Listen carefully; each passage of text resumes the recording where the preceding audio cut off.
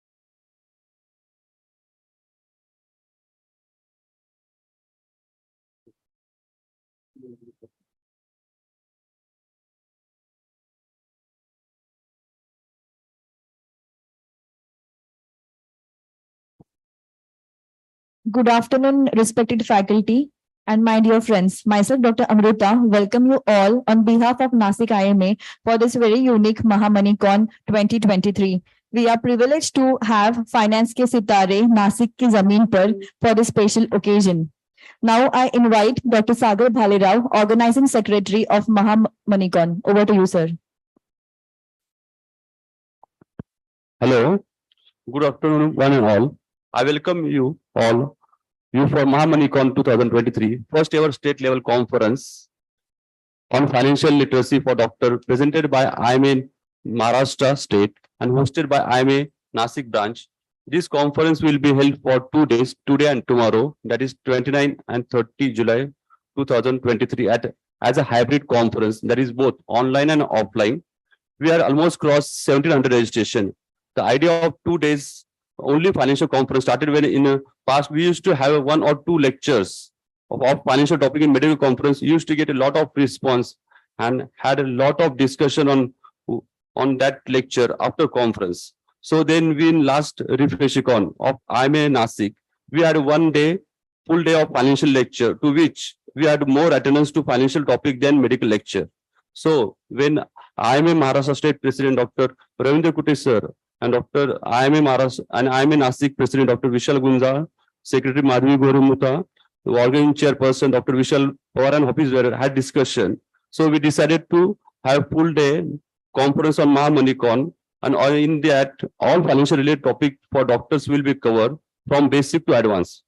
All of you have shown a good response by doing such a large registration in such a short period of 1 month time from starting registration. Even we had got a registration from outside Maharashtra state like Himachal Pradesh, Punjab, Delhi, Gujarat. We even have got a guidance request from IMA Himachal, so they can arrange for their state. We also have got some registration from Canada, Australia.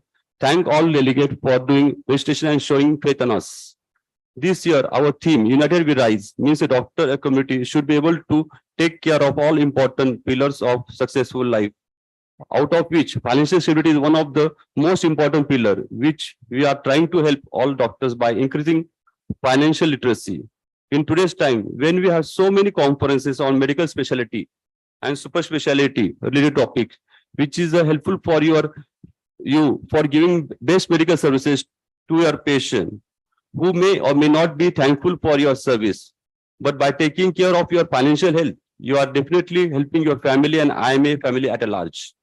We at IMA will always try to help our members in the best possible way. Now, coming to scientific program, we try to cover almost all the vehicles of investment.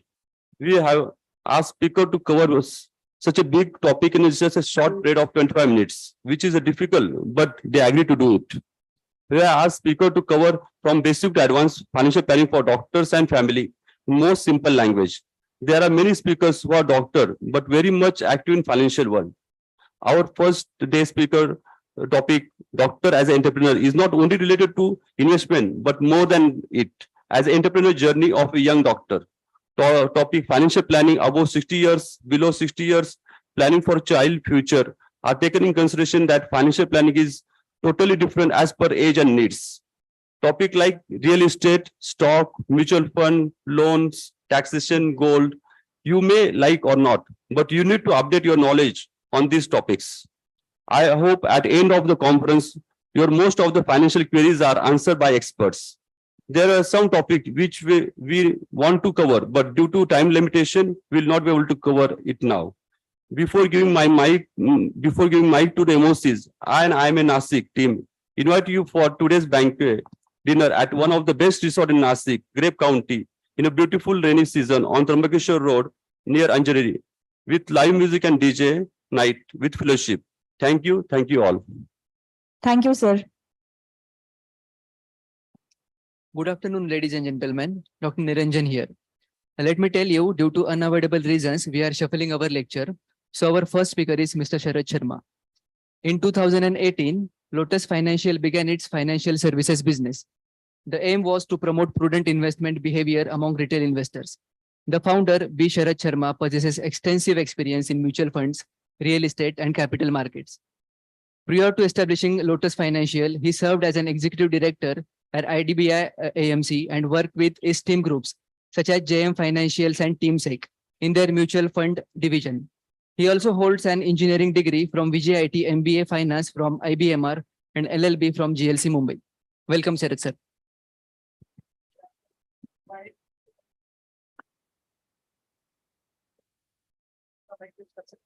Yes.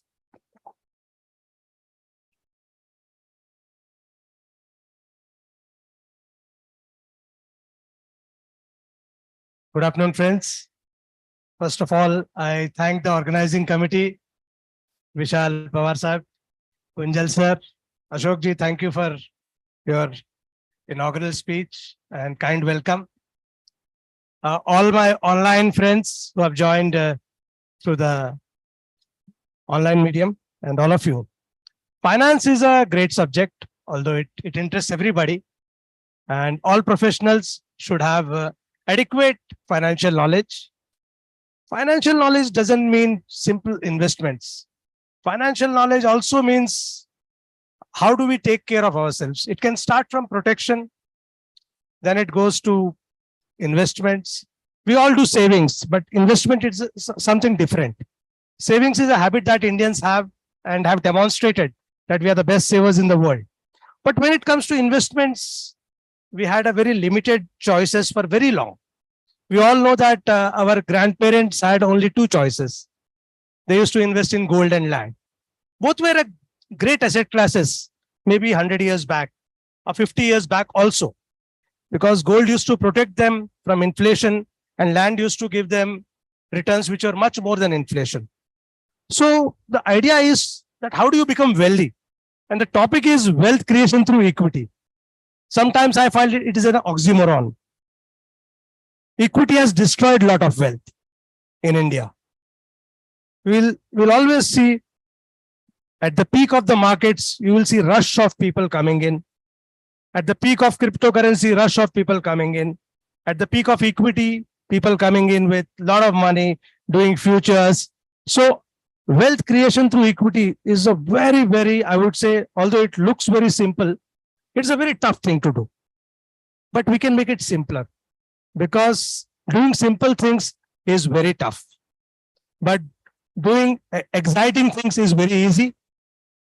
The underlying philosophy of wealth creation through equity is to do simple things, but do it continuously, which is very, very difficult. As I said, we are emotional investors, but how to identify products that can rein in our emotions, how to identify our own behavior that destroys wealth creation are some things which I think by the end of this small presentation, I think all of you will have little bit an idea about.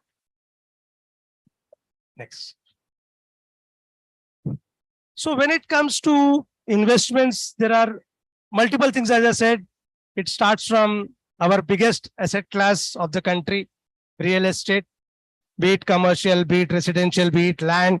That is almost like 70 or 65% of our India's wealth is locked in real assets. It has created immense wealth for, I would say, last generation. To certain extent, for this generation also, for people who are as old as me or little older than me, people who were born in their 70s, early 70s, real estate has worked for them as well. But as an asset class, it has become very difficult to make money when it comes to last 10, 15 years. As we see, real estate used to beat inflation continuously. But I am actually observing that it is not doing so anymore. We'll try to find out reasons. I have not done great research on why real estate is not able to beat inflation consistently as it used to do earlier. But I think the other securities that are available to us, which we can invest through markets. So gold is both a physical asset as well as you can buy it through market. Debt is typically, it's a monetary asset. Debt is nothing but giving a loan to somebody, either to a bank, to your friend, to a corporate, to anybody, where you get a fixed return for what you give. Global securities are something that is catching fancy. People have invested in global securities and they offer great diversification because India is not the only equity market in the world, although we are one of the fastest growing country and a very, very good capital market. But yes, global securities and global equities will play an important role as we go forward. And all of you will have a chance to participate. And many of you might already be investing in Indian equities or in rupee denomination, but investing in global securities. But the future, as I see about wealth creation, comes from the word equity. The word equity is a very simple word. Actually, equity means that you participate in a business. So I will ask one small question to all of you. If you see the list of wealthy people in the world, I would say, is there anybody who's salaried? Who would be the wealthiest person? It would be a salaried person or a businessman. Businessman, 1 to 100, any salaried person will be there. 1 to 1,000, 1 to 10,000, 1 to 1 lakh. You will not find a salaried person in the list of wealthy people. That's because businesses take a risk. And risk is something that can give you reward. Doesn't mean that risk gives you reward. Risk has a chance to give you reward. So we see, when we say the word equity, equity means participating in business. It can be your friend's business. It can be the India's biggest business of Reliance, or it can be India's newest business. I would say a new internet company or a new startup. Participation in it, a risk participation is called equity. So as I said, since there is risk in business, it will also create a great reward.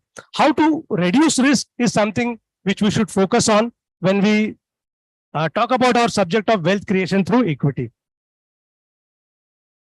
So what happens to wealth? We all are very good savers. India is full of PPF. Everybody has got a PPF account. Tax वाचवायचा आहे मला, PPF मध्ये पैसे टाकायचे आहे, मार्च आला आहे आणि FD करायचा आहे आणि इकडे 12% हे कोऑपरेटिव्ह बँक आहे ते चांगला रेट देतोय. We all put majority of our money where there is no risk. We think there is no risk, but debt provides you great risk because it decreases your wealth. Because when you are earning less than inflation, you are actually decreasing your wealth. Your 100 might have become 110, but your purchasing power has reduced. So the wealthiest people of the world are the people whose purchasing power is more than inflation. And they have created large wealth by beating inflation consistently and their buying power. This is a very simple example. We all might have seen 2000. I think many people are there who might have bought petrol in 2000. I bought my first car in 2000. I was very happy to give 100 rupees and get 5 liters of diesel. And today we get 1 liter of diesel at 100 rupees. But it is projected that it will be 265. Since petrol is a very, I would say, a government commodity, very well regulated, they might play a lot of things. But when it comes to bread, when it comes to milk, when it comes to higher education, government is not interested to control rates. जो होगा वो देना पड़ेगा. And the biggest example is higher education and hospital bills, which is good for all of you, partially, but you are also going to take insurance. Your medical costs for yourself also will go up. But these are two costs which have got no reigning of inflation, and they have gone much ahead of inflation, normal inflation, higher education and medical bills. So inflation is something that is reducing our power. Wealth can be created only when we beat inflation consistently with our investments.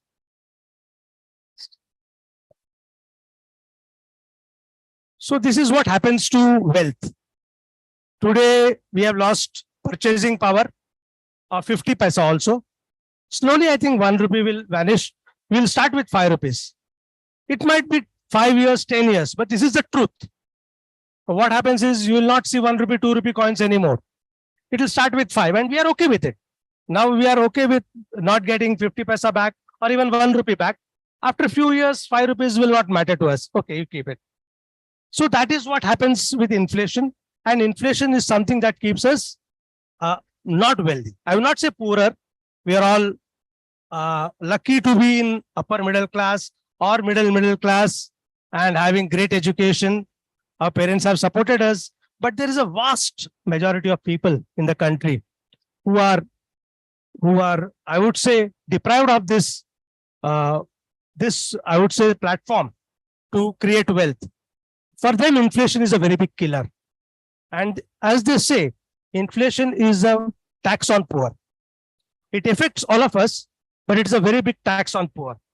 So we should know that for this knowledge of financial literacy should not be restricted to people who are middle class. It should be taught to everybody who goes to school. It will actually keep them or tell them how to create basic wealth for themselves. So in equity, what really matters there are only 3 things. How long you invest. How long you invest is very important. Because we know in short term, even if you make 100%, your 1 rupee will become only 2 rupees. We all are very happy. मैंने कल एक share खरीदा 100 रुपए का था, आज 200 हो गया. Is it a great return or not? In 1 month, if your 100 becomes 200, all of you will be very happy. But how much money will you put? 1 lakh, 2 lakhs, 3 lakhs. If I tell you that there's a great stock, the amount of money that we are able to commit is very small. So even if you put 1 lakh on my recommendation in a stock, it becomes 2 lakh. How much difference does it make to you, that 1 lakh? It does not. Maybe it'll make you happy for a month or so that I've made 1 lakh rupees, but that is not wealth. That is just a very shallow return. You actually make wealth when you commit large amounts of money to a certain investment.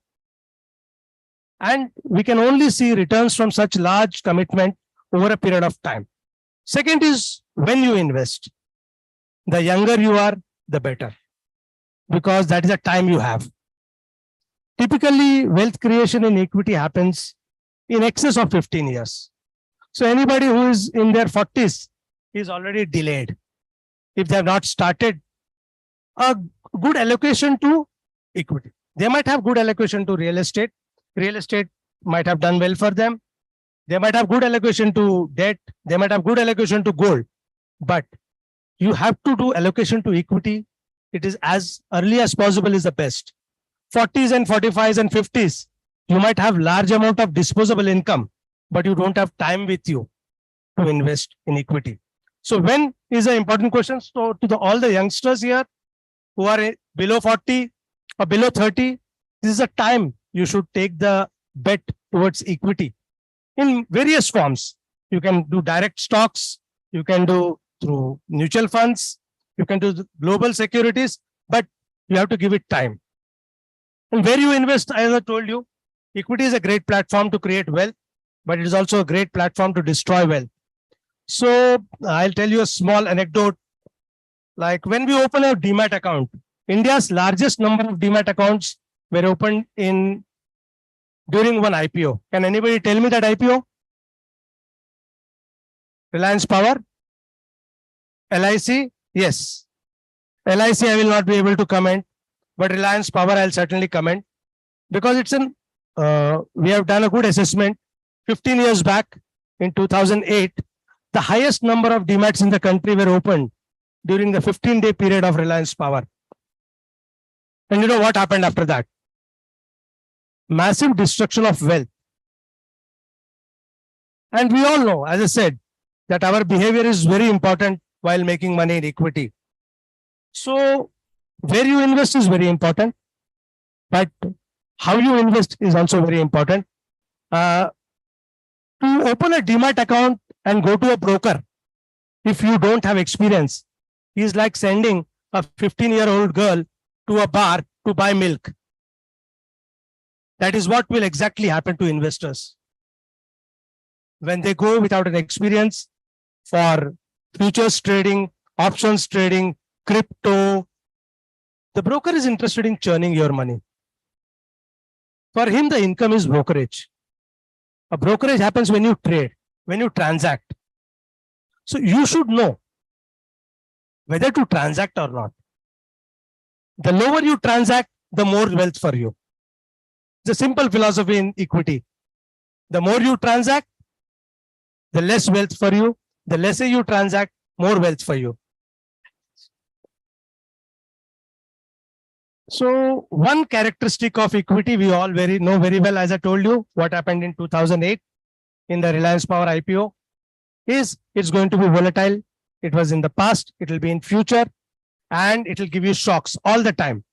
We have seen the market has moved up from all its risks, be it Kargil war, be it 2008 financial crisis, be it the greatest, I would say, pandemic we have seen in our lives when everything was standstill. But the market keeps on giving a return. What is a market? Market is nothing but a mixture of 30 stocks. What is index? Mixture of 30 stocks. India's biggest 30 stocks. They have been doing well consistently because they have taken risk with their capital. And we all know that business can be up and down, but if you are a good businessman, you keep on creating wealth. Because India is a great country, large demography, people are becoming wealthier, people will require services, people want to buy, people are moving up the curve. Car used to be a luxury 20 years back, today it is a necessity. Tomorrow, maybe car ownership will be every third house. Today it is every 10th house. But that is the truth. And who is going to make money? The dealers who are selling it, the people who are servicing it, and the people who are selling it. So we have to actually, as soon as you buy a car, it is good to buy a Maruti share also, or a Tata Motor share also. You are at least hedging your costs, or you're recovering your cost of buying a car by owning the car company. Or at least good to buy a petrol share because you're going to spend money on petroleum. It's a good way to hedge. But we all know that businesses will keep on making money with the growth of India. And to participate in a business, you can do it yourself also. I'm not saying that you should not own a business. You all can own a hospital. It's a great business. I'll tell you how hospital is a great business. But to do a business, it's a risk. We all know every business is risky. That's why there is return. But if we diversify into multiple businesses, our chance of failure comes down. So when you invest in 10 businesses, at least 2 of them will do very well and they will create wealth for you. So your risk comes down. At the same time, we all know only business can create immense wealth. So we are participating in a business. So equity is nothing but business. And we can see one thing, all the volatility, people will come at the peak of markets and get out at the bottom of markets.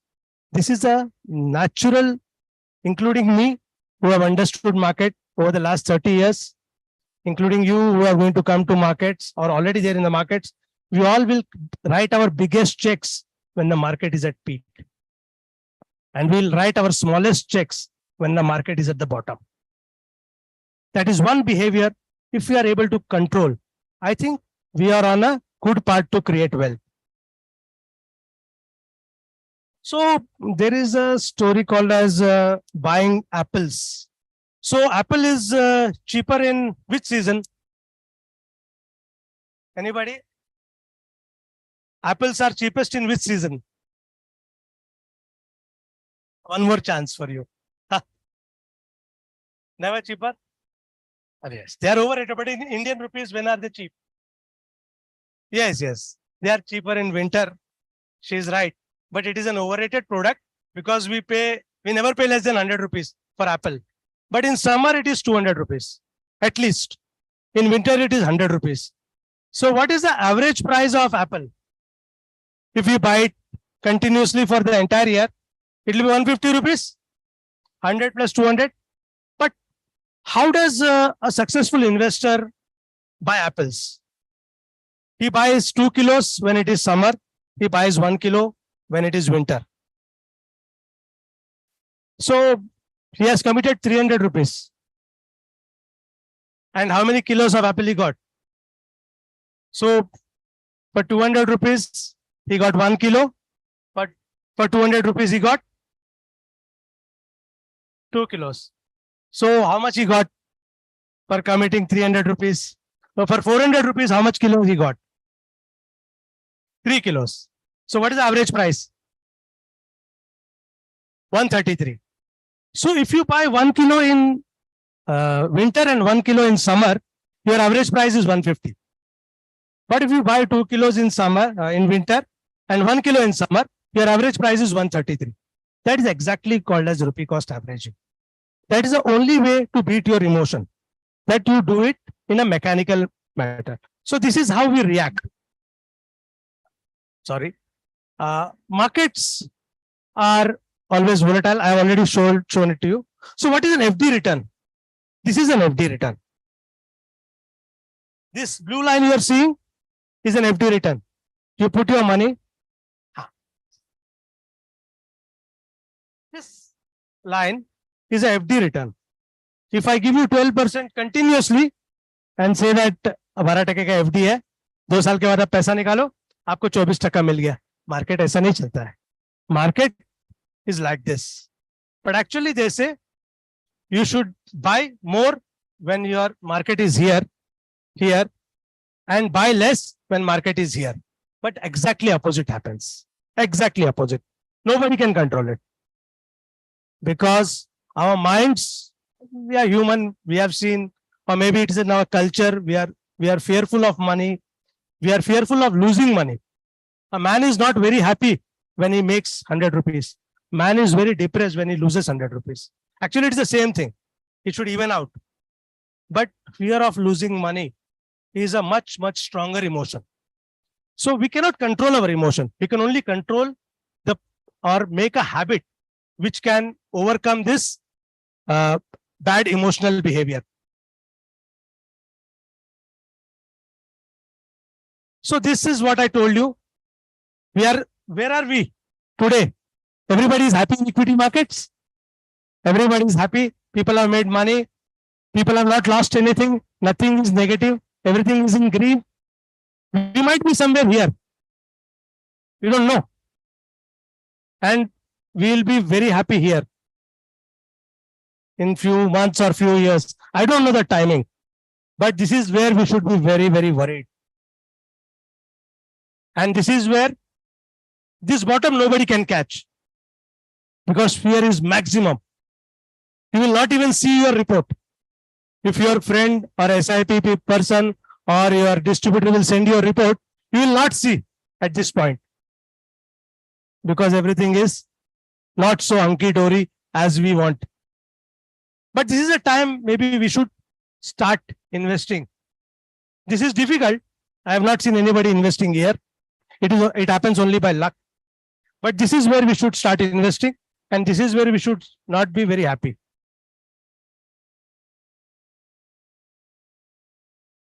So as I said, what is most important? Time. I have just said 12%. In 25 years, it becomes 6 times.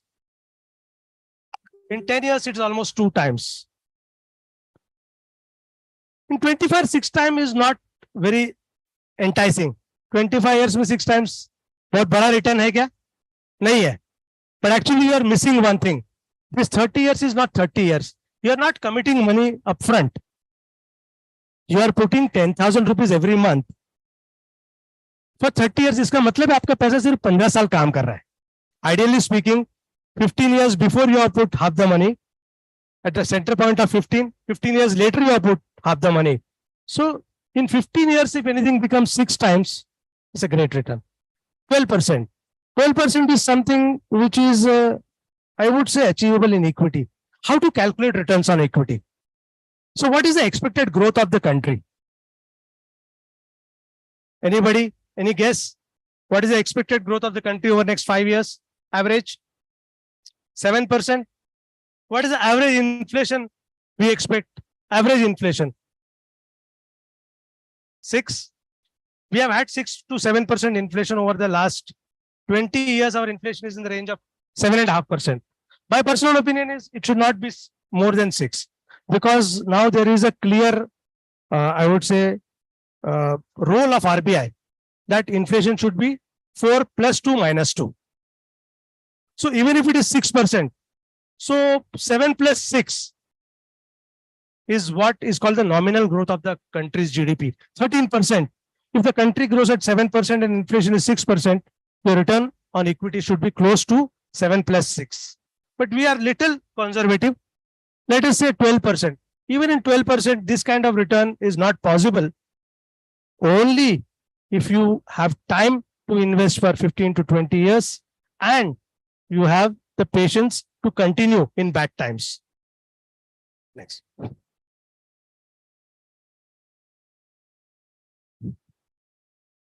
This is something which we all should know. Our parents' generation, or people who were born in their 40s, 50s, they had only 2 options to invest in financial markets. One was LIC, where I think our parents have invested or taken a policy, or PF. PF was something which was sacrosanct. But PF ka paisa was their retirement kitty. They never wanted to break it. But there are times when people have broken it. But that was something which was called as it. What was it earning? 10% at max over average. But the difference between 10 and 13 in long term is huge. So this, in 30 years, a 17 lakhs becomes 66 lakhs just by increasing the return by 5%. This is what equity does to the investment. This is a very good investment. बहुत अच्छा पैसा बन गया है. हमने PPF में बहुत पैसा डाला है 8% पे. हमको 25 लाख मिल रहा है 10 सालों में, 15 सालों में. But वो क्या हो सकता था? That is very important. This might be very okay, happy. We are happy. हमारे को पीएफ का पैसा मिल गया है. 25 साल 30 साल हमने काम किया है. हमको 50 लाख मिला when I retired. Whether it is making you wealthy? No. It is just keeping your buying power intact, or maybe it has reduced your buying power. Because with 50 lakhs, you can't buy a house. You can't buy a car of your choice. You can't give your son and daughter the education exactly they want. They might have to take loan if they want to go abroad. But what does wealthy people do? Wealthy people fund everything. Wealthy people fund their children's education abroad. Wealthy people can buy a house wherever they like. They buy the latest cars. Why? This is the reason. Their money is compounding at 15, 16, 18%. In the last 25 years, pure Sensex has given a return of 17+%. So their money is compounding at the rate of 15%, and our middle class salaried generation, their money is compounding at the rate of 10%. So how can you make this 1766 or 85 5 times? Is the only one addition you need to do. That is the equity. Yeah. Yeah. Okay. Is next. Next. So it's very good to say that equity gives the best return. बहुत अच्छा है, SIP करो. सब लोग बताते हैं आजकल. TV पे सचिन तेंदुलकर बताता है, धोनी बताता है, हर जगह लोग बताते हैं SIP करो. बट बहुत लोग करते भी है, ऐसी बात नहीं. People like to listen to good advisors. They do, but they don't do it continuously. As soon as they see a risk, they get out. So actually, our own research tells that markets have given a return of 14%. Investors have made only 7-8%. The same thing, what they could have made in their FD. They have made the same return in markets also. I'll tell you the reason. Next.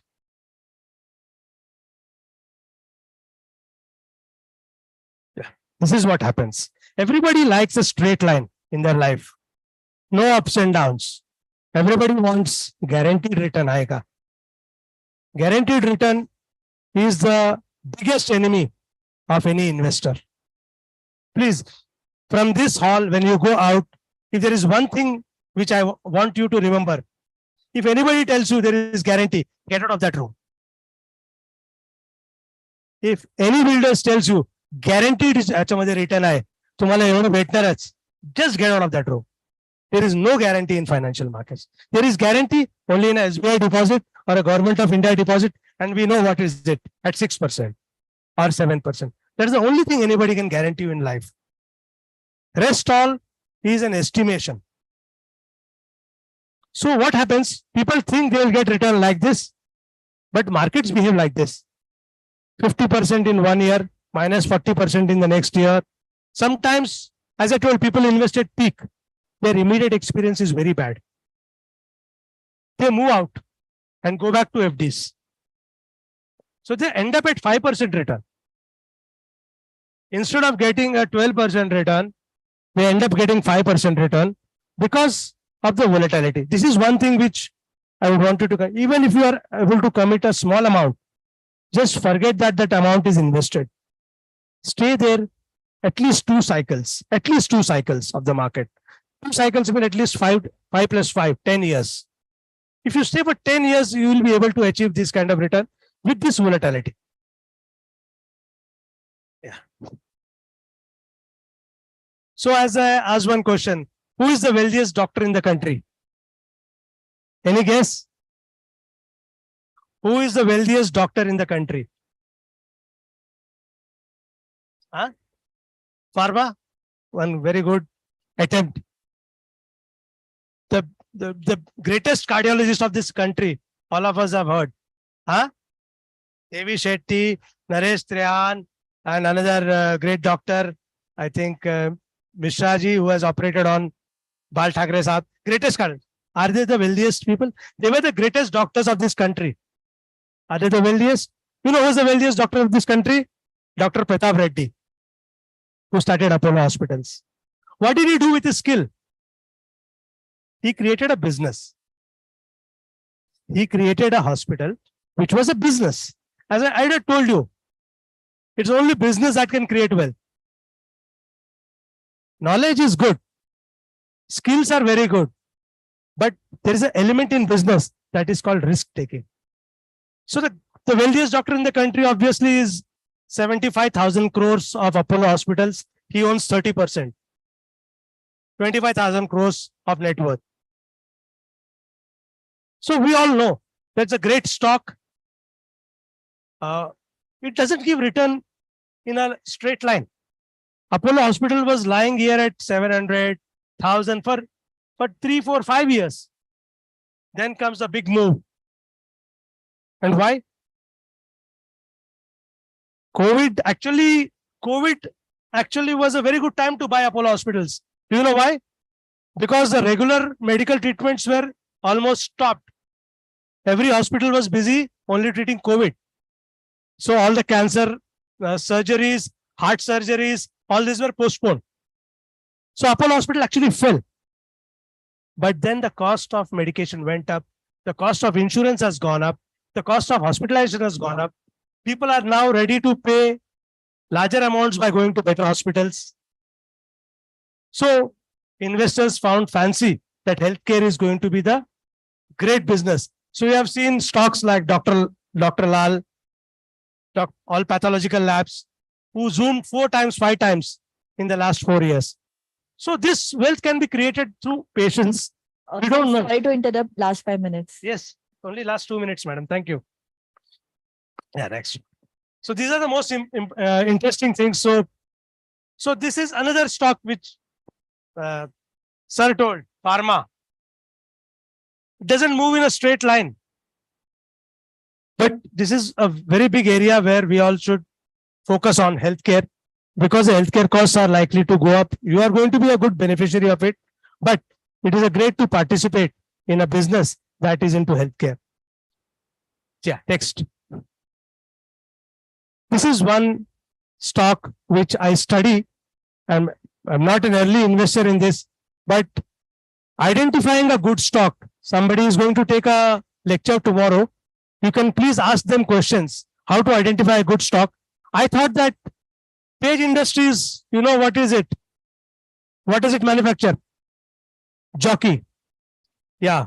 It's also related to health, sportswear, leisure wear, inner wear. But how does a stock that was trading at 5,000 few years back trade at 37,000? Scalability. Now Jockey is no more a urban brand. It is no more a metro brand. It is already moved to urban, semi-urban, now rural also. So when India has got such a large market and it is a brand which can price its product. So somebody asked me, BPCL is such a large company, HPCL is such a large company, or NTPC is such a great company. Why doesn't the stock do very well? अरे raw material मैं खरीदता हूँ, salary मैं देता हूँ, लेकिन जब माल बेचने का टाइम आता है उसका प्राइस कोई और डिटरमिन करेगा, तो it's not a great business. Because the government decides at what rate I have to sell petrol, at what rate I have to sell diesel. So you are paying the salary, you are buying the raw material, but the price of the end product is decided by something else. They have got the pricing power, and they also can control, because once it is scalable, your costs keep coming down. Similarly, ITC is a great tester of patience. It does not move for years and years, but people who have stayed patiently have reaped great benefits of this stock. A large cap stock with a dividend yield of 7 to 8%, more than an FD. But it requires a lot of patience and no great skills. People who made money in equity markets don't have great skills. They have understood that it requires little bit understanding and great patience. And MRF, the most expensive stock of the country. But still there are more buyers than sellers. Don't buy cheap things. Don't buy cheap things because something is available at 20 rupees, 10 rupees, IPO, नया आया है, ये बहुत महंगा हो गया, ये सस्ता है. नहीं. अगर अच्छी चीज है तो महंगी ही मिलेगी. But never when buying a stock or selecting a stock, don't look at the price. Look at its performance, what it has done, what is its capital, what is its return. This is a 1 lakh rupee stock, each stock. It was available at 10,000 4-5 years back. Everybody said, 10,000 का stock कौन खरीदता है? I am trying to find something which is 100 rupees that will become 10,000. Actually, 100 rupees has become 2 rupees, and 100 has 10,000 has become 1 lakh. So when you are buying, quality is very important. I think that's all. I'll end with a quote from Warren Buffett. It is far better to buy a wonderful company at a fair price, because wonderful things don't come at cheap rate, than to buy a bad company at a wonderful price.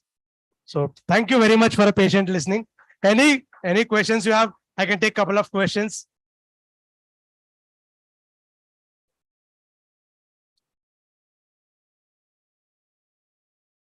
I think no questions.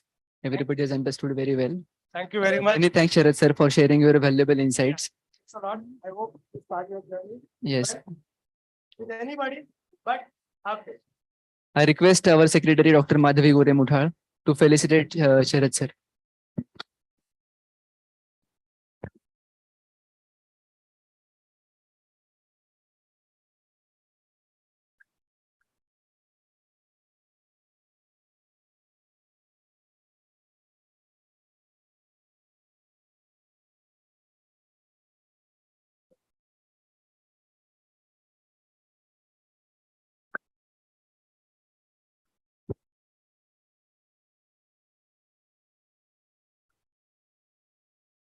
We are privileged to have amongst us our next speaker, Dr. Amol Annadate. He is a celebrity pediatrician, neonatologist, orator, author at heart, and a medical entrepreneur.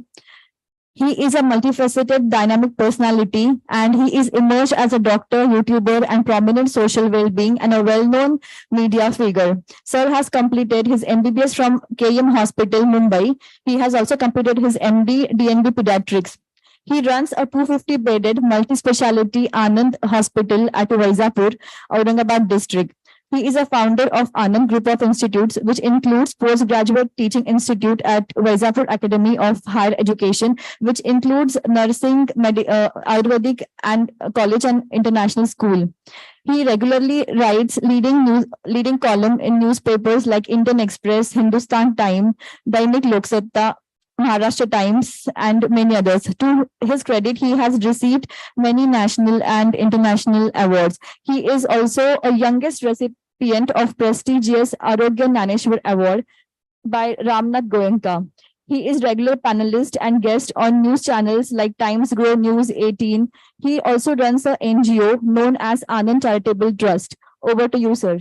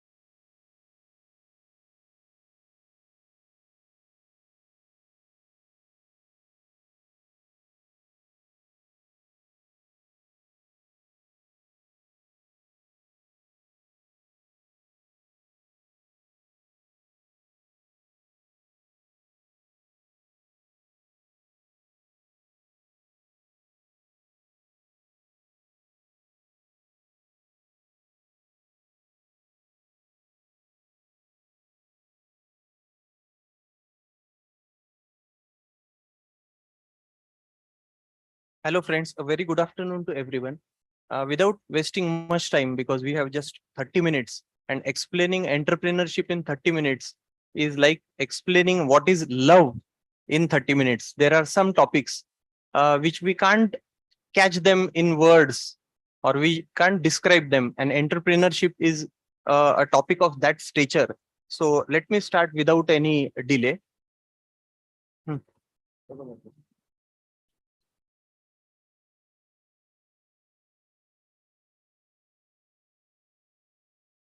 So,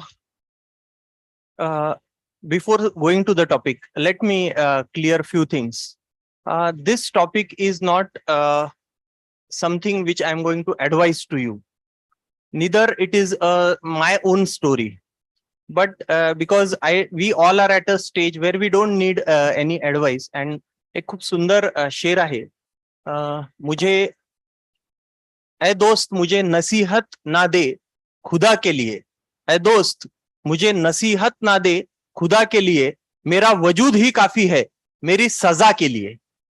we all are into so many things. आपण आपल्या आयुष्यात already इतक्या गोष्टी करत असतो, भोगत असतो किंवा अनुभव घेत असतो.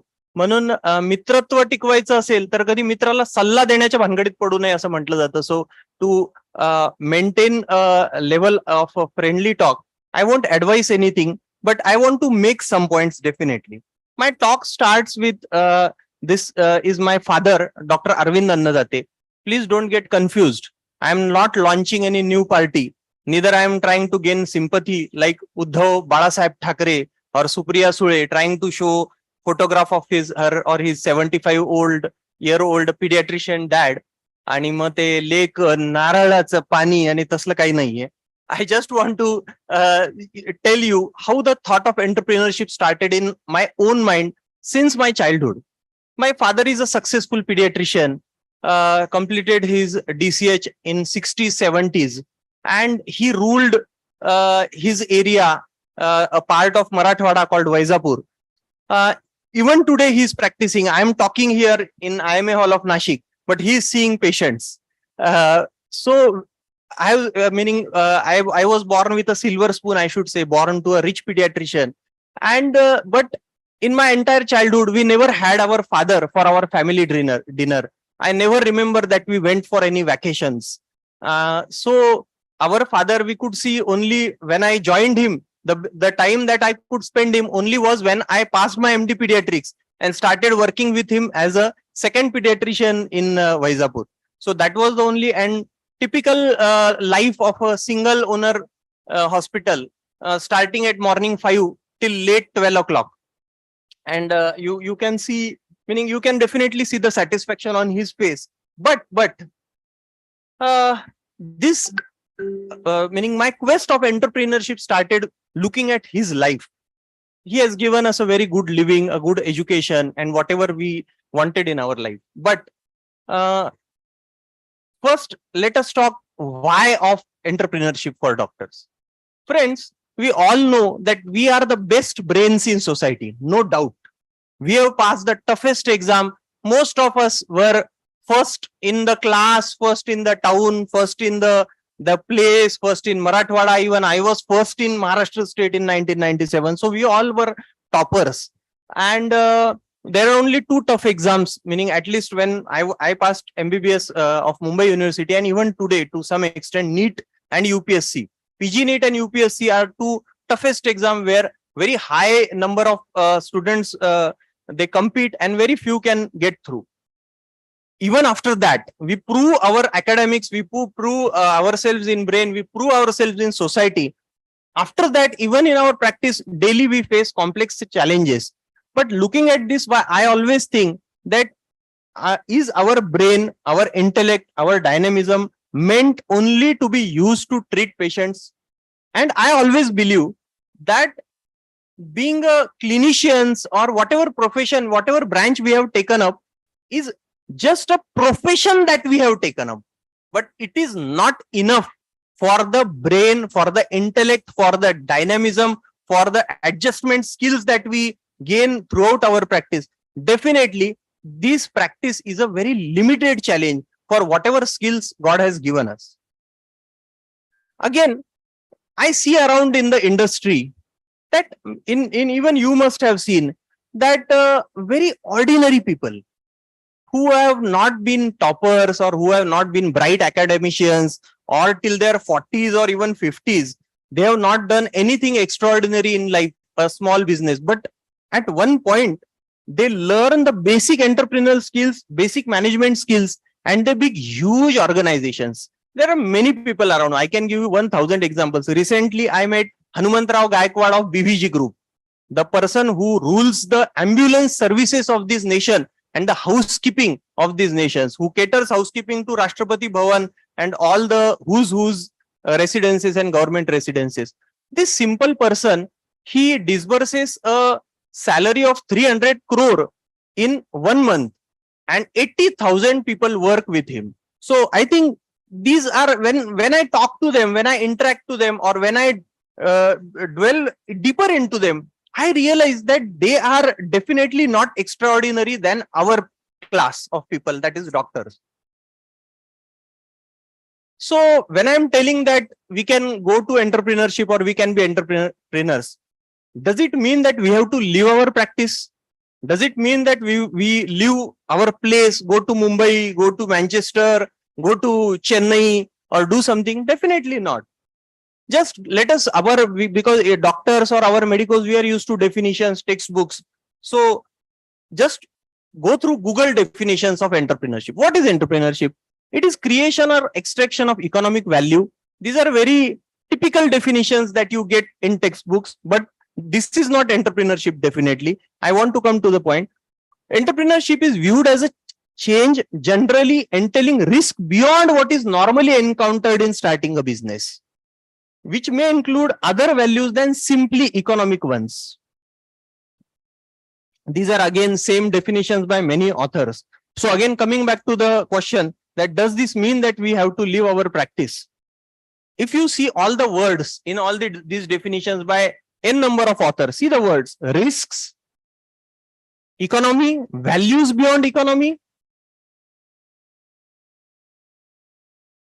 productivity, investments,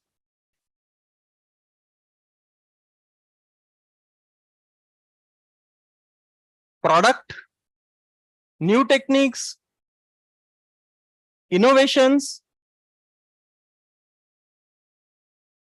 So, if you see all these words are central to our practice, we are taking risk, we are into productivity, we are offering something more than economic value. Our profession, there is more than economic exchange between the patient and doctor. So looking at all the definitions or what is entrepreneurship, we all are already entrepreneurs in a different way. But there is some fine tuning that is required to make into perfect entrepreneurs. So the answer to the question that if you are thinking that I am trying to tell you to leave your practice and become Tatas and Birlas and Adanis and so or whatever Sanjay Ghodawat or Hanumantrao Gaikwad, no, it is not that. So what is the difference between entrepreneurship and practice? There are 4 kinds of things that a person is into when he is working. First is simple employment. The best example for this is doctors working in corporate hospitals. So you work on terms and conditions of some organization. There is a SOP given. There is a standard operating protocol which is given. You have some rules, regulations, you have a payment, or you may have perks on that, or you may have some incentives on that. But the rules for that work are not set by you. This is one simple thing. Second thing is where 99.9% of doctors fall into. That is self-employed. That means we have employed ourselves into our business or into the practice model. And this is a typical Raja, what I call as a Raja and Praja model, that there is one king who is the practitioner and all followers in his clinic or hospital, and they build a coherence, economic coherence, and there is exchange of services and money, and he is a self-employed, he is employed to himself. What I'm talking to is what I'm talking about is the third thing, that is entrepreneurship. It is where you may or may not work for your organization. That is an optional thing for you. It's an option for you. It's a luxury, or it's if you are passionate, you can continue doing that. But it doesn't affect your organization. It is an idea where people work for, not for your business again. See, entrepreneurship is not sales and services. It is not purchasing ventilators and selling to the doctors, or it is not sales. It is where people work for your idea or the model that you have created. And the last thing is investment, where which I think just now we heard that our money, we employ our money to earn money from that. I think there is going to be a lot of discussion on that, whatever mutual funds and investments and all that things. More than that, this slide is very important for us. Hey, pointer.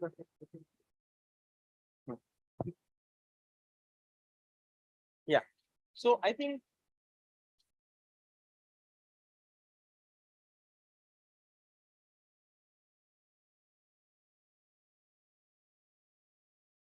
so this hello. This slide is very important. See, this is Maslow's pyramid for needs. Most of us who are into psychiatry or psychology, it is the basic of psychology. So whenever a doctor starts practicing, he is here basic physiological needs. कुठलाही doctor जेव्हा practice सुरू करतो, पहिले 8-10 वर्ष आधी थोडेसे पैसे जमवूया, गाडी घेऊया, मुलांसाठी चांगले कपडे घेऊ, आधी घर बांधू, घर घेऊ. Obviously, I am talking for most of the first generation doctors. Once these needs are fulfilled, then he goes for safety and security. Then insurance, LIC, health insurance, mutual funds, SIPs. झालं, त्याच्यातूनही पैसे सुरू झाले, त्याच्यातूनही पैसे यायला लागले. ते बघायलाही वेळ नाही. मुंबईला पुण्याला एक फ्लॅट घेतला, 10 वर्षात तिकडे गेलो नाही.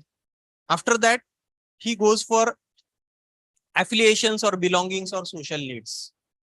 मग वेळ काढून आपल्या बॅचच्या गेट टुगेदर्सला जाणं, तिथे आपण काय काय करतोय, किंवा मग तिथली नीड की आपण त्यांच्यामध्ये, आपण तेव्हा कसे अभ्यास न करणारे होतो आणि तरी आपलं आता कसं बरं आहे, हे आपल्याला एक स्वतःला समाधान वाटायला लागतं की अरे आपण तेव्हा खूपच म्हणजे त्या हॉस्टेलच्या भाषेमध्ये XYZ होतो, पण आता तर आपण त्या मानाने आता खूपच छान आहे आपलं.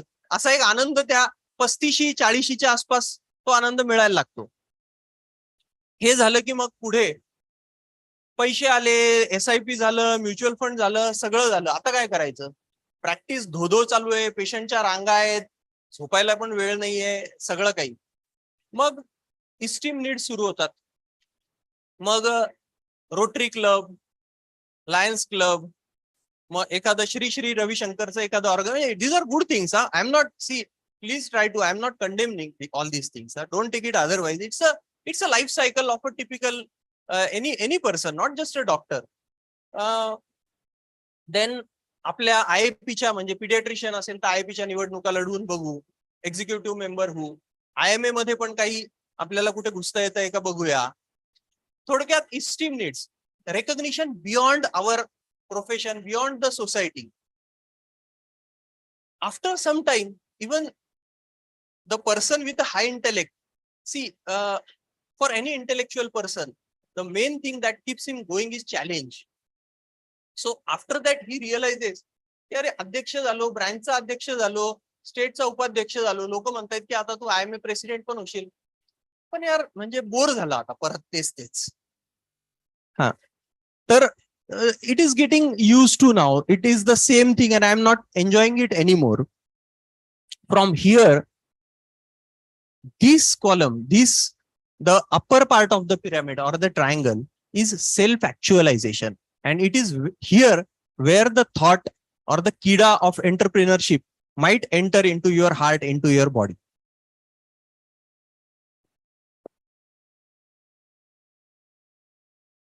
So, at one point in your profession, in your life, you might or you might not get, but it can come to you naturally, or someone can tell you. This point of realization, like Gautam Buddha comes, which tells you ki boss, you are capable of much more than this. Pointer.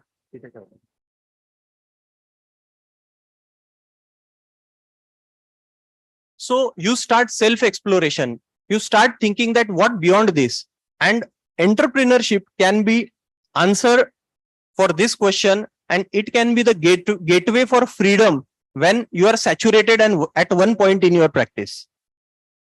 So let us see what are the virtues of entrepreneurship.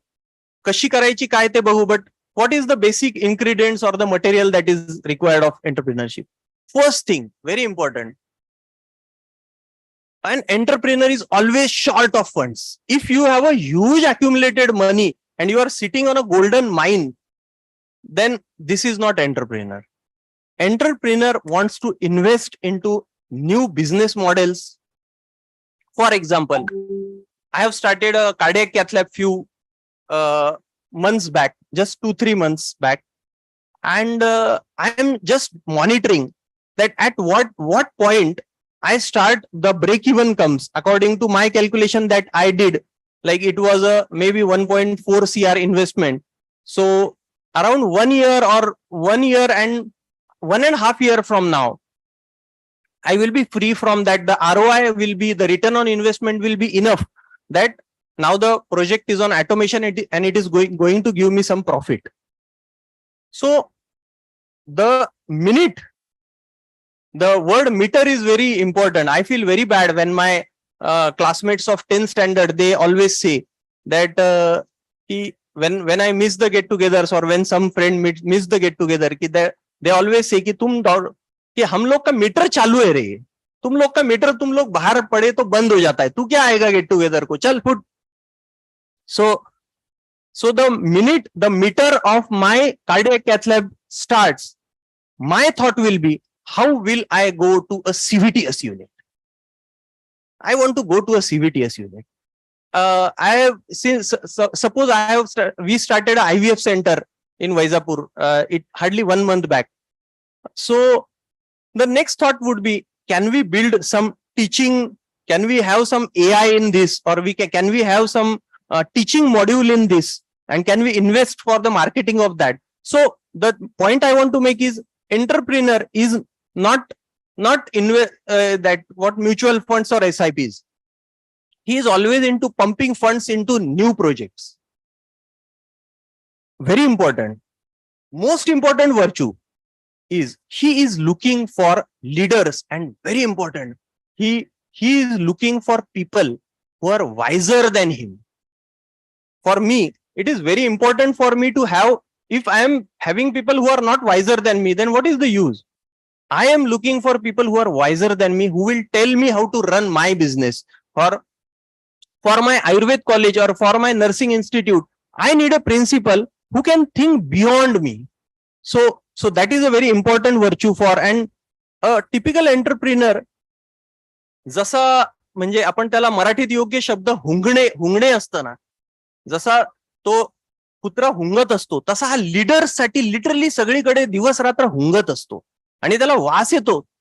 When you are with someone, तुम्हाला कळतं की अरे नाही, हा त्याच्यात दिसायला लागतं ते पोटेन्शियल. जसं एक्सरे मध्ये एखाद्या trend, my friend doctor Nilesh Nafde is there, who is a radiologist and anaesthetist, एखादा कॉम्प्लिकेशन किंवा एक्सरे, सीटी आहे, सोनोग्राफी, त्याच्या बियॉन्ड आमचे रवी रमाकांत सर होते, त्यांना त्याच्या पलीकडे दिसायचं लिहिलेलं डायग्नोसिस. तसं एक एंटरप्रिनरनी सवय लावली की त्याला हे लीडर्स असे दिसायला लागतात. So that is a very important, and getting that leaders into your organization is a very important thing. In my organization, I have a team of 4 to 5 people. They are given only one task, 3 to 4 days every month. This is very interesting thing. You may not, but it's a game for our institutes, obviously. 4-5 दिवस बाहेर जायचं, फिरायचं आणि बाकीच्या पक्षातले चांगले नेते फोडून आपल्या पक्षात आणायचे, एवढंच काम करायचं. So for that, the people who will go and talk to the people, because there are a lot of unsatisfied souls in every institute who are very good. So you need to search from them. This is entrepreneurship. This is entrepreneurship. Okay. An entrepreneur is a risk taker. He always loves risk. If there is no risk, then there is no life for entrepreneur.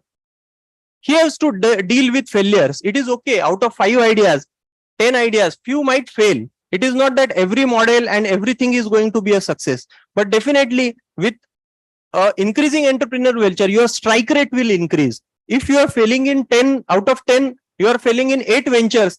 After some years, you will fail only in 5 ventures.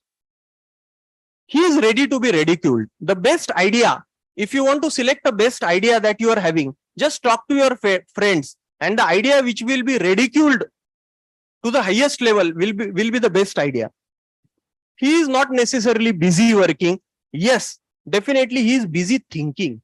He is not busy here. He is busy here. So that is one important virtue.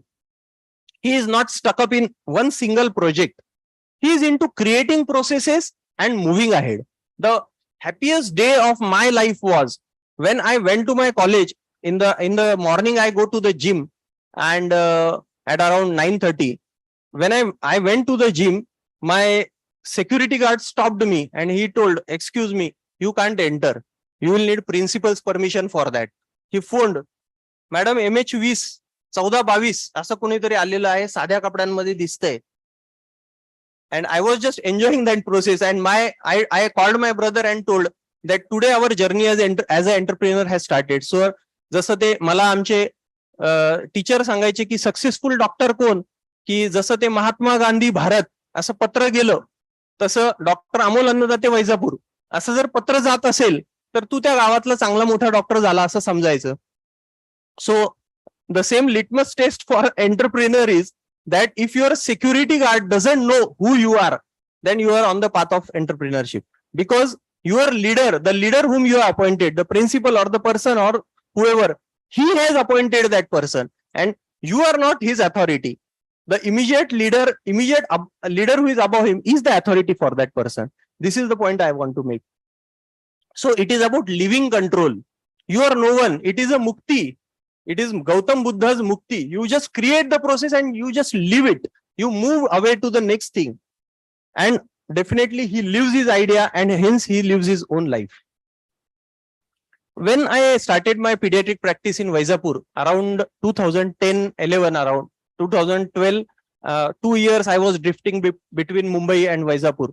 So I always thought, I was in MGM that time. And I always thought that starting institutions is not the cup of tea of an ordinary doctor or an ordinary practicing doctor. And to become Padma Shri Dr. D.Y. Patil or Patangrao Kadam, you have to be born as D.Y. Patil or you have to be born with that skills. But I met one person. I don't know how many of you know him. Two people, these two persons I met.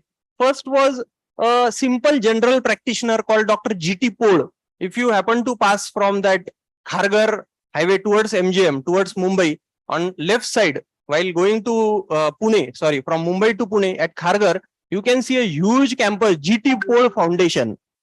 This person, G.T. Pol is a BHMS and a simple general practitioner, I think somewhere in Parel or somewhere that place. So I just happened to meet him somewhere. And I realized that a simple general practitioner like G.T. Pol can also come out with such a huge educational institutes or such a empire of educational institutes. So these things, when I joined practice with my father, this pinched me that being a doctor born with a silver spoon, can I think of something like that? And that time I had 2 or 3 things. I have a brother, elder brother, who was practicing as a gynecologist. Obviously, I had my brain. I had some ancestral land close to our hospital.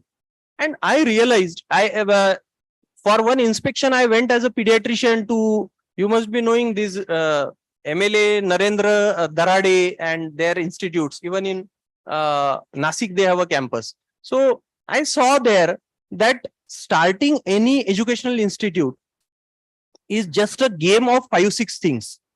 Purchasing a land, few months of struggle with the government machinery for permissions, appointments of teachers, training of the administrators and teachers to run the institute, and a simple process to run that. That's it. When I realized it, I thought that if I can bring back a child to life, I can resuscitate a child. I was a NALS trainer, PALS trainer, everything. I thought that this definitely is easier than what I am doing. So why not try? Let us try. म्हणजे आपण एखाद्या माणसाला सगळ्यात अवघड काय असेल तर एखाद्या माणसाला वाचवून ते मेलेल्या माणसाला परत आणण्या इतकं अवघड अजून काय असू शकतं जगात, ते आपण करतोय, ते मी करतोय, तर मग हे का नाही करू शकत? बरं, अपमान गव्हर्नमेंटचा सहन करायचा आहे, पेशंटचा मी करतोच आहे की. इन्स्टिट्यूट्स त्या गव्हर्नमेंट मशिनरी बरोबर डील करा, सिव्हिल सर्जन आणि त्या गावातल्या मेडिकल ऑफिसर आणि नगराध्यक्ष आणि तहसीलदार आणि त्यांच्यासोबत, म्हणजे तेच मॉड्यूल आहे.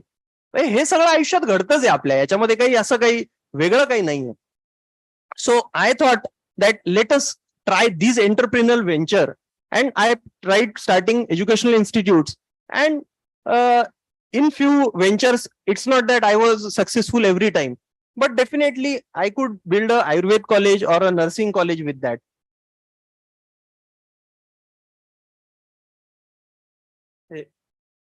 Take it.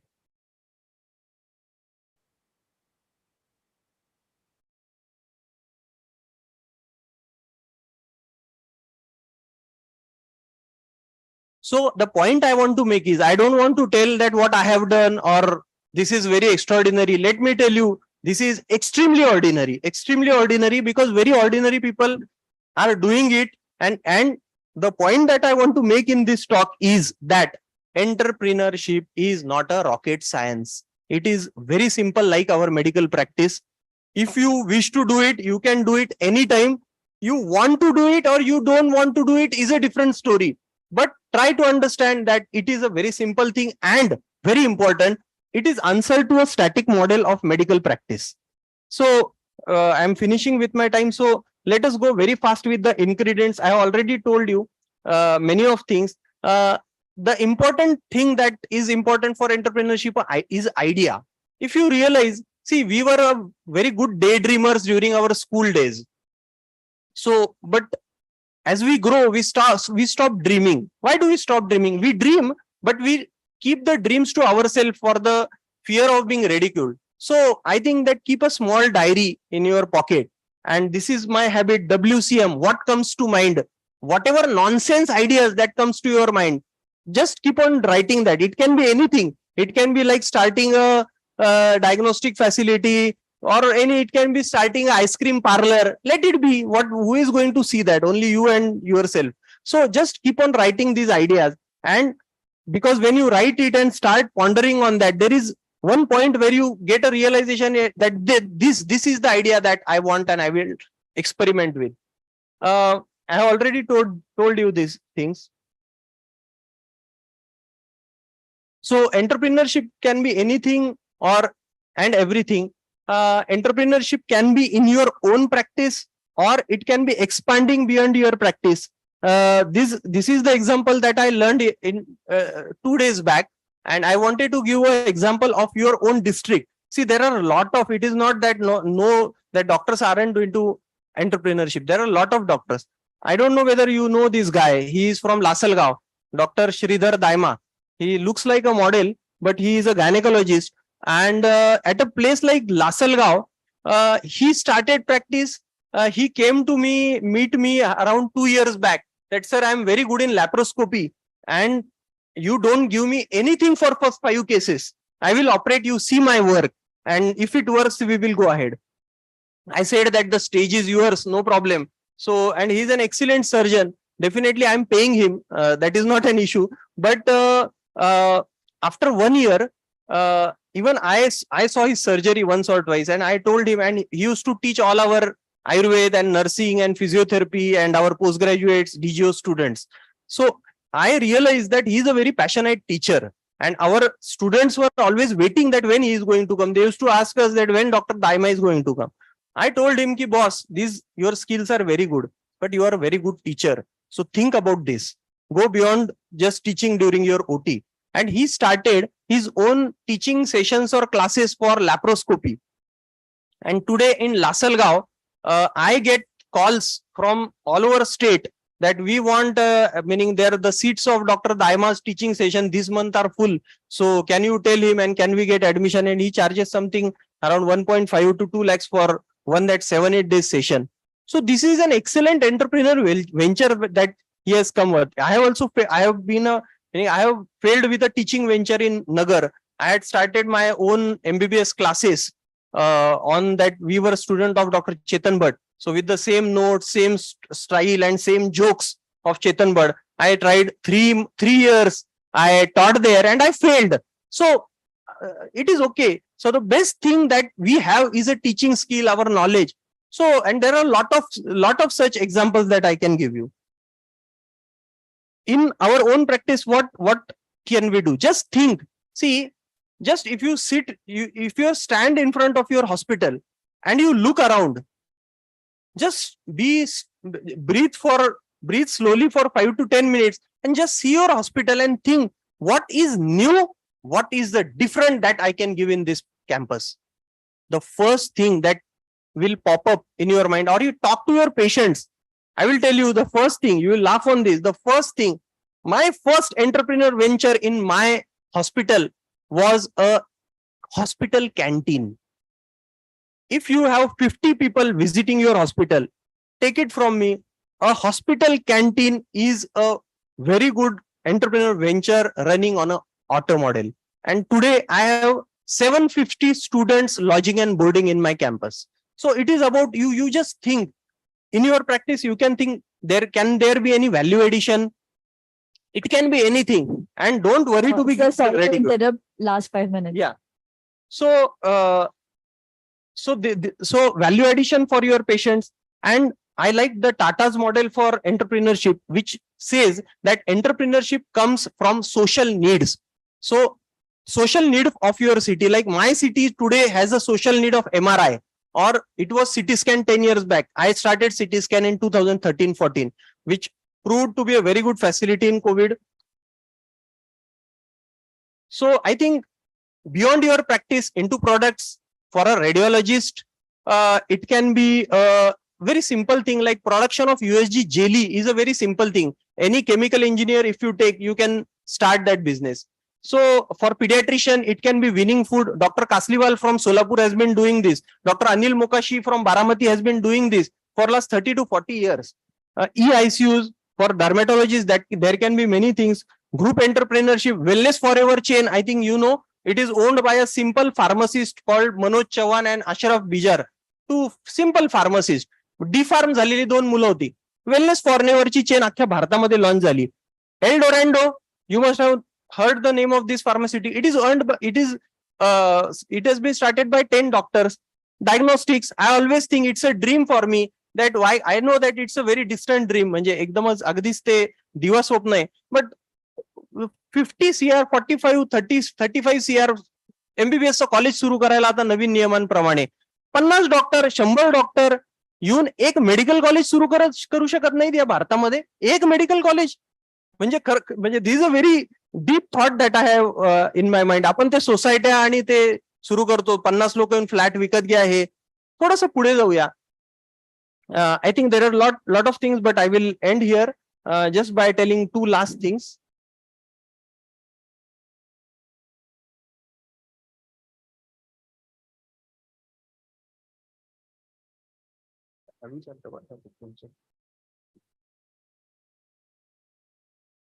Yeah, the last 2 things, and I will end my speech, is every one of you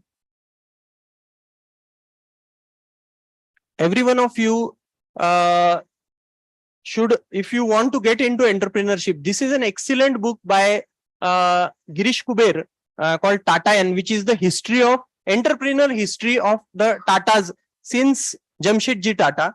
And I can't compare it, and I won't say it's a Gita, but this is my book, my experiments, like my experiments, Mahatma Gandhi's, my experiments with truth.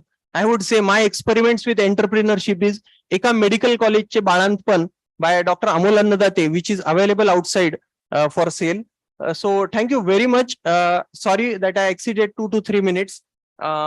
Lastly, I would say, I would like to make the last point that on all our WhatsApp groups, I always hear a very sort of negative talk की असं होतंय, तसं होतंय, हे white होतंय, हे असं होतंय, हे खूप त्रास देत आहेत, ते खूप त्रास देत आहेत.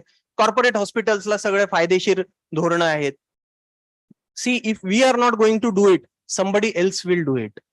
If we are not going to come in an entrepreneurial mode, corporate hospitals are born as entrepreneurs. It is their work, like it is like our practice or seeing our OPD.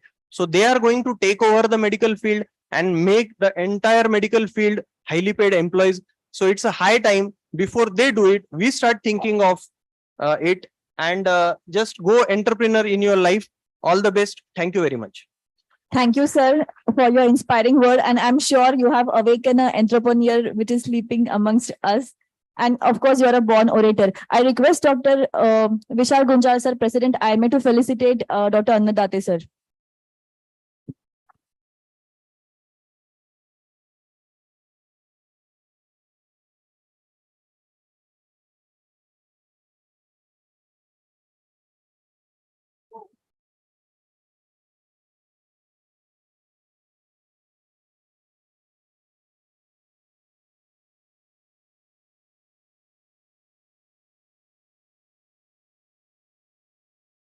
I request Dr. Rupali Raut and Dr. Sunita Bhale Rao to take over the session.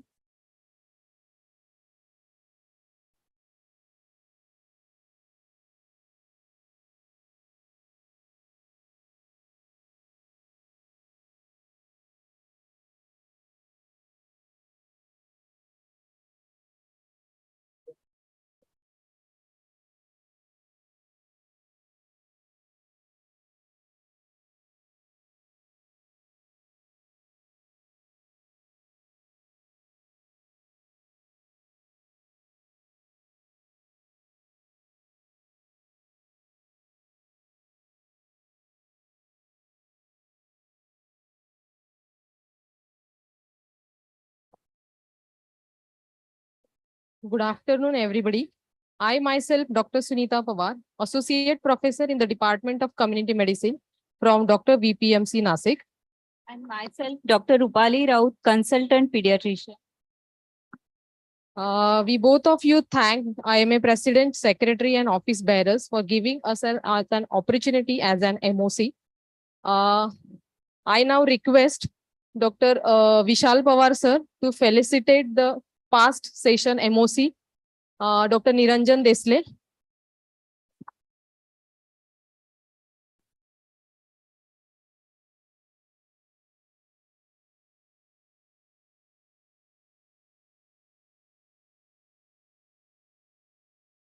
I request Dr. Vishal sir to felicitate our MOC, Dr. Amruta Patil madam.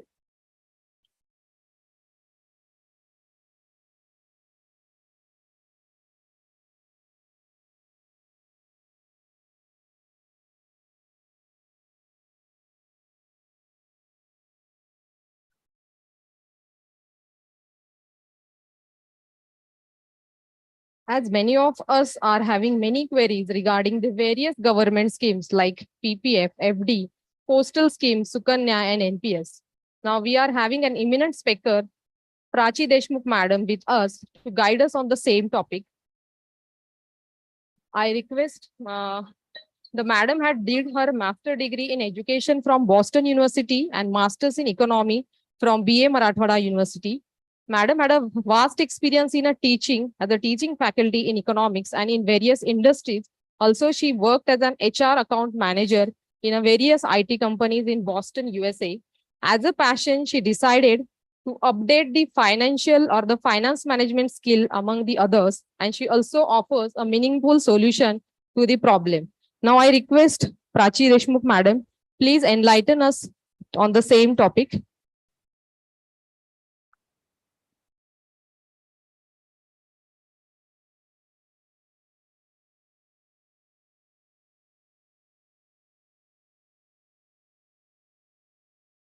Good afternoon. Thank you, IMA, for giving me this opportunity to speak here. I am currently standing in front of you as a financial literacy coach or educator for Alparamba Foundation. So we would like to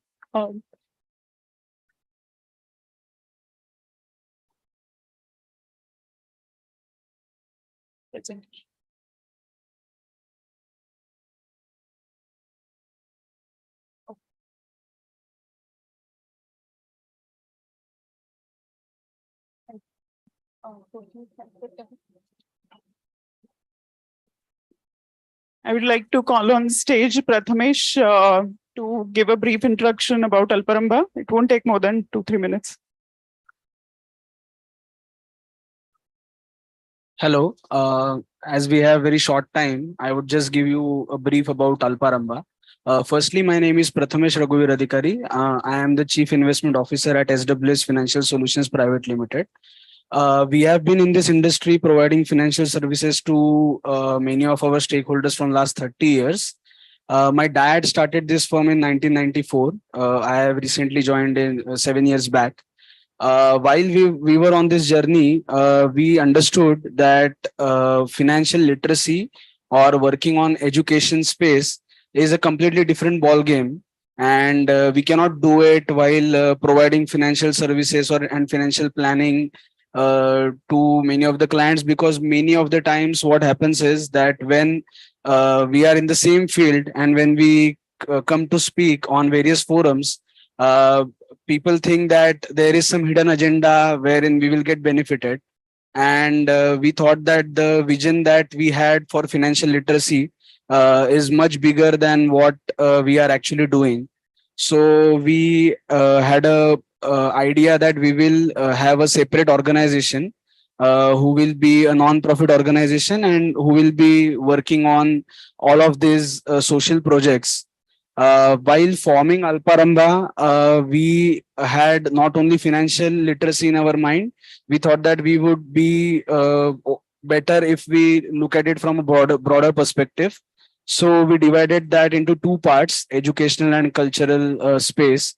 So we usually also support lot of music artists who are there in Nasik, and we give them a platform because we feel that artists usually don't get that amount of credit, and they do a lot of hard work for that.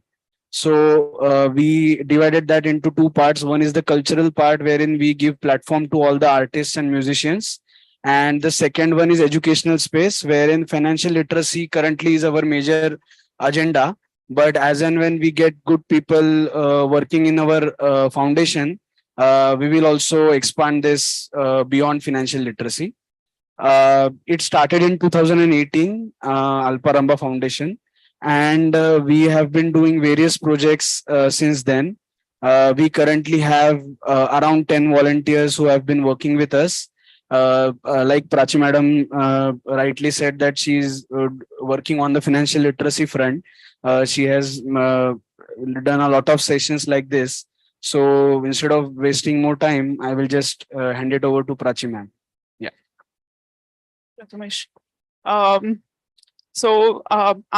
Sharma sir's and this is more glamorous sessions like equities and entrepreneurship, mine is a little bit dull, non-glamorous topic.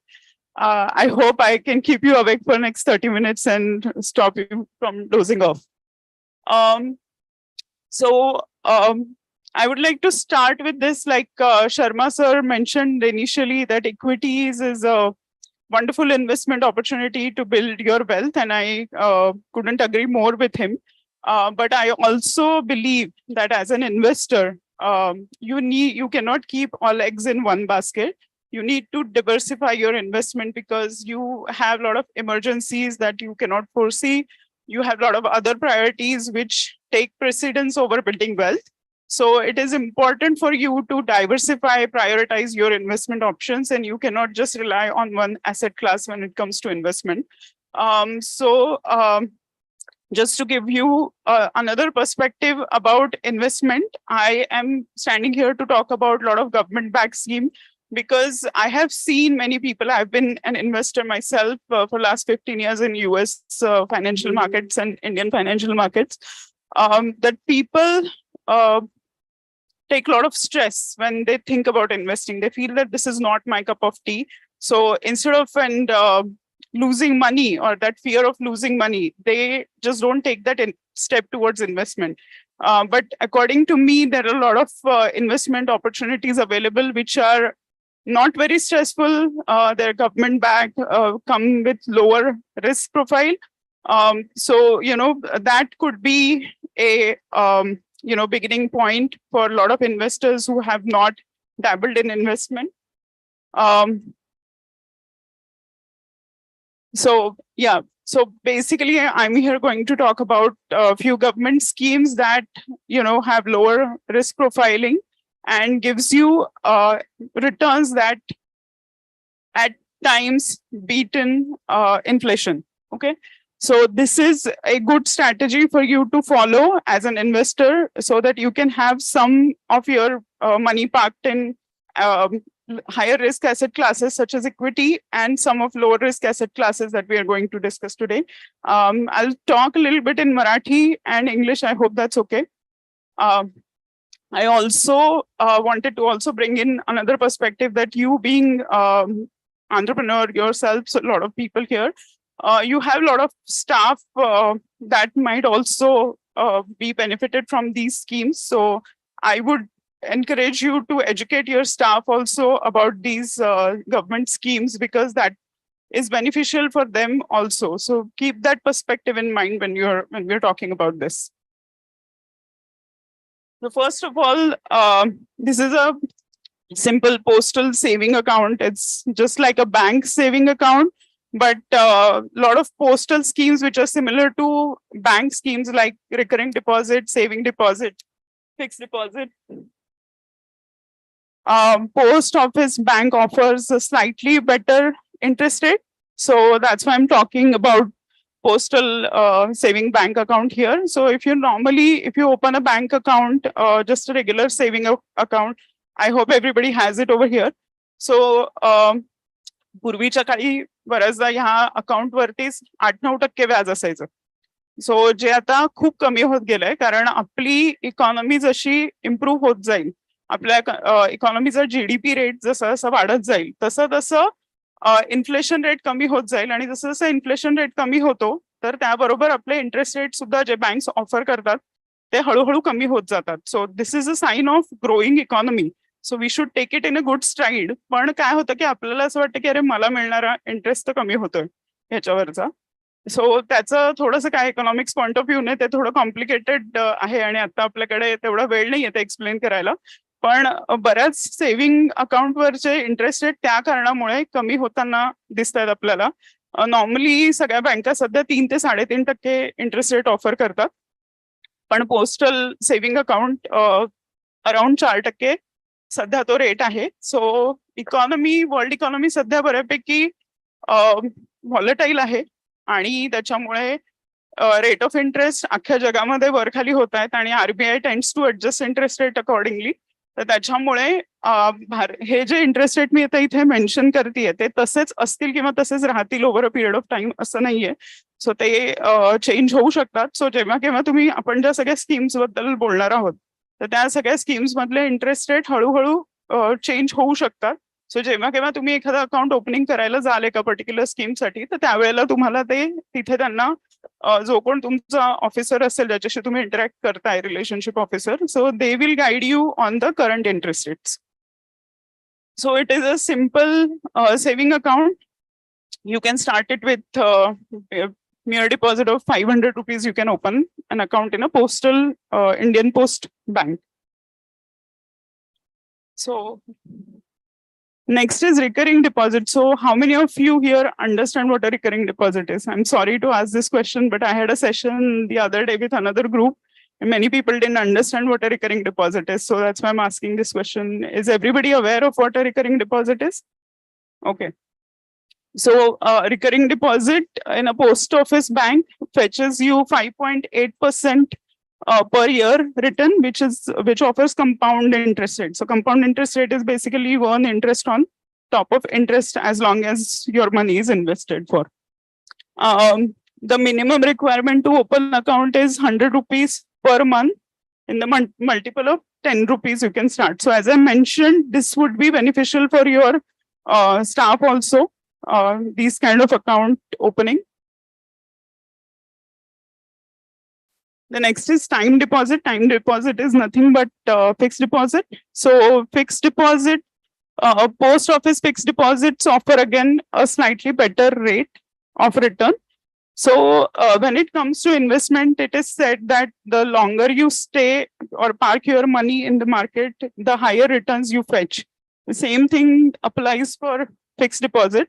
So if you invest your money for say 1 year, you can get 6.6% rate of return, 2 years 6.8%, and if you keep your money in a fixed deposit account, it's 7% rate of return that is currently offered.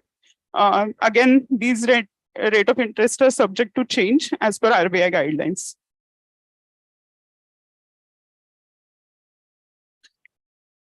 This is a monthly income scheme. So there are a lot of times when, periods like COVID, when there was a lot of uncertainty in many jobs. So people lost their jobs and did not have any emergency funds as such to rely on. So in case of such emergencies, it is good to have an additional investment that post office offers. It's a monthly income scheme. So you invest a lump sum amount of money. Maximum individual investment limit is 4.5 lakh. And if you jointly invest with your partner or spouse, it's 9 lakh rupees. So you tend to get a monthly income on this investment. So this is a really good investment option for people who are looking to make a side income on top of their regular income. And the interest rate offered here is currently 7.1%, which is in my mind not that bad. This is National Savings Certificate. So National Savings Certificate is when we were growing up, there were a lot of certificates like Kisan Vikas Patra and Indira Vikas Patra. So they used to promise like in 5 years, you will double your investment. Now it's not that lucrative, but this is a good investment option for people again who don't want to take a bigger risk and want to stay invested for a longer period of time. So National Savings Certificate offers you 7% rate of interest, and there is no upper limit for this investment. Again, on National Savings Certificate, you can claim a tax exemption up to 1.5 lakh rupees per year. Next is Kisan Vikas Patra. Kisan Vikas Patra is a very traditional tool of investment. The modus operandi is very similar to National Savings Certificate. So Kisan Vikas Patra offers slightly higher rate of return, 7.2%. And these all rate of returns are compound interest. All right. Then none of them are simple interest. So again, your money is doubled now in 10 years instead of 5 years like it used to be a few years back. Kisan Vikas Patra investments are not tax exempt though. So if you park your money in Kisan Vikas Patra, you slightly make a higher money, but it is not tax exempt. Next is Public Provident Fund. I would like to talk a little bit more about this. So Public Provident Fund is a very stable investment option offered by Government of India. So this is a Government of India backed investment. It is very easy to open a PPF account in any bank and your money automatically gets deducted from your account. You can make multiple payments throughout the year, or you can make a lump sum payment at one time in a year. The maximum deposit you can make in a year is 1.5 lakh rupees, and you can claim tax exemption on this investment. As if you stay invested for 15 years, which is the period of the scheme, that tend to give you better returns. Now, currently, the rate of return is around 7% on PPF, but it tends to change as per the interest rate changes in the market. So you can also keep your money invested even after 15 years, and you can keep adding to that pool of investment of yours. Any questions on this PPF? No. No. Everything is compound interest. No,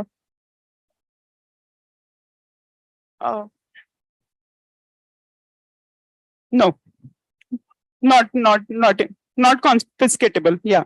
So this is like Sharma sir said in the beginning of the first talk, that the longer your money stays in the market, the more it grows. So PPF is a slightly lower risk option offered by Government of India for such profile.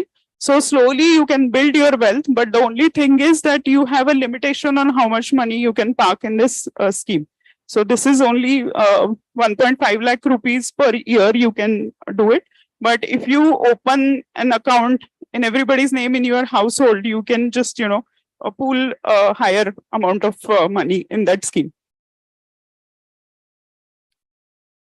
Atal Pension Yojana. So this is probably not a good fit for people sitting in this auditorium, but this will be, the staff, the menial labor that healthcare industry employs. So this scheme is mostly for those people. So mostly the scheme is a pension scheme for an unorganized sector member at a very low investment amount that you can start this. And the scheme you have to stay invested or keep investing for at least 20 years. And the investment age for the scheme is 18 years to 40 years. So you can start at the age of 18, and you can start until the age of 40. And then you can stay invested for the 20 years after you had started. The next one is National Pension Scheme. So National Pension Scheme is a fairly new idea, and the government is promoting this. So this is a retirement account which has no upper limit for investment. So you can invest as much money as you can. The scheme is market linked. So what does that mean is as you see like previous slides, there is no interest rate written over here. So this is market linked. So the way stock market will perform, the scheme will perform in accordance with that. So if the market is doing well, the scheme will give you returns probably up to 12%, 15%, or even higher. The market is not doing well, the returns will go down. But the only thing is that you are not in it for this for just couple of years. So you are investing in this scheme for at least you reach the age of retirement. So the age of investment starts from 18 to 65 years. So you can stay invested until you hit the retirement age, which is approximately 60 years. So you have to stay invested. Taking money out of the scheme is slightly difficult. So they have tier 1 and tier 2 investment account that you can create. So tier 1 account is a little bit difficult to keep your money out. So you cannot withdraw as and when you wish to. So you have to stay invested in this scheme. The minimum contribution you have to make is 6,000 rupees for tier 1 account. And minimum contribution per year you have to make is 2,000 for tier 2 account. Now tier 2 account you can open only if you have tier 1 account. And tier 2 से आप पैसा कभी भी निकाल सकते हो as and when you wish to withdraw money. But tier 1 account में से आप नहीं निकाल सकते हो. There are different parameters. I mean, you can withdraw money, but it is subject to each case. Like, what is the nature of your emergency? Do you really need money for that? And I think after a certain number of years, you can withdraw 25% of your amount. If you wish to, and if it qualifies for that withdrawal, tax-free, you can withdraw this money. And after you reach the retirement age of 60, you have to withdraw 60, or you don't have to. You can withdraw 60% of the amount in a lump sum form, but 40% has to go towards the annuity so that you can get a monthly pension of certain amount. The reason I'm saying certain amount because it all depends on how much money you have been investing in this scheme over a period of time. So this will change according to the seed money that you are investing in this scheme. So this is getting promoted. So I lived in US for 15 years. So we have a 401k plan, which is a retirement planning account that many companies offer to their employees, and people invest in those accounts to plan their retirement. So this is a very similar scheme to that offers you a chance. All of you are professionals. Once you stop working, there is not going to be an income that is coming to your household. So you have to plan for your future, that once you stop working and whenever and as and when you wish to stop working, you should have a comfortable financial cushion for you. So National Pension Scheme offers you that option. In addition to this, there are multiple private retirement planning options that are available, offered by a lot of financial advisors, where you can plan your own retirement planning.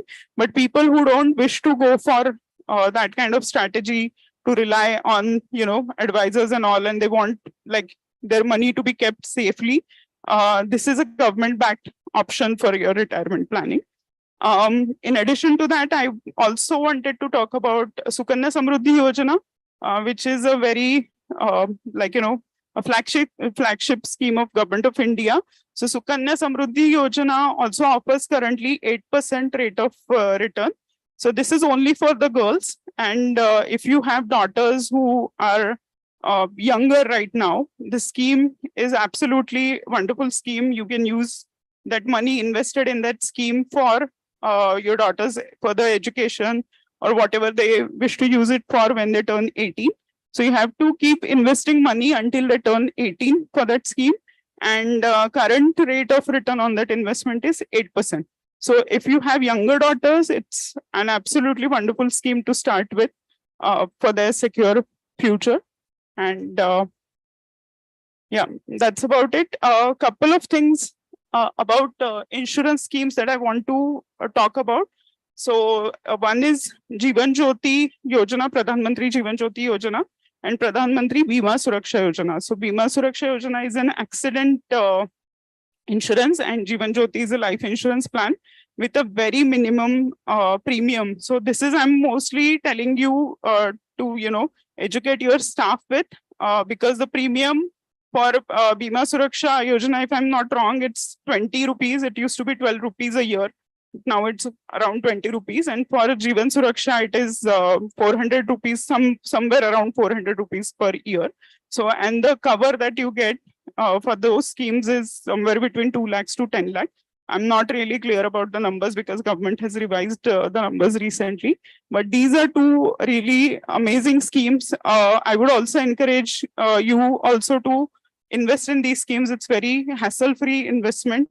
Doesn't take a lot of money out of your pocket, but the amount of premium that we pay from our pocket pools in the money that they will give to poor people who are actually in need of these schemes. So I would strongly encourage you also to invest in these two schemes. They may not be useful for you, but they will be highly useful for other people who are in dire need of these schemes. So I would had only these schemes to talk about. I hope this was very technical and factual information. I'm sorry. HUF, no, I don't have much. HUF account. No. I'm sorry. PLI is for manufacturing unit. It's performance linked incentives. They are not for, like, if you have a business, then you will have to register with it. But that was not the scope of today's discussion. So I don't know much about PLI that I could inform you about. But this is mostly for the businesses who have companies and product-based companies that their incentives are linked as per the production that they are making. So PLI is very much production linked incentive scheme. So yeah.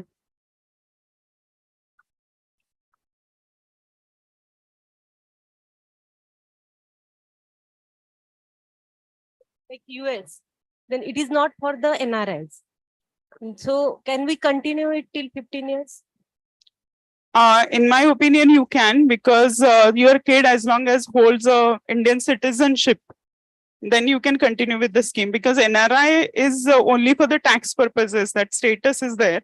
So NRI doesn't mean the citizenship has changed. But So we cannot open the account for NRI in PPL. But if it is already there, can we continue? yes, you can.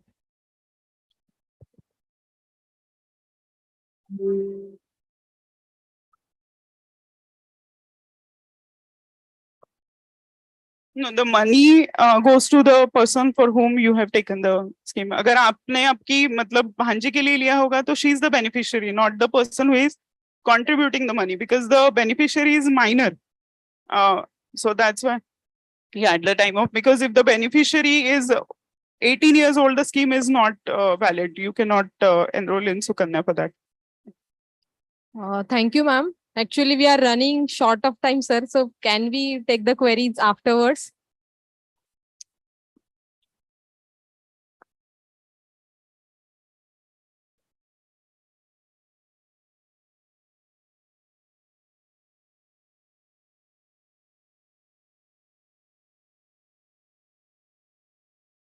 आपको NPS का interest नहीं मिलेगा क्योंकि आप वो withdraw नहीं कर सकते ना, तो आपको दिखेगा कि कितना बड़ा है आपका पोर्टफोलियो, बट आप विड्रॉ, हाँ, लेकिन आप अगर बीच में विड्रॉ करते हैं और अगर आपका विड्रॉल क्वालिफाई करता है किसी इसके अंदर,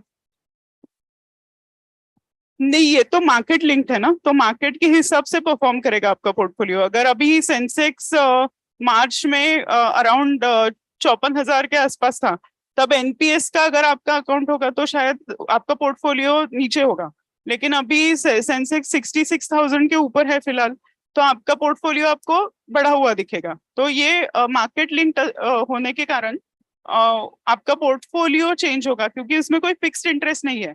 जैसे आपको पीपीएफ में मिलता है ना फिक्स्ड इंटरेस्ट, वैसा कुछ नहीं है इस स्कीम में. Thank you, Prachi madam, on enlightening us on the various schemes, government schemes which are available and the interest rates in detail, so that we can try to avail those schemes and their according to the needs of each and every one. Thank you so much. I request Dr. Madhavi ma'am to felicitate Prachi ma'am.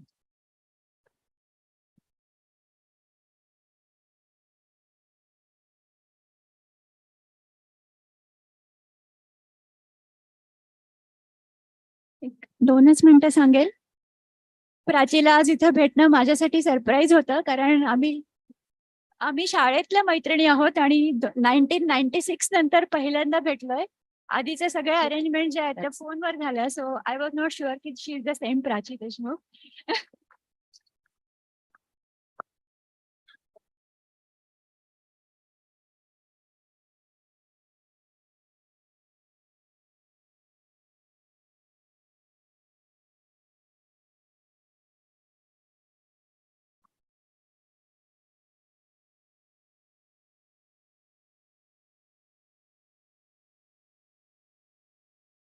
As a medical fraternity, we are having lot of queries with the professional indemnity and also with the various insurances and the personal guards which are available, which to avail, which not to available. There are a lot of queries. So we are having today with us an eminent speaker, Dr. Nilesh Nafade sir with us to solve on the same queries. Sir is an MD, Diploma in Anesthesia, FCPS, DMRE, and he is a consultant, radiologist as well as anesthesiologist. Sir is a founder and the current president of the ISA Konkan. He is a GC member of the Maharashtra ISA and he is an EC member of IMA Maharashtra State Chapter also. Sir had many awards like Ganga Hall Fame Award in 2022. He is an author of a chapter in a textbook of anesthesia. Now I request Dr. Nilesh Nafade sir to enlighten us on the same topic. Hello. Yeah, so my topic is insurance indemnity and personal guards. I'm going to dwell most of the time that I'm going to speak, I'm going to dwell on indemnity insurance and elaborate as much as possible on indemnity. But your organizers have also clubbed insurance and personal guards with the indemnity. Hence, I will speak a little bit about that as well. But the fact remains that I don't want to sound like an insurance agent telling you how it will be the returns every year, every 5 years. Because talking about insurance is nothing else but telling you about schemes and how you will get the money, how is that, what is endowment, how much you will get every year, how much you will get with your daughter's marriage. So that is not what I'm here for. I'm here for predominantly talking about indemnity insurance. And also I will spend some time on what your organizers have asked me to. We are all doctors. Most of us here are doctors, and this is the most valuable component of our body. We examine patients with these hands. If you're a radiologist, you use ultrasound, you do the ultrasound with your hand. If you are I'm an anesthesiologist, I intubate with my hand, I do use a laryngoscope with my hand. So your hand is the most vital part of your body. So I would say that besides life insurance, there is something which you need to insure, then it's your hand. Now, so do we have these kind of policies in our country? Do you have insurance of eyes? If you say that I'm a pathologist and I see through my eyes all day through the microscope, so my eyes are the most vital, I feel more than my life, my eyes need priority. So do you have insurance of your eyes? Can you make an insurance of your tongue? I speak whole day. I'm a counselor. I'm a psychiatrist. So I counsel my patients whole day. Can you insure your tongue? You know, people in Western countries, footballers have their legs insured. People have their hands insured. Pianists have their fingers insured. No. But if it is an international policy, I don't know. So insurance of hands. In our country, there is no such organ insurance policy available. What we have is only disability insurance and a life insurance. So what are the insurance types available in our country, which we believe, or the IRDA, which controls insurance in our country, believes has a 360 degrees coverage, are only these: life insurance, health insurance, disability insurance, auto insurance, home, and travel insurance.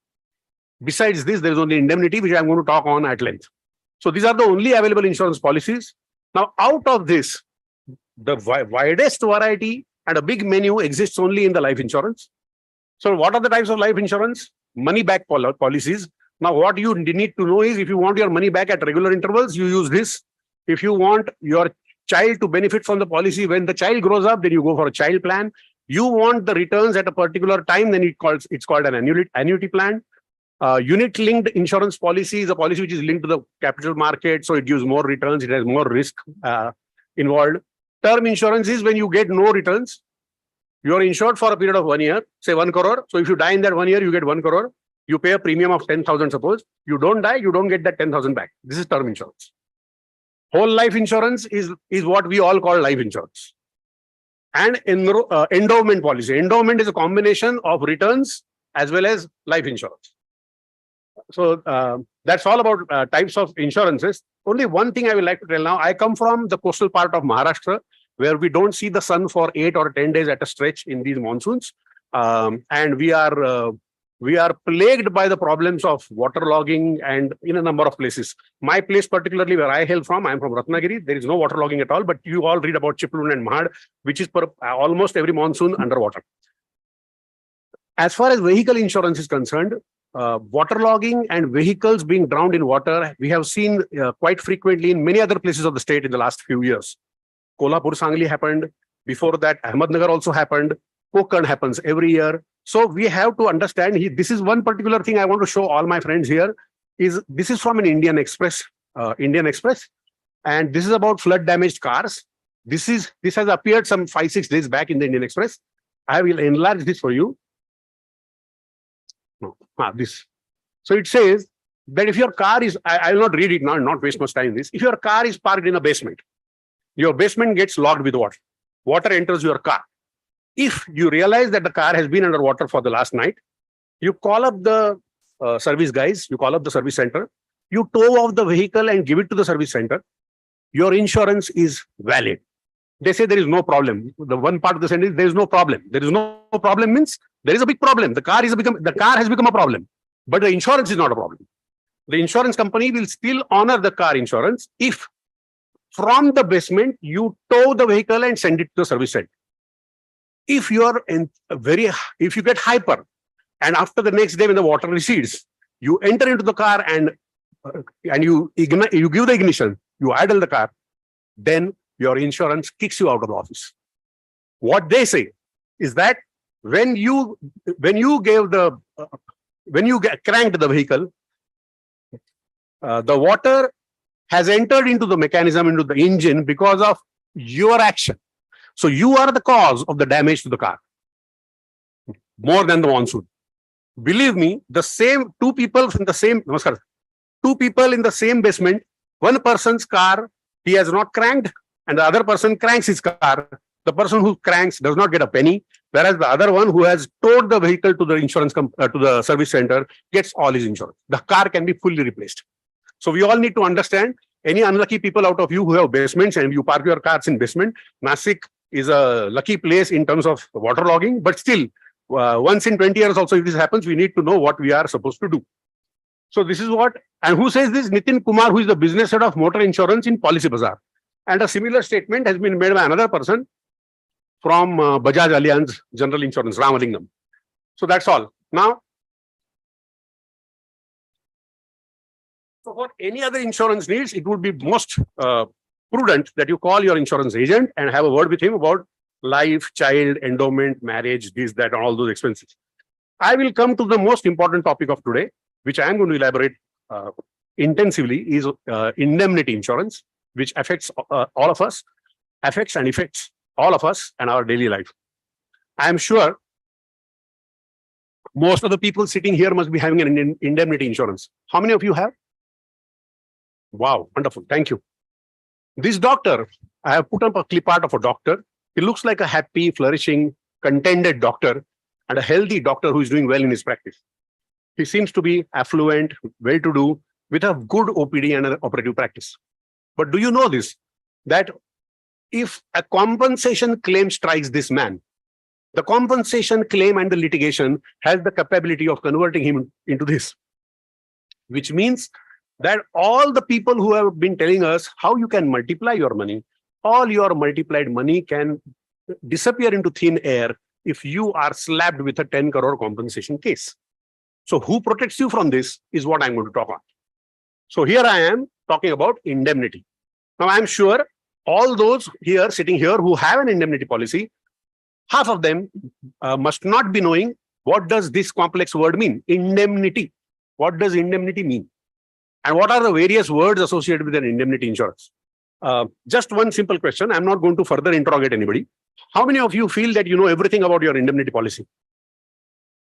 So many hands raised. So many people have an indemnity policy. How many of you feel that you know everything about your indemnity policy? Please, I'm not going to interrogate further. So don't worry. If you raise your hand, I'm not going to ask you, yes, you tell me no.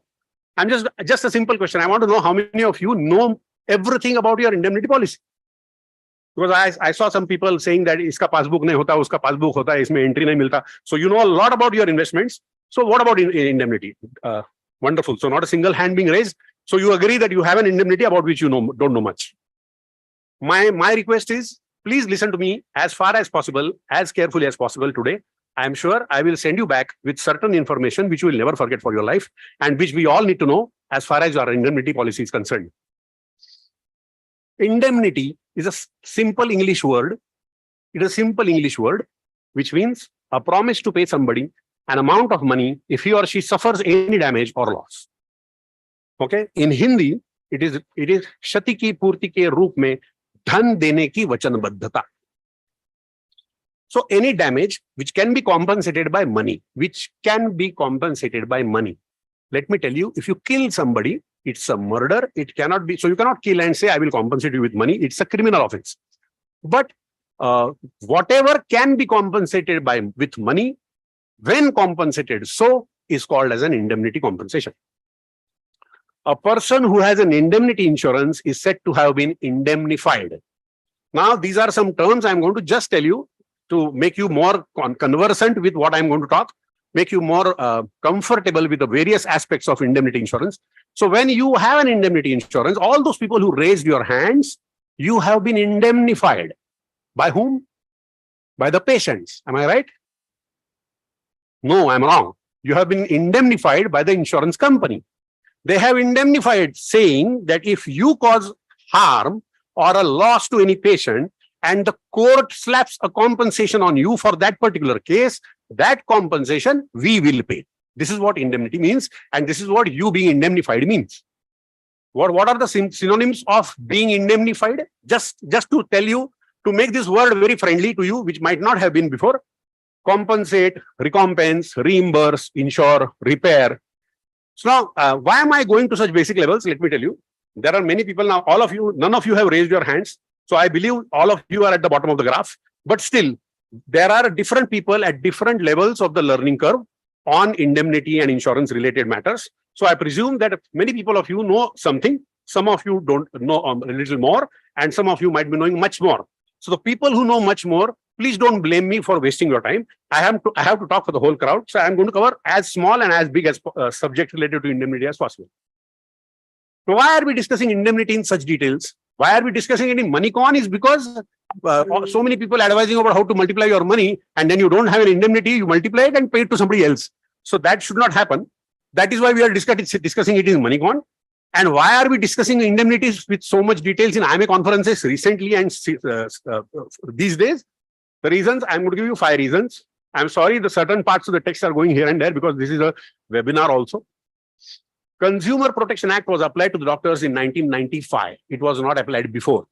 So all Amol kind of people whose parents were doctors, they have never been slapped with litigations or never feared this kind of litigations. They were not dealers, their patients were not consumers. After 1995, our patients have become consumers and we have become dealers.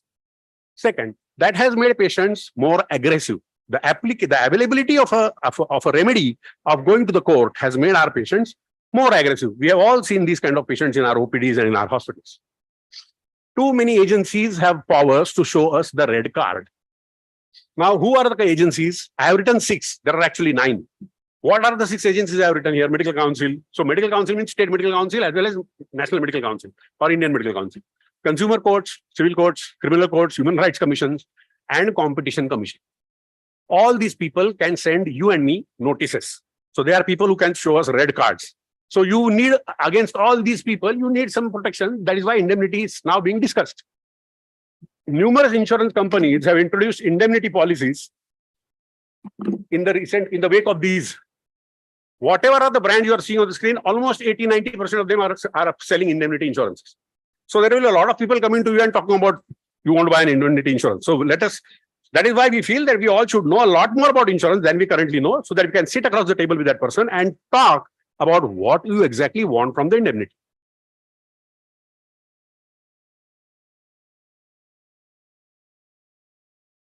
Courts and commissions have pronounced dreadful judgments in the recent times. Dreadful means the last massive compensation awarded by a court is 12 crores against a doctor.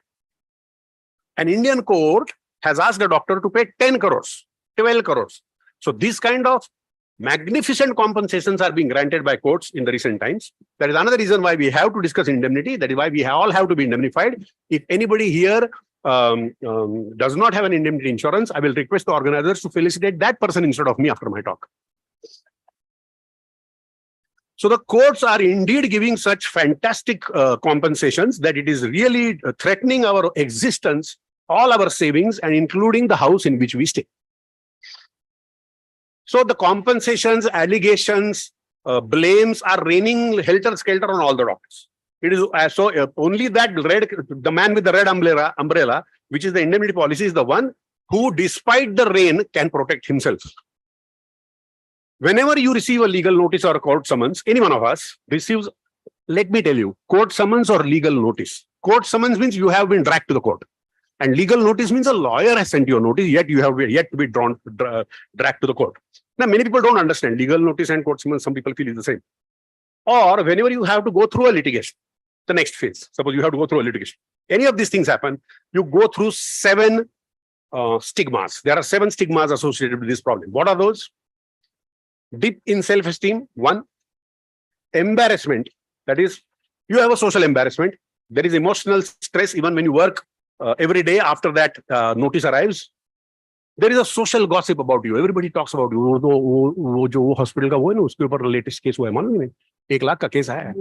This discussion begins. Peer harassment. Peer harassment. If you are an anesthesiologist, your hospital peers will say, अरे epidural के लिए उसको किधर बुलाया तूने? तेरे को मालूम नहीं क्या? He's facing a case on because of for epidural only. उसका जो पिछला केस है वो epidural का ही केस है. You are calling him for an epidural? क्या आदमी है यार तू? So this and you overhear this. This is peer harassment. नहीं होत नहीं है फटाफट. And also the 6th component. I told you 7 problems, 7 stigmas. The 6th is self-blame. You yourself feel. कौन सी मनहूस घड़ी में मैंने उसको intubate किया? Why did I think of intubating this patient? Or why the hell did I give him this drug? Or why the hell did I decide to operate upon this patient? So you will have a lot of self-blame. You'll keep on blaming yourself for everything. Why did I not talk to the peers of the patient? Why did I not talk to the folks of the patient after the surgery? I should have done that. So there is a lot of self-blame. But these are 6 things which you cannot rectify. Out of the 7, there are 6 stigmas which you cannot rectify. You cannot stop gossip. You cannot stop self-blame. These thoughts are going to emerge in your mind. So these 6 things you have to learn to handle yourself. You have to develop mental capacity to handle these problems. But there is yet one more. What is it? Financial loss. Because the 7th stigma or the 7th problem which comes with a notice or with a litigation is financial losses. So something protects you from that financial losses. And that protection is indemnity insurance policy. So nobody can protect you from gossip. Nobody can protect you from self-blame. But there is something, at least financial losses can be protected by an indemnity insurance. So each one of us has to have an indemnity policy. Indemnity insurance is a hedge against a potential risk. Now, what is a hedge? Hedge, the literal English meaning of the word hedge is a bush or a tree. So what is a hedge? What does a hedge do? You know you have a daughter, you know she's going to get married by X, by say 2025 or by say 2035. So you prepare a corpus to meet that contingency. That is called the hedge fund, which is meant to meet the expenses of the marriage in 2035. So that is a hedge fund. There is another fund you keep for sicknesses in the family or an insurance. So that is a hedge. So a hedge is a bush or a tree behind which you hide and make yourself safe. That is what a hedge is. So an indemnity is a hedge which protects you in your daily practice. While you are practicing and treating patients, the indemnity insurance works as a hedge behind which you can hide. So now, when I talk about an indemnity insurance, I can go on blah, blah, blah, blah, and tell you n number of terminologies and definitions related to indemnity insurance. I will just tell you a few because I have been given a limited time. I call it the indemnity jargon. Those words are the indemnity jargon. Indemnitor, indemnity, AOA, AOY ratio, claim made basis, occurrence basis, nose coverage, tail coverage, and runoff cover. How many of you know some, all, or none of these, some or all of these terminology? All those who have indemnity insurance policies. Wonderful. None of you know any of these. Am I right? And you all have indemnity policies.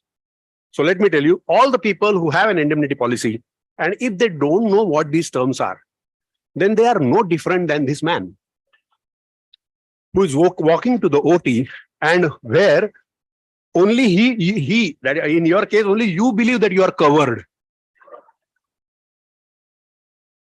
Only you believe that you are covered by your indemnity policy, but you are actually like him. Why? Why am I? This is not only to create a 5 seconds of joke. I'll tell you why. You are likely not to be covered despite having a 1 crore robust policy in your cupboard. You still may not be protected. How and why? I'm going to explain. So a few terms more. Indemnity. Please see the spelling. It is different from indemnity. It is indemnity. A person or a doctor or organization held harmless in a contract is called an indemnity. So when you have an indemnity policy, you are the indemnity. Indemnity. What you have bought is indemnity. Who has, so what you are is you are indemnified. And who is an indemnitor? The insurance company. The party or insurance company which holds harmless a person or organization in an indemnity contract is called the indemnitor. See, one litigation and you will have all these words by heart. So it is better that we understand these words before. We have to know this before, because it is really an emotional turmoil when you get a simple notice. Forget litigation. When you get a simple legal notice, it's a tremendous turmoil. You lose sleep over it. And so we all need to know these terms beforehand. Please note the difference between indemnity and indemnity. I hope there is a clarity on the term indemnity, indemnitor, indemnify, and indemnification. Should I proceed? Thank you. Limit of indemnity. What is limit of indemnity? The sum for which you are insured in an indemnity policy. Sum for which you are insured. Maximum policy amount in an indemnity policy. Now, don't believe that this is similar to a life insurance. If I have a life insurance of 1 crore, I die, my family gets 1 crore. Here it is not like that. You have an indemnity of 1 crore does not mean that if there is a litigation for 1 crore, you will get that 1 crore. I'll tell you how. AOY limit is the total limit of indemnity policy per year. Any 1 year. AOY stands for any 1 year. And AOA limit is maximum sum you want to be paid per accident. You want to be paid per accident. That is any one accident. AOY and AOA. Is it clear? I'm going to elaborate this further. Now, these are the terms which are going to kill your indemnity cover. Despite you having a policy, the policy may not be honored because of these criminals, the AOA, AOY, and all these things. I'm going to tell you more about it.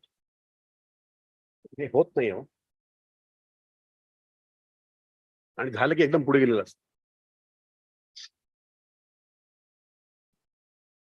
तुम्ही करता?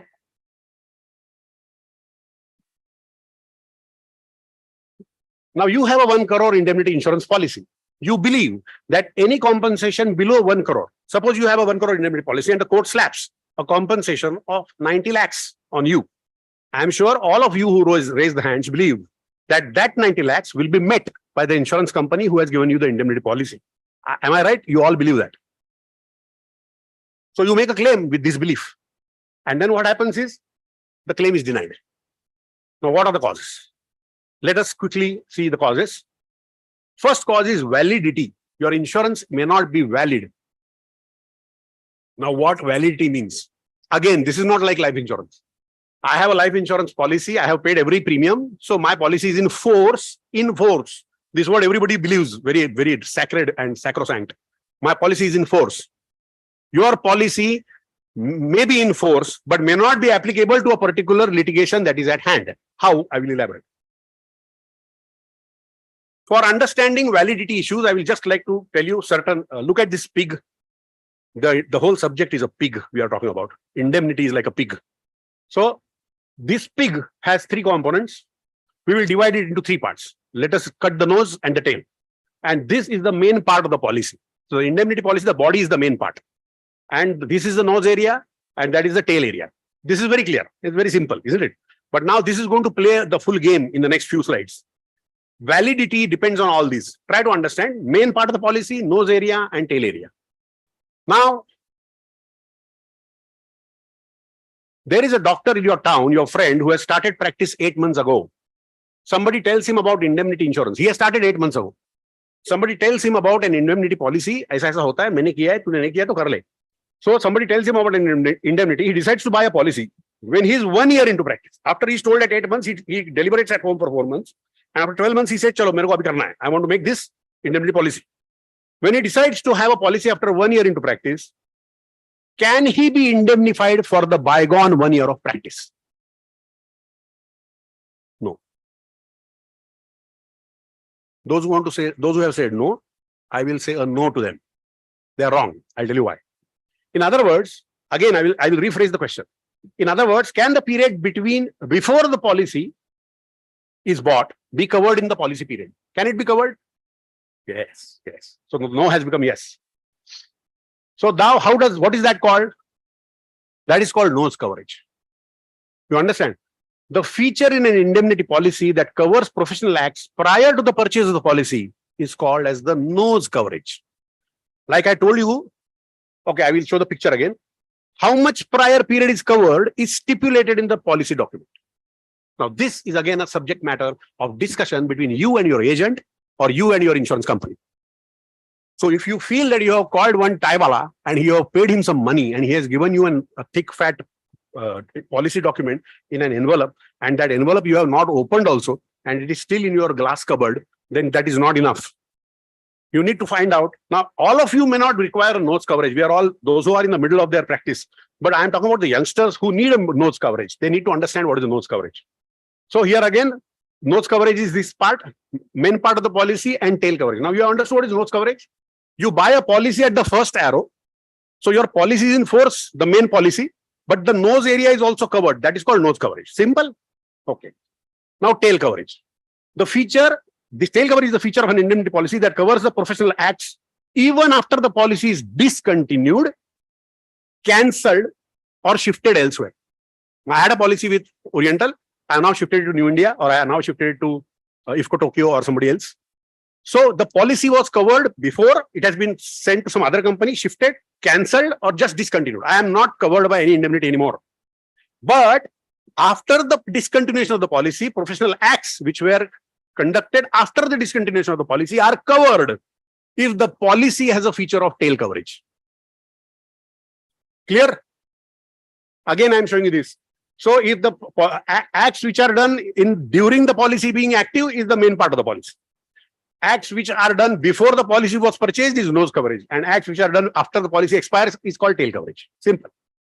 Now, two terms we have to understand today. You have to have it by heart. Occurrence-based policies. What is occurrence-based policy? They are policies which cover incidents that occur when policy is in force, irrespective of when the claim is made or when the case is filed. जब घटना घटती है, the surgery you have done, if at that time the policy is in force, then whether the claim is made after the policy expires or the decision of the court comes after the policy expires, still the policy will be honored. इसको क्या बोलते हैं? Occurrence based. Occurrence कब हुआ? जब policy force में थी, तो it is valid. You understand? So you need to know whether yours is an occurrence based policy or not. So it is in force if the occurrence happens during the policy being active. Even if the tenure is over or policy has been cancelled, claims are honored if incident has occurred when the policy was in force. इसको बोलते हैं long tail coverage policies. Long tail policies. क्यों? क्योंकि घटना तब घटी जब main policy period में during the main part of the policy. अब पॉलिसी हमने बंद कर दी है, the second arrow has passed. अब क्लेम आया है या अब डिसीजन आया है कोर्ट का, जो भी है, अगर वो ऑनर आप चाहते हैं कि वो ऑनर हो, तो आपके पास लॉन्ग टेल पॉलिसी वाला कवरेज होना चाहिए. Your policy should have a long tail coverage. So this is called occurrence based policy. This is an important term, occurrence basis. Okay. Then claims made policies. दो ही हैं, occurrence based and claims made. What are claims made policies? Now let me tell you, I am a doctor. I am a postgraduate. I am practicing medicine every day, whole month. I am not selling insurance policies. I am talking so much. You please don't for 5 minutes also get a thought that yes, insurance wala hai lagta hai. I know all this despite I being one of you. What I am trying to send home is the message is you all need to know what I know very soon, if not today. So claims made policies. These are policies which are required to be enforced when the incident occurs, as well as when the claim is made or the complaint is made. इसका मतलब knows period और tell period में न case न घटना घटनी चाहिए, न case होना चाहिए, न क्लेम आना चाहिए, न क्लेम सेटल होना चाहिए. सब कुछ मेन पॉलिसी पीरियड में होना जरूरी है, तभी आपको पॉलिसी का ऑनर होगा. उसको बोलते हैं claims made policy. Have you understood? इसका मतलब क्या है कि main part of the policy में ही घटना भी घटे, पेशेंट एलिगेशन भी करे, कोर्ट में केस भी चले और उसका निर्णय भी आए. सब कुछ जरूरी है for if you have a claims made policy. Now you understand you have a 1 crore policy but it is not being honoured because it is an occurrence based policy and you are falling in the category of claims made. Your claim has been settled after the policy has been shifted or discontinued. Try to understand. Am I clear on this? So this policy claims made में there is no nose coverage, no tail coverage. जो कुछ है सब main policy period ही है. तो it means main policy को लग के दूसरी मेन पॉलिसी को लग के तीसरी को लग के चौथी को लग के पांचवी मेन पॉलिसी होनी चाहिए. There should be no tail period. जिस दिन पॉलिसी एक्सपायर हो रही है उस दिन दूसरी शुरू होनी चाहिए, जिस दिन वो एक्सपायर होगी उस दिन तीसरी शुरू होनी चाहिए. It has to be seamless without any gaps. Now another, this was one reason why your policy will not be honored. Now let us come to AOA, AOY. AOA, anyone accident, AOY, anyone here, I have told you already. Now what are AOA, AOY ratios? Do you know that your policy asks you, आपको क्या चाहिए? AOA, AOY ratio, how much do you want it to be? Have you all told them what AOA, AOY ratio you want? They have also not asked. You have also not told.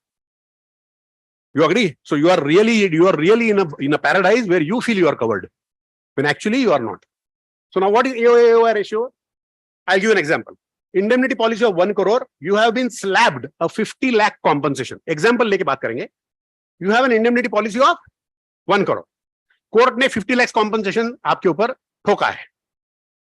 AOA, AOI ratio है 1:1. इसका मतलब एक साल में एक घटना आप कर सकते हैं. This is what insurance company has told.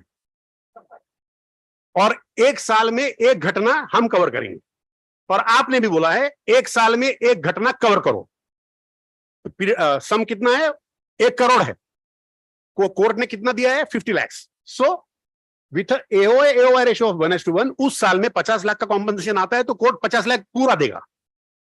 आपका जो बिलीफ है कि मेरी पॉलिसी मुझे कवर करेगी वो सही है इस मामले में. AOA, AOI ratio is 1:2. Same case, 1 lakh का पॉलिसी है, 50 लाख का स्लैब किया है कॉम्पनसेशन कोर्ट ने. 50 lakhs will be paid by the insurance company, क्योंकि आपका रेशियो है 1:2. लेकिन फिर भी 1 crore का 2 का होता है 50 लाख, राइट? सो अभी अगले उसी साल में और दूसरा 50 लाख का केस करने के लिए आप फ्री हैं. You understand? This is what it means. I am trying to rephrase these things in different ways just to make you understand. कि अगर आपका रेशियो 1:2 है, oh my. I'll rush now. AOA, AOI ratio is 1:4. अगर AOA, AOI ratio 1:4 है तो इसका मतलब हर case के पीछे आपको कंपनी कितना देने वाली है? 25 लाख. अगर कोर्ट ने 50 लाख दिया है तो वो 25 लाख कोर्ट देगा, अपना कंपनी देगी, 25 लाख आप देंगे अपनी जेब से. 1 crore की पॉलिसी होने के बावजूद, despite having a 1 crore rupees policy, court is going to give, the company is going to give only 25 because your ratio is 1:4 which you have chosen. Indemnity policy of 1 crore, you have been ordered a 50 lakh compensation. अच्छा, now this is a different case. You have already paid one compensation in some other case. ये दूसरा case है जिसमें फिर से 50 लाख रुपया मांगा है. So insurance company has already paid 50 lakhs compensation once. Second claim of 50 lakhs, who will pay?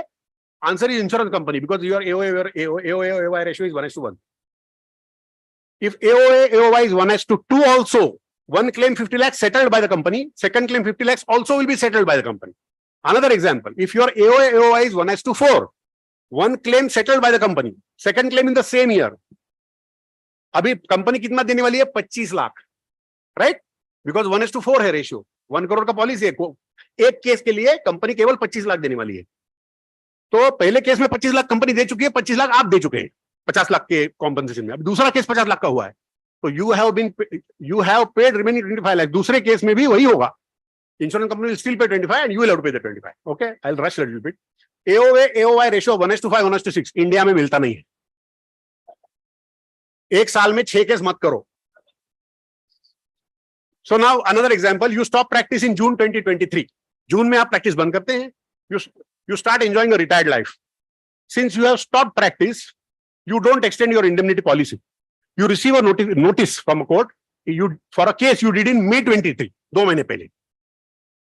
Your claims made, you have a claims made type policy. Claims made. Claims made में क्या होता है? During that period सब कुछ होना चाहिए. Occurrence based नहीं है. केस भी तभी होना चाहिए, उसका चलना भी उसी टाइम पे चाहिए, दावा भी उसी टाइम पे होना चाहिए और उसका रिजल्ट भी उसी टाइम में आना चाहिए. So your indemnity policy is invalid. You understand? But same, if you have an occurrence based policy, your indemnity policy is valid. What is a run-off cover? I'll rush a little bit now. If you want to stop your practice, you have a claims made policy. Then for a valid indemnity cover, even after stopping practice, what you need to purchase is called a run-off cover. You go to the insurance policy company and you tell them, June 23, I am stopping my practice. इसके बाद 2 साल तक मुझे cover चाहिए. Notice से आती रह सकती है 2 साल तक. तो 2 साल तक I want to be covered. So you have to buy what is called a run-off cover. Because a patient says you are negligent and you say I have retired, but you were negligent before you retired and now you have received a notice. Errors and omissions insurance. What is error and omission? Error is an act of commission. Omission is an act of omission. Both together is negligence. We know negligence is act of omission and commission. So negligence is a malpractice insurance.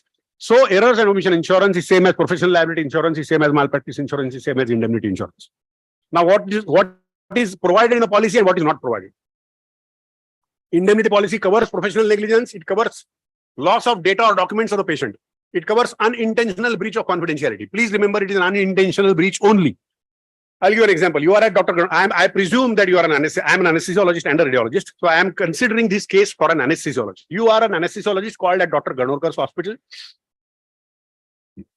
for an MTP on Mrs. Rao, who happens to be the wife of your friend Vivek Rao, who stays and works abroad. So you go to the hospital, you check the patient, you do the MTP goes well, you ascertain the well-being of the patient, of Mrs. Rao, and depart from the hospital. A month later, you meet Vivek Rao at Rotary Club dinner, and after exchanging pleasantries, you ask him, how is your wife doing? So he says, what's wrong with my wife? So you say, oh, no, she had come for an MTP and she was bleeding, and then we did you don't know. Now, how many of you here believe, that this is correct? He is talking to the husband of the wife. What's wrong?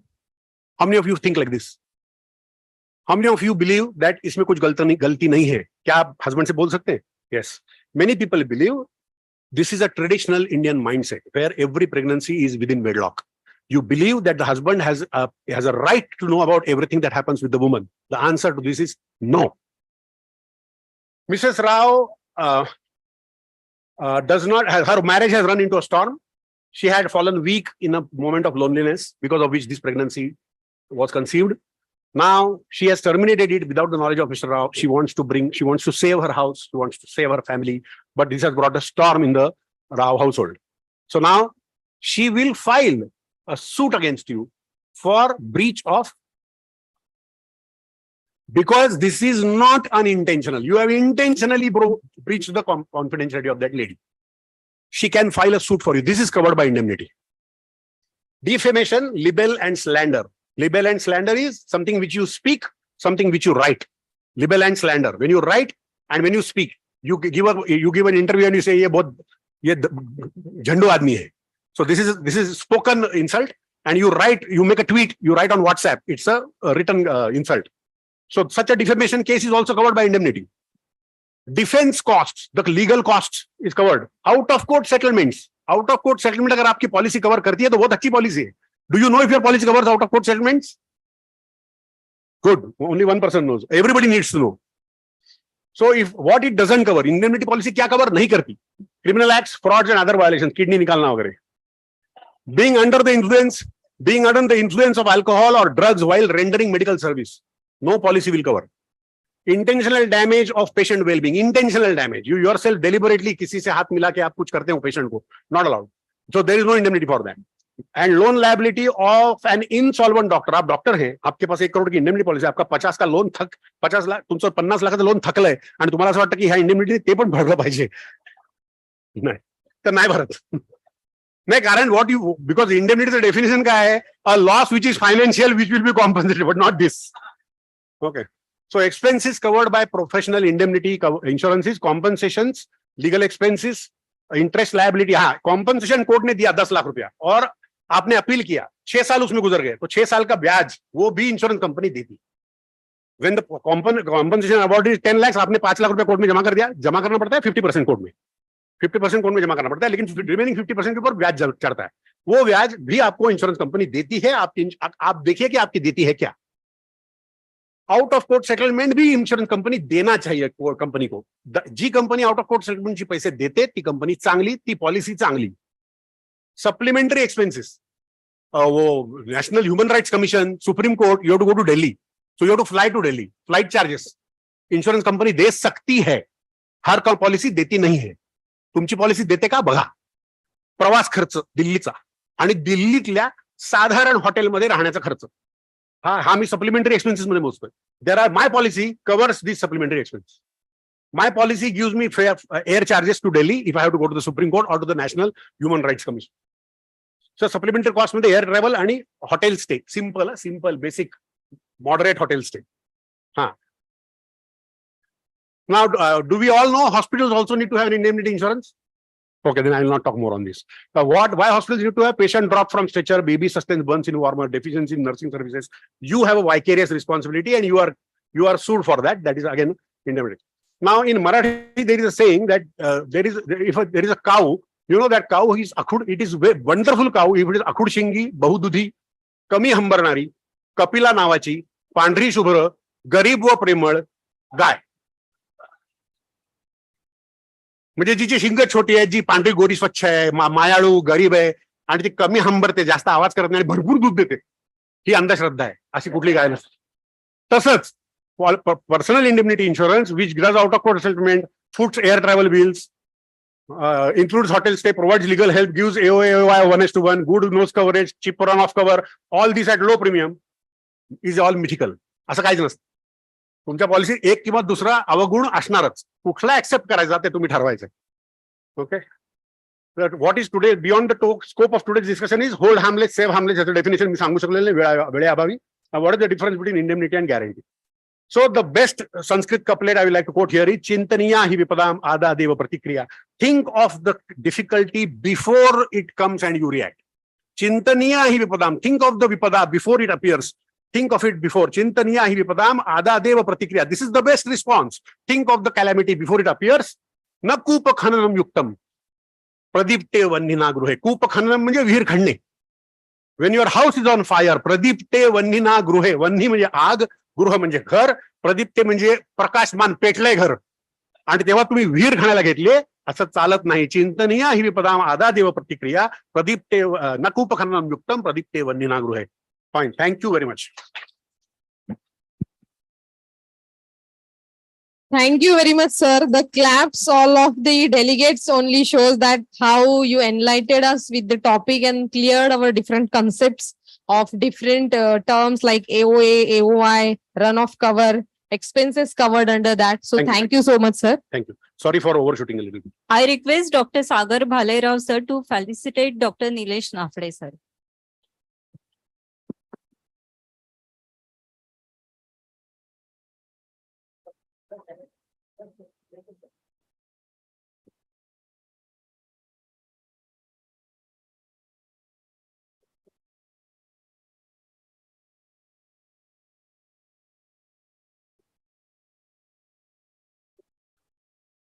Hello.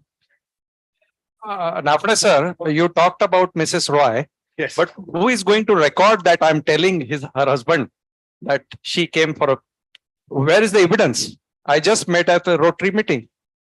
No. See, this is, I can always deny, I have never told. then how did he come to know? No, see, it's a litigation.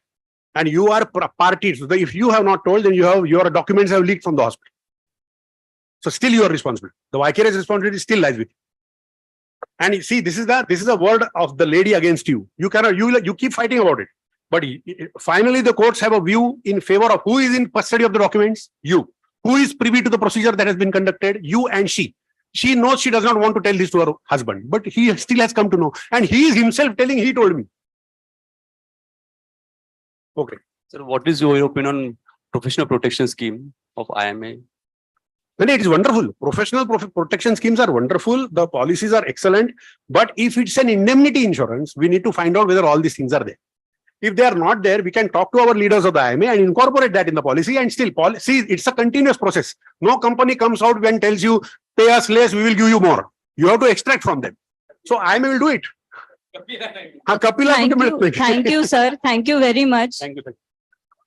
Loans and doctors. Sorry.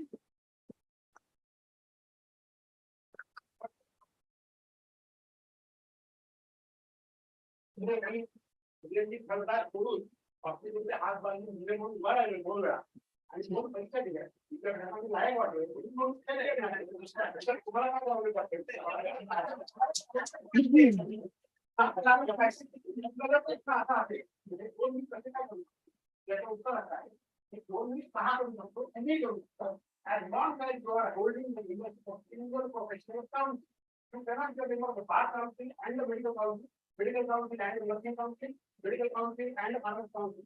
No, you have to be a member only of one council. Within that council, if you feel you are and you are good of sick at the meeting, if the patient feels that you are good at all things, you jolly well do all. I can get me, my defense can get me, and so on. Thank you, sir. We are running short of time. I invite Dr. Vaibhav Awad, sir, for loans and doctors.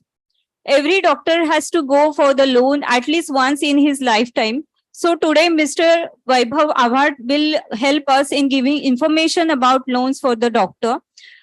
Vaibhav Awad, sir, is founder and director of S4 Solution from Nashik. After completing his engineering from MIT Pune, he shifted into sales.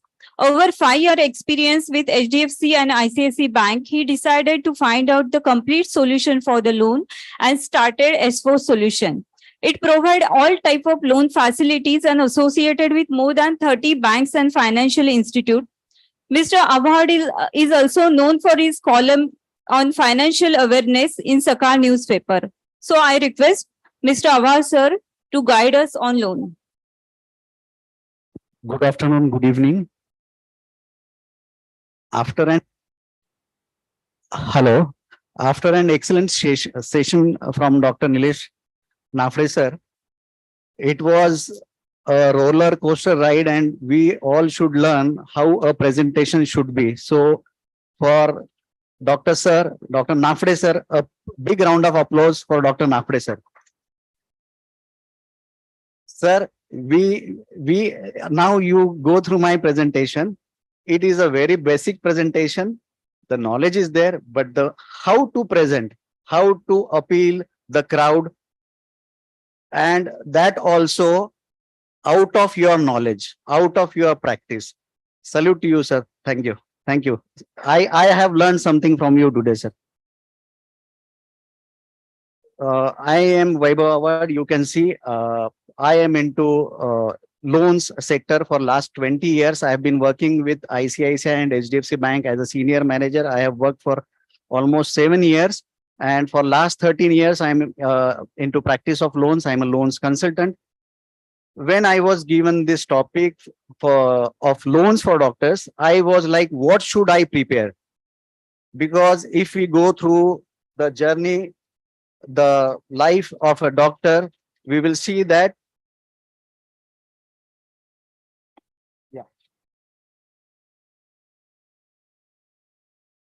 so what a doctor goes, we need to understand at what stage a doctor needs a loan. The first interaction a doctor interacts with a loan is at the time of his educational loan, because a doctor's course is expensive of all the courses. His first interaction is with education loan. Now, since the course is expensive, only the education loan may not suffice. The family may go for a loan against property also, because the donation factor is there. There are other number of expenses. So only the educational loan will not meet your expenses. the doctor's family may go for a loan against property. Now, once the education is completed, the doctor will look for a clinic. He will go for a loan for a clinic. Then, as he excels in his career, he will go for a loan for a house. He will buy a car. Then, after some time, he may go for expansion of his business. He will go for an expansion to build an hospital. Then he'll have a family. He will have children. Then comes again education loan. So this is the entire life cycle of loans for doctor. That is what I have thought. There may be some other loans, like to loans for making some small dreams come true, a family vacation, a marriage of a daughter, marriage of a son. There, a doctor may go for a personal loan or other loans.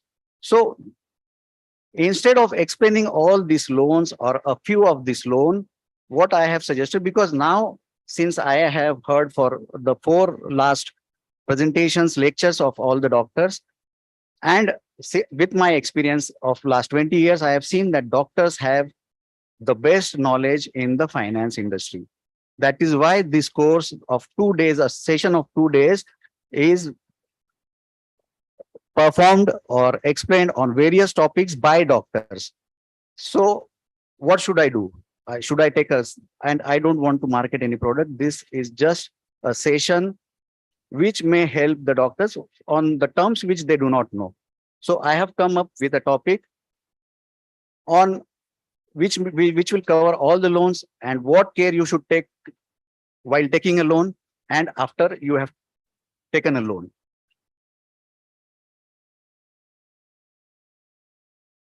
So what is a loan? Everybody understands. A loan is something which we borrow a fund. We borrow funds to meet some.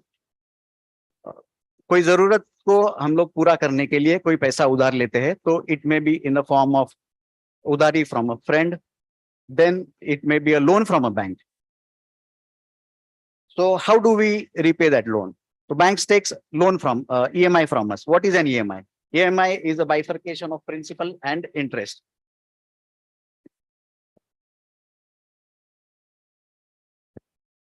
We will discuss some general terms which with some more points which generally a common man doesn't know. I will elaborate on those points. CIBIL, everybody knows that we should have a good CIBIL score. So how the CIBIL score is out of 900. The score above 700 is considered to be a good score, that everybody knows. So how to check a CIBIL score? You can check it on the website of CIBIL. And there are some more applications, private applications like Paisa Bazaar, Credit Monthly. You can check your CIBIL score on those applications also. That is for free on the website. They charge you more than 400 rupees. So how to maintain and improve your CIBIL score? Because we see nowadays, there are many cases, many loan proposals which are rejected because of a bad CIBIL score. So how does a CIBIL score gets bad? So anybody has an idea about that? When we default, that everybody thinks that whenever we default on a loan, our CIBIL score gets hampered. But there is one point that everybody, even though they know, but they fall a prey and they become a guarantor to someone. दोस्ती यारी में किसी को रिश्तेदारी में guarantor बन गए और हम लोग तो अच्छा रीपेमेंट कर रहे हैं, but the person whom you have become a guarantor has defaulted on his loan.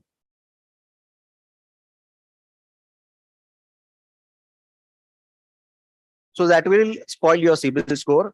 वो आपको मालूम भी नहीं पड़ेगा, धीरे धीरे आपका CIBIL score खराब करते जाएगा. आप जब दूसरा लोन लेने जाएंगे, then you will realize someone will tell you, sir, आप बोलेंगे मेरा तो सब कुछ ठीक है, I am paying the repayment on time.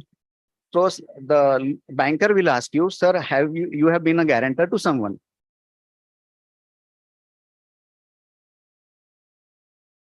तो CIBIL एक ऐसा है, CIBIL एक ऐसा रिपोर्ट है. In doctor's term, it is MRI of a, it is a financial MRI of a person. आपने आपके जिंदगी में पिछले 5, 10, 15, 20 साल में जितने लोन लिए हैं या जितने आपके फाइनेंशियल ट्रांजैक्शंस हुए हैं, मे इट बी अ छोटा सा gold loan, up to a project loan or a loan by a company in which you are a director. So in that case, and also even in a case where you are a guarantor to someone. So my personal suggestion is not to be a guarantor to anybody. And if you become a guarantor, please see to it whenever you meet him in any function, occasion, you happen to meet him, ask him, भैया loan अच्छे से चल रहा है ना, repayment तो अच्छे से चल रहा है, जरूरत पड़े तो कभी आप उनको पैसे उधार देके उनसे लोन का EMI भर दो, लेकिन अपना सिविल का आपने ध्यान रखना है. Now choosing a bank. अभी आपके पास, because doctors are considered as cash rich individuals.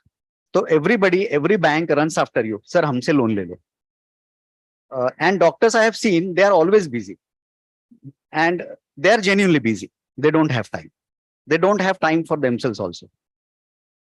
तो ऐसे में जो आदमी सामने आ गया, आपको कोई इक्विपमेंट लेना है छोटा सा, आपको गाड़ी लेनी है, घर लेना है, तो वैभव सामने आके बैठ गया, सर एक लोन आप ले लो, बहुत टाइम हो गया नहीं लिया. अरे अच्छा हो गया तू आ गया, I need a car and एक कार लोन कर दे. द वे डॉक्टर सेड कि the policy you buy it but you don't know what the policy is. So same way banks are there but you don't know which bank offers the best product. So every bank has an USP. Like HDFC is known for home loans. They are the masters in home loans. But all the banks offer home loans. Personal loan, there are some private banks. They offer the best personal loan. Within a day, the amount is credited to your account. Now, there are products by banks which are called as doctors' loans. So they are specially tailor-made loans for doctors. And the amount varies up to 2 CR, wherein you don't need to give any collateral. So up to 50 lakhs, a few banks give loan without collateral. Up to 2 CR banks give loan without collateral. So how to choose a bank? Now we say, most of the times we say we'll go to government banks. But then you know how they function. The priority should be decided when you take a loan. आप जब भी loan ले रहे हैं तो loan आपने कोई project design किया है या आपका घर लेना है.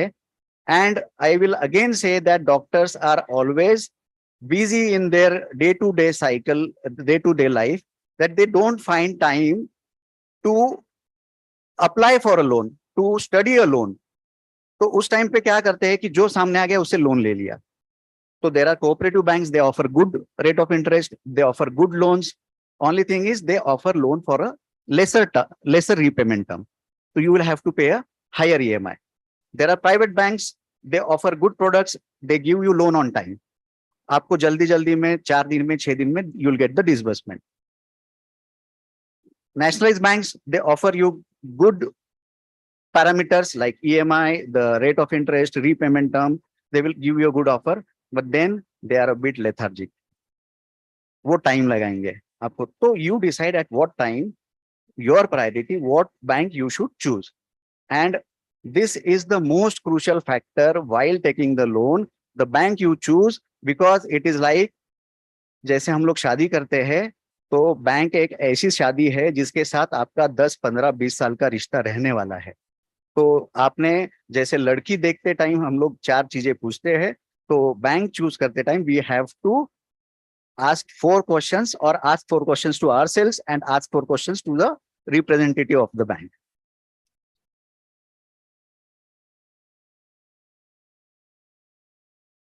अभी बैंक हमने चूज कर लिया, हमने क्या करना है, सब जो एक्सटर्नल फैक्टर्स है, we have got a study of those external factors. We have selected a bank and we are going with the loan, any loan.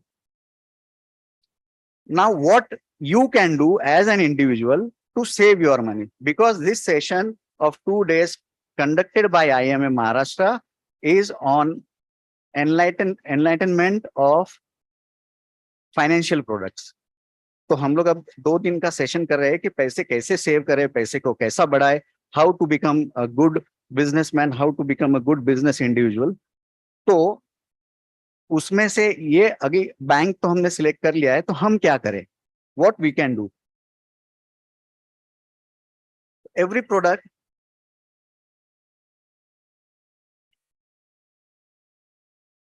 whenever you take any loan, you have to pay some contribution out of the loan. The contribution of the loan is called as the own contribution in banking terms. So आपने अगर 1 करोड़ का loan लिया तो 20 लाख आपने जेब से डालने हैं, 80 लाख आपको बैंक देगा. That is on a higher side. Generally, the own contribution varies from 10 to 20%. तो अभी हम लोग क्या करते हैं कि 1 करोड़ का लोन लेना है, 80 लाख का लोन दे दे, 20 लाख में अरेंज करता हूँ. And that has taken over our mind. ये बैठ गया है हमारे दिमाग में कि हम लोग को 20 लाख करना है तो हमको 80 लाख का लोन मिलता है. तो इसके आगे हम लोग सोचते नहीं. इसके आगे अगर हम लोग सोचे तो इसमें क्या होगा कि अगर वो 20 लाख के बदले हम लोग 40 लाख दे, हम लोग 30 लाख डाले हमारी जेब से और हम लोग 70 लाख का लोन ले, तो आपको नहीं लगता है कि आपका पैसा बचेगा? Because now you will be paying an EMI only on 70 lakhs instead of 80 lakhs. So you will be, and that too for a term of 7, 12, 15, 20 or maybe 25 years. तो अगर उसका आप multiple effect देखेंगे तो it is huge. I will show you an example on that. तो increase your own contribution to save your money. Now the next factor is loan tenure. अब हम लोग क्या बोलते हैं कि कितने साल के लिए लोन मिलेगा भैया? सर आपको 20 साल के लिए मिलेगा. हाँ चल 20 साल के लिए कर दे. But now you should see कि 20 साल के लिए EMI आपका आ रहा है for example 1.5 lakhs and you can pay it easily and 20 साल के लिए कर दे. तो instead you should ask a question कि व्हाट अबाउट 15 years? 15 years का EMI क्या होगा? तो it should be 160 somewhere, 165. So taking a lesser tenure instead of 50 years, you take it 20 years, you take it for 15 years. I will show you with an example.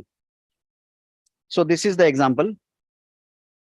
Now I have taken an example of 50 lakhs with a rate of interest 9%. The amount I have kept same for all the examples, 50 lakhs and 9%. I have just changed the tenure, and with the repayment term, what changes is the EMI and what changes is the interest outflow. For example, if you take a loan of 50 lakhs for 25 years with 9%, your EMI is almost 42,000 rupees. And what you pay is as an interest is 75.88 lakhs over a period of 25 years. So you are paying more than your principal. Although there are other factors like time value for money and what, but again, 50 lakhs plus 75 lakhs, 125 lakhs. Now, if you see after 25 years, if this is a property loan for a home loan, if you sell the property and if you get only 1 CR on that property, so you are at a loss. Now, what I suggested is take the loan for lesser term. So we will see the example of 20 years. Now you will be paying EMI of 45,000 and what interest you are paying is 48 lakhs. So see, just by paying 3,000 more, only 3,000 more in EMI and reducing the term from 25 years to 20 years, you are saving 27.88, almost 28 lakhs. Now in third example, we take it for 50. The time is done. Okay. So I'll rush through. You will observe, say if you take it only for 10 years, you are saving almost 50 lakh of rupees. Only thing is you should judge what EMI you can pay because it should not stress you. My topic is like doctors should have, they take care of us, they take care of our health, they take care of our stress. So I have designed this presentation so that you can take care of your financial health and live a stress-free life. It should not, the EMI should not be a burden on you. Now what you can do, there is another tool, you can plan a systematic part payment. Systematic part payment, you can pay an EMI of 5,000 more with every EMI. What effect it will make, you can see on the screen because I am rushing through. The second example is you can plan a systematic prepayment of say 2 lakh of rupees every year. You can save, doctors can save money because they are investing in SIPs. Like if you can't make a regular saving, you start an SIP, which will give you 2 lakh at the end of the year, and make a part payment at the end of the year. So if you see, by increasing the EMI, you are saving money. If you make a part payment every year, you can save on the interest outflow, and you can make a combination of both of these tools. Pay extra EMI, pay and additional every year. So in this example, if you see, we make a combination of paying 5,000 every month extra and 2 lakhs, and combination of both, the loan of 25 years will reduce to 9 years. So it is drastic reduction. So the way we think of saving, we should think on the loans interest outflow also. So this is very important. But what we do is we take a loan and we forget it, and the EMI goes from the bank account. We only think is the account should be, the balance should be maintained in the account. So we should revisit the loan. We should ask for the statement every year from the bank. We should study. Now, if I ask you, most of you would have taken a loan 5, 10, 15 years back. And if I ask you, what was the rate of interest when you took the loan and what is it now? Most of you must not be knowing, because the EMI is going there, going through the account. But you don't know what EMI they are charging you. So this point is consolidation of EMI. I will again rush through this point. If a doctor is having 4 loans, one is a personal loan, 1 personal loan, 2 car loan, and a home loan. And if the EMI of this total loans, the total EMI is 1,30,000. At certain point, doctor feels that the EMI is becoming a heavy burden on him. He is going through a crunch situation, and I can't afford to pay these loans. What should I do? So generally what comes to your mind is, we will pay the personal loan first, because the rate of interest is on a higher side. And we may make a mistake on this, because if you see, we should study the tenure left, the term of repayment left. The tenure left in first loan is 3 years, second it is 1 year, third it is 2 years, and last it is 10 years. So what you can do is, you don't close the loan which has lesser term left, because now you are paying only principal. Bank has taken all the interest at the initial period. So never close a loan which is with a lesser tenure. Close a loan with a higher tenure. Now in this, because the time is lesser, what you can do is, if you can't pay this 1,30,000 EMI, you can take a top up on the home loan. Now you are lucky that you are having a home loan. You can take a top up on that. And the top up, if you see, add the total of the first outstanding principals, it is almost 17 lakhs. And if you take a top up of 18 lakhs, you will close these 3 loans, which are having total EMI of 67,000. So your loan EMI will reduce by 67,000, and the top up of 18 lakh, the EMI will increase.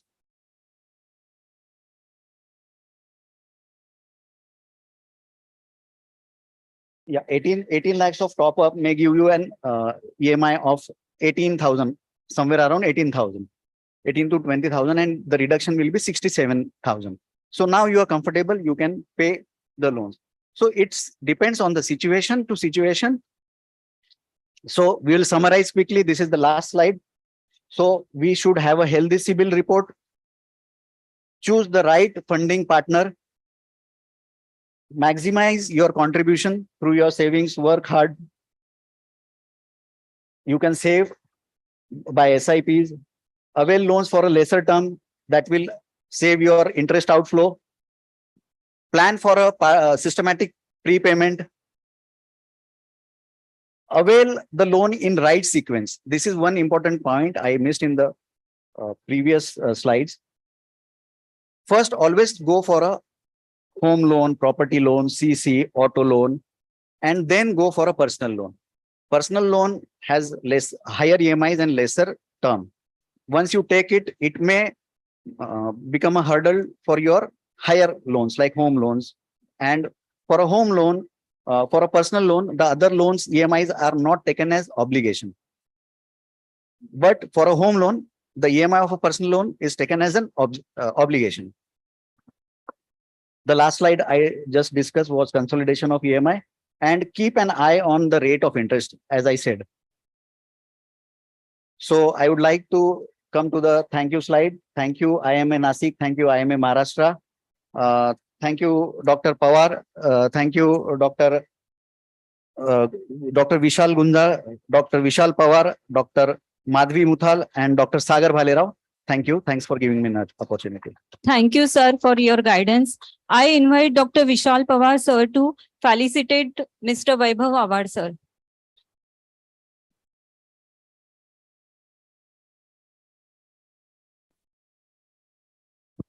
I would just like to add to what sir said, कि if you are doing part prepayment, if you want to actually save on the interest cost also, जितना भी आपका EMI आता है, I am a doctor, I am not a financial consultant, जितना भी आपका EMI आता है, say your EMI is 1 lakh rupees per month, you do an SIP of 1 lakh rupees in a year. मतलब समझो it is 120, so 10,000 rupees का SIP करिए, जितने साल का loan tenure है, believe me, whatever interest you are paying to the bank, you will get it in the mutual fund. That's one more take-home message. समझा ना? अगर आपका EMI साल का 1,20,000 रुपए, मंथली 1,20,000 रुपए, तो 1,20,000 को आप 12 में डिवाइड करिए, मतलब 10,000 रुपीज का आप SIP चालू करिए, any good mutual funds, you continue till the duration of the loan. जैसे सर ने बोला, इफ यू पे 1 EMI extra per year, make it a point. आपका अगर समझो 1 लाख का EMI है, तो आप 12 लाख के बदले 13 लाख भरिए. This will bring down your tenure. Plus at the same time ये 1 लाख रुपए 12 इंस्टॉलमेंट में डिवाइड करके SIP करिए. जितना इंटरेस्ट आप भर रहे हैं, मोर और less 90 to 100% interest you will get back by way of mutual fund का recovery. I request Dr. Vishal Pawar, sir, to felicitate Mr. Award, sir.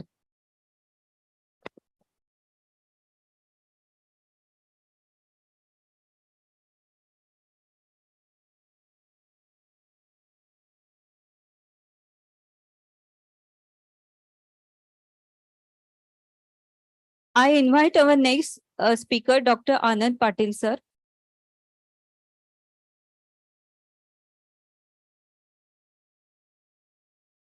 Dr. Anand Patil, sir.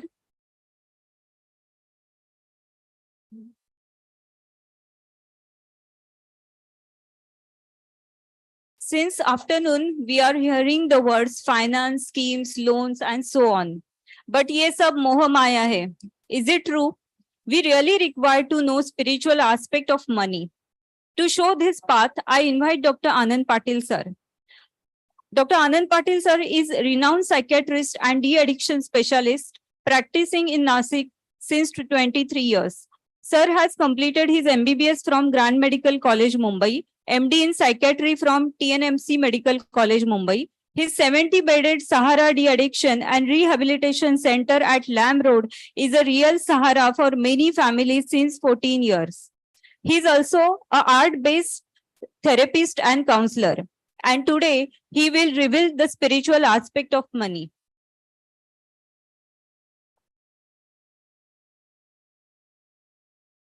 Thank you for the kind introduction.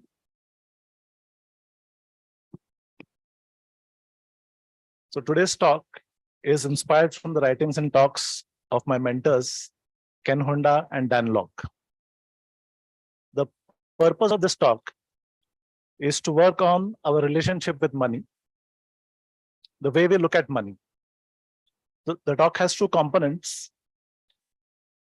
Let us understand the first component of the talk, that is money. Money is a part of our day-to-day lives. There is not a single day where we don't use money or we don't think about money. Money elicits a lot of emotions in us. So when we get a lot of money, we are happy. When we lose money, we may feel sad. And there are some people who would worry about money because they're worried about, will there be enough for the lifetime? And in Indian population, people worry about having financial abundance for their children also. So to have a good life, we need to have good physical and mental health, good relationships, good social life, financial prosperity and stability, and spiritual growth. But it is commonly seen that in the pursuit of becoming financially sound, we tend to compromise on the other important aspects of life. That is why there is a general lack of fulfillment in the lives of people. This imbalance is either because of greed to earn more money or out of fear of money falling short. So let me tell you a story to help you understand these things. The story is about a young man who is looking for marriage. So he goes to a marriage bureau where there is a Vadhu Var Sammelan. When he opens the door and goes inside, he sees two doors. On the first door, it is written fair complexion. And on the second door, it's written dark complexion. So he opens the first door to find two more doors. On the first door, it's written tall height. And on the second door, it is short height. So he opens the first door and goes inside to see two more doors. And on the first door, it's written a very good cook. And on the second door, it's written not so good cook. So he opens the first door and goes inside. So what does he see? He sees another two doors. On the first door, it's written with dowry. And on the second door, no dowry. So all this while, this young man has been wondering what is in store for him. So with excitement, he opens the first door and goes inside, but there is no bride. There is a mirror with a note below saying, you seem to have a lot of expectations. Better take a look at your own self first. So the greed to have more money, or because of fear that money will not be enough. In addition to that, there are many other emotions which we experience around money. So since childhood, we tend to compare, and because of that comparison, we feel jealous. And sometimes, there are feelings of shame and inadequacy of not having enough as compared to others. In life, you have experiences where you lose money in investments or with people. And then there are feelings of anger and upset associated with money. In addition to that, there are some people are very restless with money. They are very anxious because they feel they are stuck and they don't know, how to get out of that, how to make more money. They are stuck. So that's why they're restless and anxious. So they tend to be irritated all throughout the day. And some people experience shyness around money. Some people have a difficult time asking for money, asking for fees, to raise their fees. And, some people find it difficult to ask for a promotion or ask for an increment. So there's shyness around money also. And some people tend to have a lot of guilt about having more than others. ऐसे भी लोग रहते हैं. So you see that there is a lot of emotional charge around money. So beneath these emotions are certain belief systems and concepts that we tend to form over the years because of various experiences that we have and what we observe around us, from our elders, from people around us. We tend to form certain belief systems. And what are these belief systems? Let's examine those. A few common belief systems about money. Money doesn't grow on trees. Money is not easy to come by. You need to work hard to earn more money. Money will make you greedy. Money corrupts the mind. Money can't buy happiness. Money is the root cause for all evil. And money may hamper spiritual progress. So with these belief systems in our mind, they definitely interfere with our financial prosperity and stability and our emotional state related to money. You can see very easily that these belief systems, they tend to be superstitious in nature or they tend to be irrational in nature. So it is important for us to work on these belief systems and try to modify them to make them more rational. So your attitude towards money is also shaped by a lot of things. For example, the financial circumstances in which you grew up, low, middle, or affluent socioeconomic class, it depends on what were your attitudes of your parents and ancestors about money. Were they miserly? Were they spendthrift? Or whether there were a lot of quarrels in the house related to money matters. So your attitude towards money also depends on what efforts you have taken to increase your financial literacy. Some people, they tend to spend money easily on other people. But when it comes to spending on themselves, to buy things for themselves, they tend to, abhi nahi, abhi hai mere paas, baad mein. So, and vice versa also. Some people spend money on themselves, but they find it difficult to, for example, to buy a mobile phone for your wife. So, अपने पास iPhone है, तो उसके पास, so depends. Some people find it difficult to spend for others also. And there are other people who tend to find it difficult to receive money. Sometimes giving money or spending money is easier, but for some people, receiving money is difficult. So all of us, we have a lot of money blocks.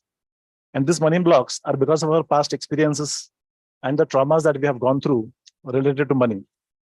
There are certain cultural expectations also. For example, what is good? A private job or a government job, or which profession is good, or whether business is good. So there are issues related to these concepts also. So when it's time for marriage, many times people who are farmers, they don't get good proposals. They want a person with a stable job or a government job, with fixed income. So these are the things, that shape our lives. There are also family money wounds, which are caused because of various experiences and traumas related to money that our parents and ancestors go through. And right from the childhood, as children, we are watching our parents, how they manage money, what is their attitude towards money. And they also keep giving us inputs, injunctions, since childhood. For example, a mother may say, don't dream big. If you dream big, and if your dreams don't come true, you'll feel hurt. So these kind of messages that we receive from childhood, they tend to affect our life decisions throughout our lives. So they become our money blocks. So we have seen that all these emotions around money, they tend to affect our decisions and our life. So how about doing a process to feel those emotions? Are you ready? So what I'll do is I'll give you some instructions and you can follow those instructions and experience something. It's a practical process that we can do. So for that, I would suggest that you can sit straight, close your eyes, and follow my instructions.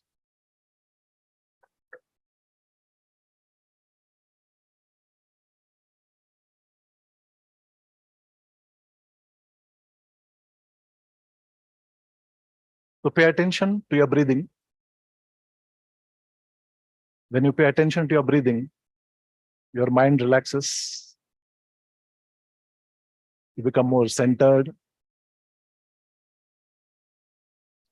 Now visualize that you are in a room, sitting on a chair, and there are two chairs near you. Imagine that money is sitting on one of the chairs. So imagine the energy of money in the seat front of you. What does money look like? Does it have a color? Does it have a shape, size? Does it look friendly? Or it looks nervous? Notice how you feel when you look at money. Are you happy, sad, anxious, or confused? How far away are you from money? What has money to say to you?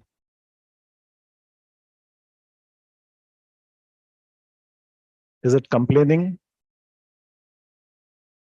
Or it is appreciating you? What do you have to say to money?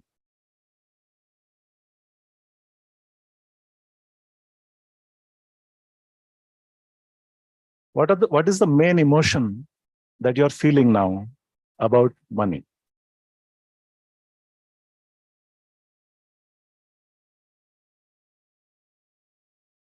Does the experience with money feel clean or emotionally charged? If you feel that there is some emotional charge, give it a color. Collect this emotional energy and make it into a ball of energy in your hands. So all that emotional charge that is to the money, you have collected it in your hands like a ball of energy. Now visualize the energy of your ancestors in the second chair.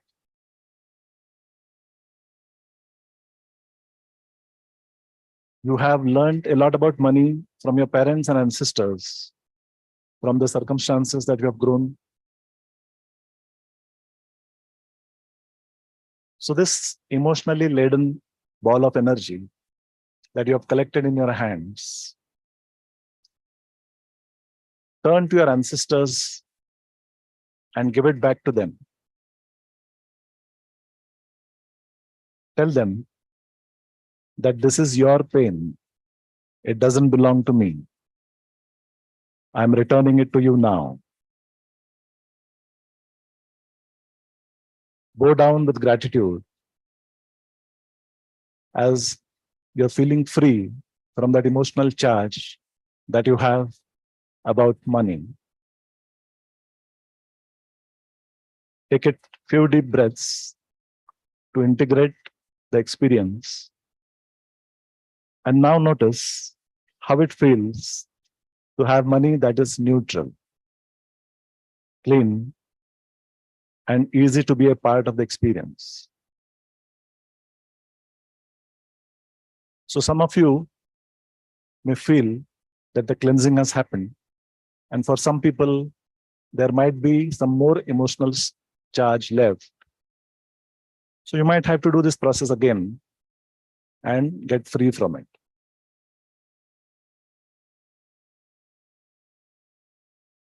So become aware of the surroundings and with a smile on your face, gradually open your eyes.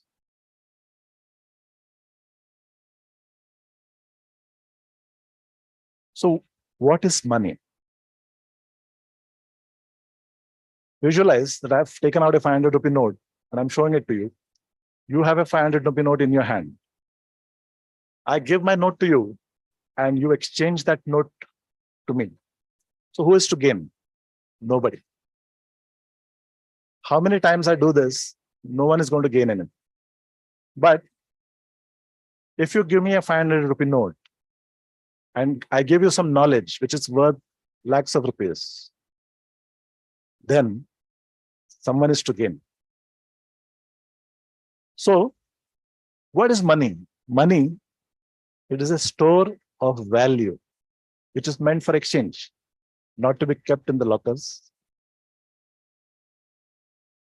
So it is a store of value. The word materialistic is associated with money, but actually money is not materialistic. So if you give more value to people, all of you are doctors, you're serving people, if you give more value, you'll get more money. So it's a process of giving value to others in order to have money. The more value you give, the more money you'll get. So there is an element of serving. If you serve well, you'll get more money. That's why it is spiritual. See, money is not biased. It doesn't ask you what caste you are. It doesn't ask you from which country you are from. It is not biased. It goes to the people to deliver value. You give more value, you get more money. So it is not biased. It is neutral. Money is spiritual. Money is energy. You must have learned in physics that, matter can be transformed into energy and energy can be transformed into matter. So money can be transformed into things. You can buy a phone, you can buy things with money. Money can be transformed into experiences. Money is energy. Money is spiritual. What is money? Money is a thank you note. When do people give you money? When you give them something, give them some services. So it is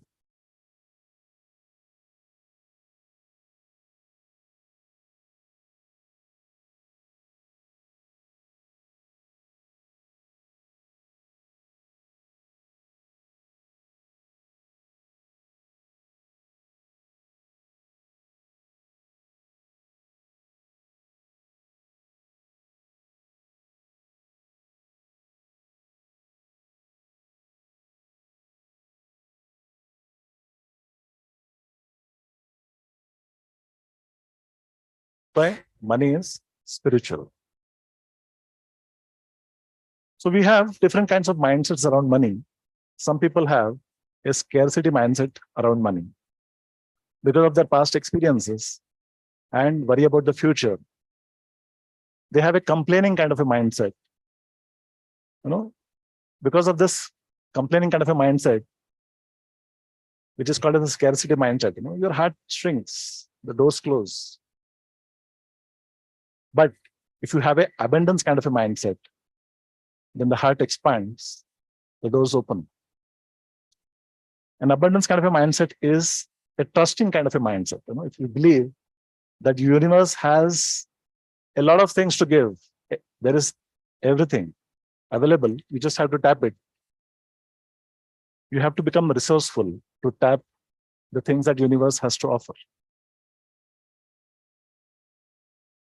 So if you are able to appreciate what you have, if you are able to appreciate people around you, the things around you, your heart expands, doors open. If you're able to see the gift behind the events that happen in your life, events may be positive, events may be negative. See, all negative events need not be bad. If you're able to see the gift behind it, then you'll have an abundance mindset. So, everybody is earning money.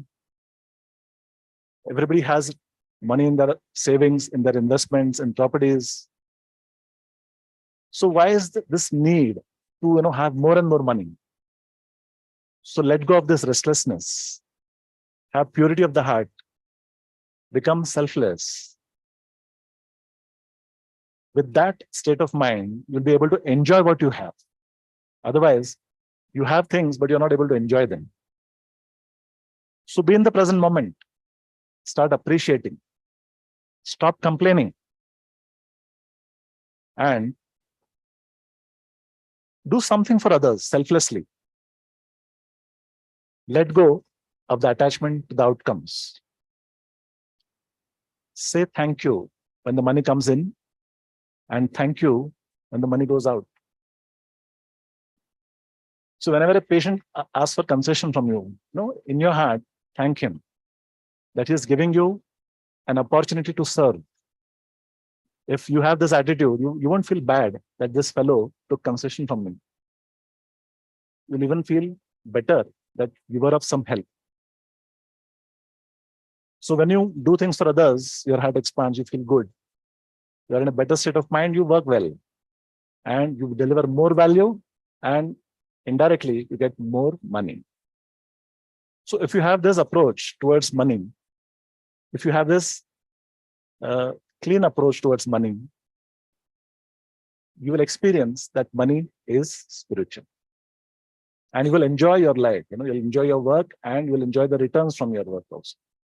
And you won't have to, be desperate, to do more, to get more. You'll be able to pay attention to the other aspects of your life also, the relationships, the social life, the spiritual life, and you'll have a more fulfilled life. So it is the right time for us to change our attitudes to our money. Instead of seeing it as materialistic, see it as spiritual and enjoy the process of working and building yourself financially. So at the end of this talk, I'm going to leave you with some questions which I want you to think. And I would suggest that you write down the answers to these questions when you go home. So if it is possible, you can note these questions down.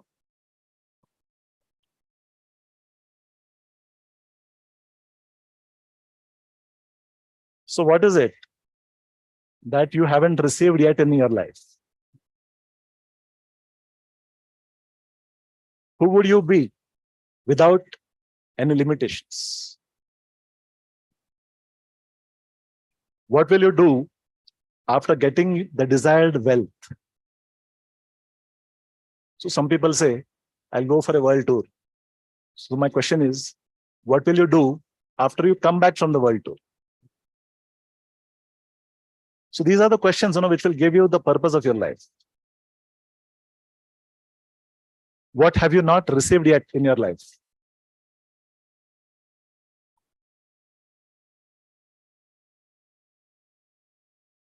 So how much money will make you happy? Specifically write it down. How much money will make you happy?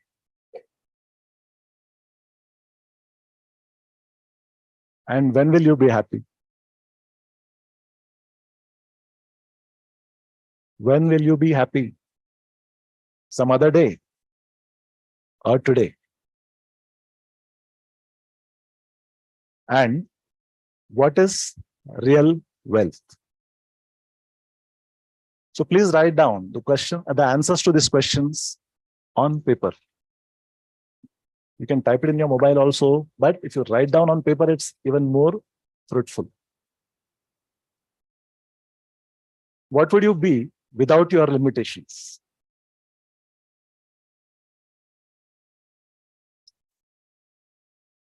Thank you. Thank you, sir, for your wonderful guidance as money is energy. I invite Dr. Sanklecha, sir, to felicitate Dr. Anand Patil, sir.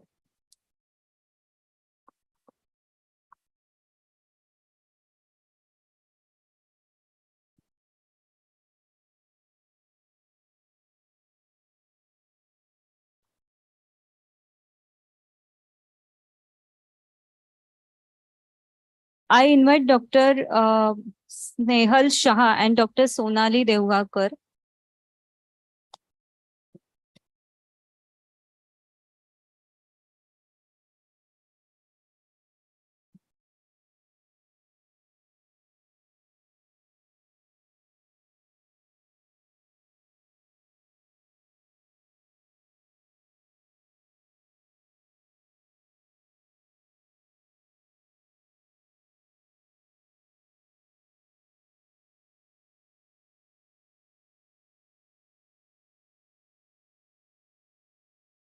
I request Dr. Vishal Gunja, sir, to felicitate Dr. Sunita Bhalerao and Dr. Rupali Rao.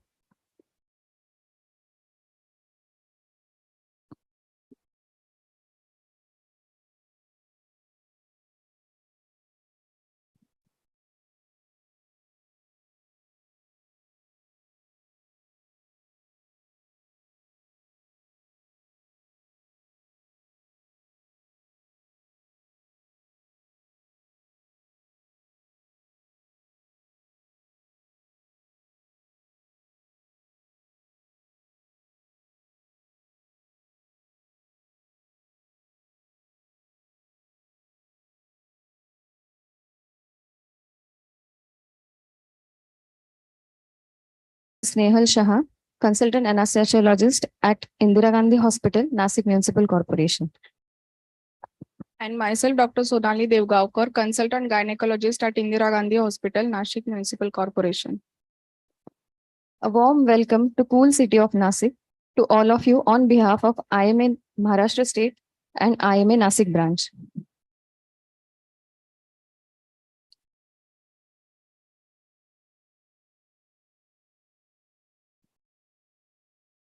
क्षणशः कणश्चैव विद्याम् अर्थं च साधयेत् क्षणे नष्टे कुतो विद्या कणे नष्टे कुतो धनम, which means every moment one should learn and from every bit one should earn.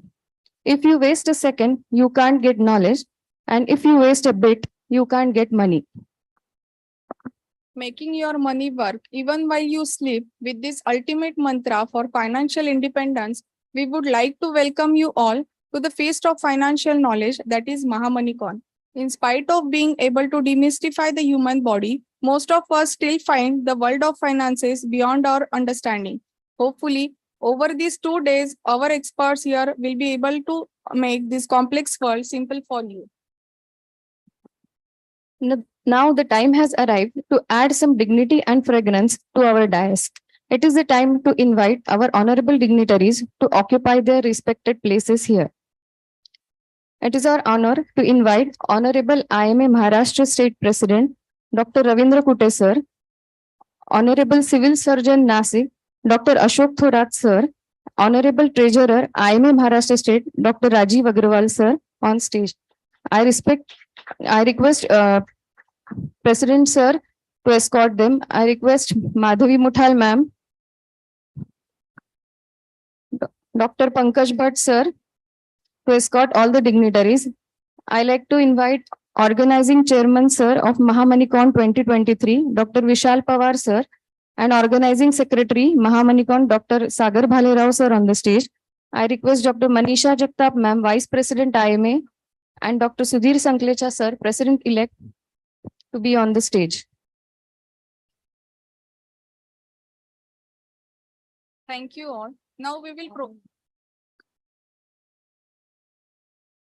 we will proceed with lamp lighting ceremony.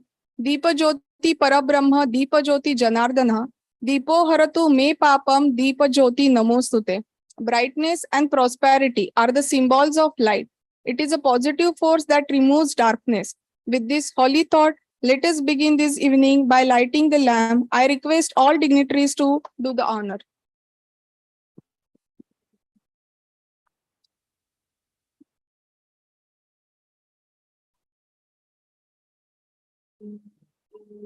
Sarvakareshu Sarvada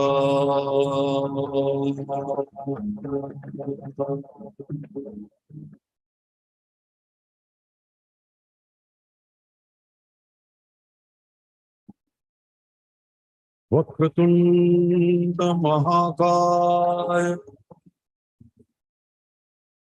Surya Koti Samaprabha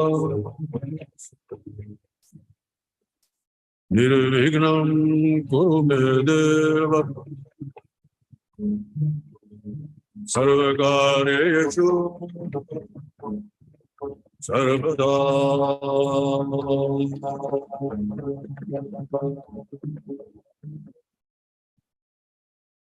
Vakratunda Mahakaya Surya Koti Samaprabha Nirvignam Kurumedeva Sarvakareshu Sarvada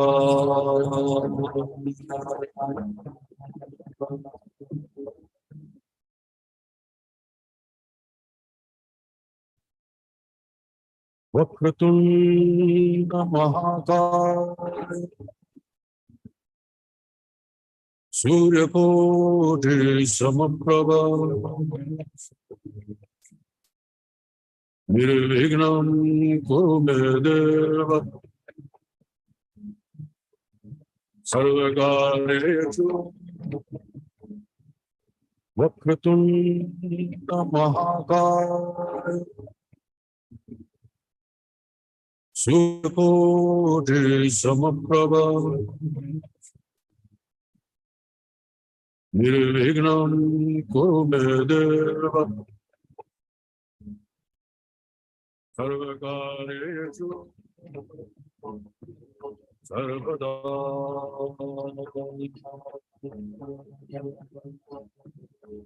Thank you all. I request everyone to stand up for the IMA prayer and kindly repeat after me. May everybody be happy. May everybody be healthy. May everybody be free from pain. May everybody be free from sorrow. May we be the healing cure beyond every greed and lure. Now we proceed with flag salutation. I request all not to repeat flag salutation.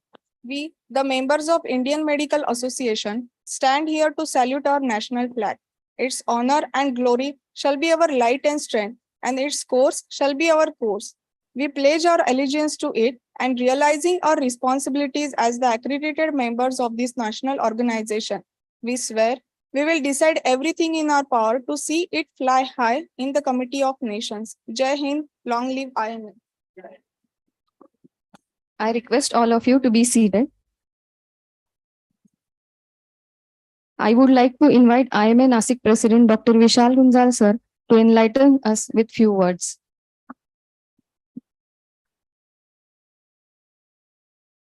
So, good evening, friends.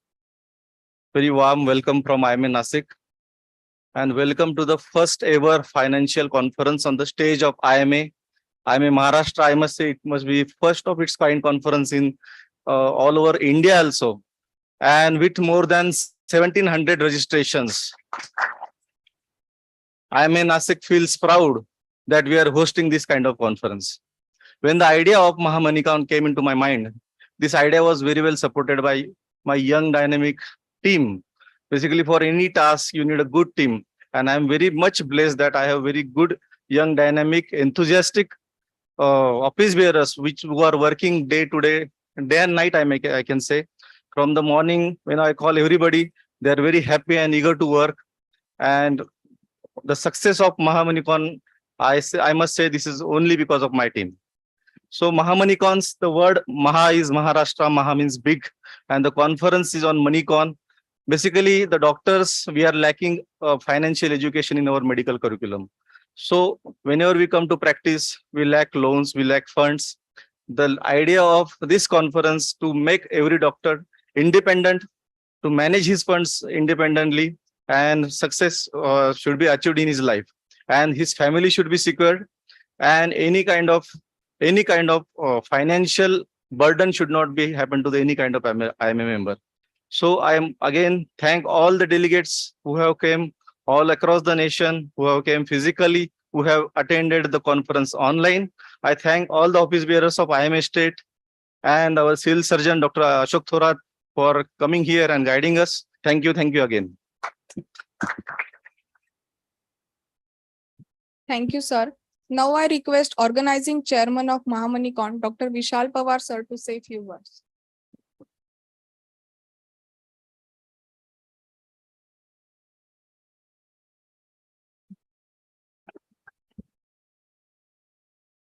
Good afternoon, everyone. Respected IMA Maharashtra President, Dr. Kute sir, our Nasik Civil Surgeon, Dr. Ashok Thorat sir, President, Dr. Vishal Gunjal, our IMA Maharashtra State Finance Secretary, Dr. Rajiv Agarwal, our IMA Nasik Secretary, Dr. Madhvi, Treasurer, Dr. Pankaj, Organizing Secretary, Dr. Sagar, and other dignitaries on the dais and off the dais. Very good afternoon to all.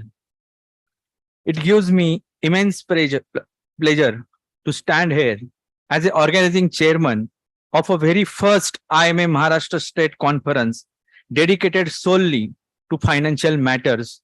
This conference is organized by IMA Maharashtra State and hosted by IMA Nasik. Friends, it is a proud moment for me to lead the organizing committee of such a unique conference. I'm grateful to the President, Dr. Vishal Gunjal, and his executive committee members for the considering me worthy for this post. It said that health is wealth, but along this health, you need to create the wealth to enjoy your life and to have a secure retirement. Till some years back, doctors used to just slog till the age of 70, 75 years.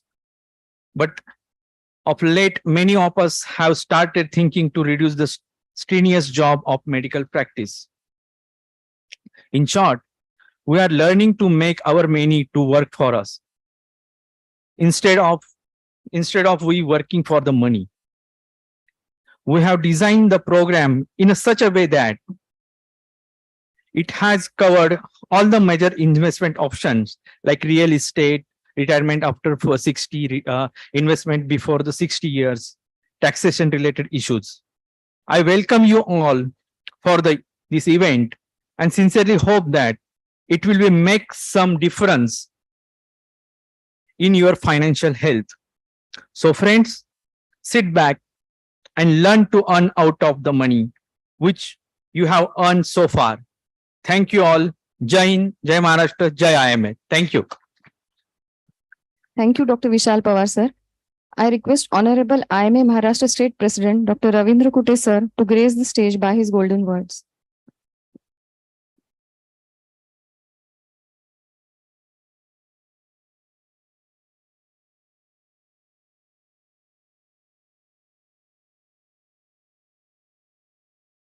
तीन मिनिटे दिलेले आहेत, परंतु felicitation मधले 2 मिनिटे मी extra वापरणार आहे.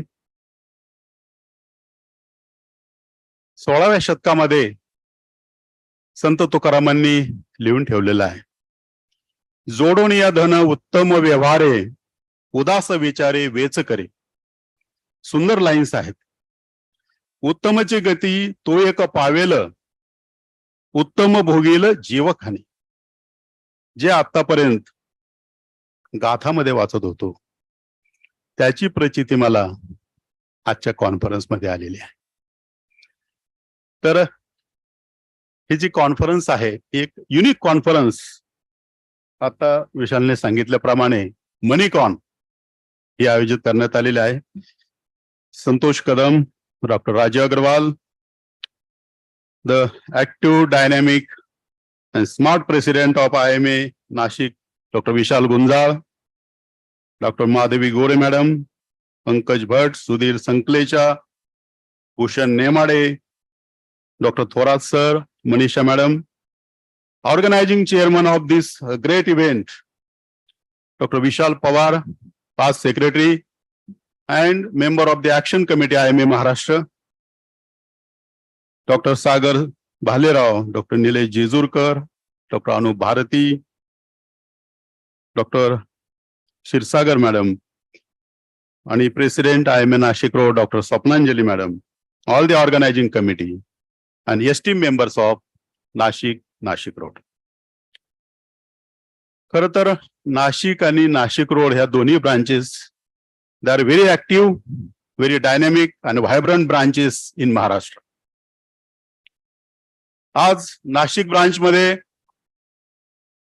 मनीकॉन आहे आणि काही दिवसांनी नाशिक रोडलाही ईव्हीकॉन आहे आणि आपण जो एकमेकांना सहकार्याची भावना या ठिकाणी ठेवलेली आहे ती कौतुकास्पद आहे.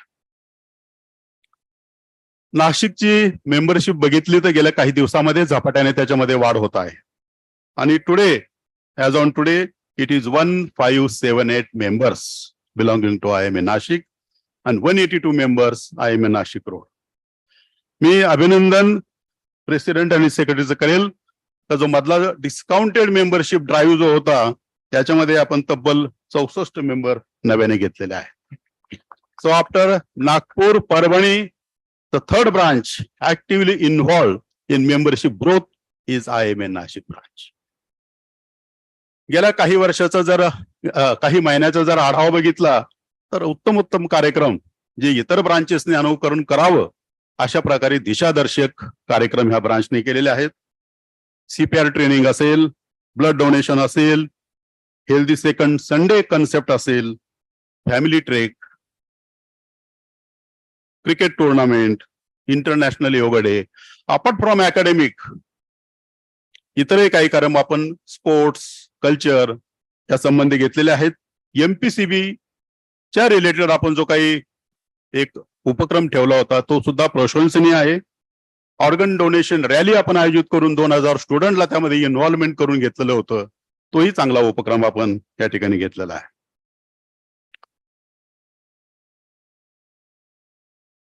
MahaMoneyCon.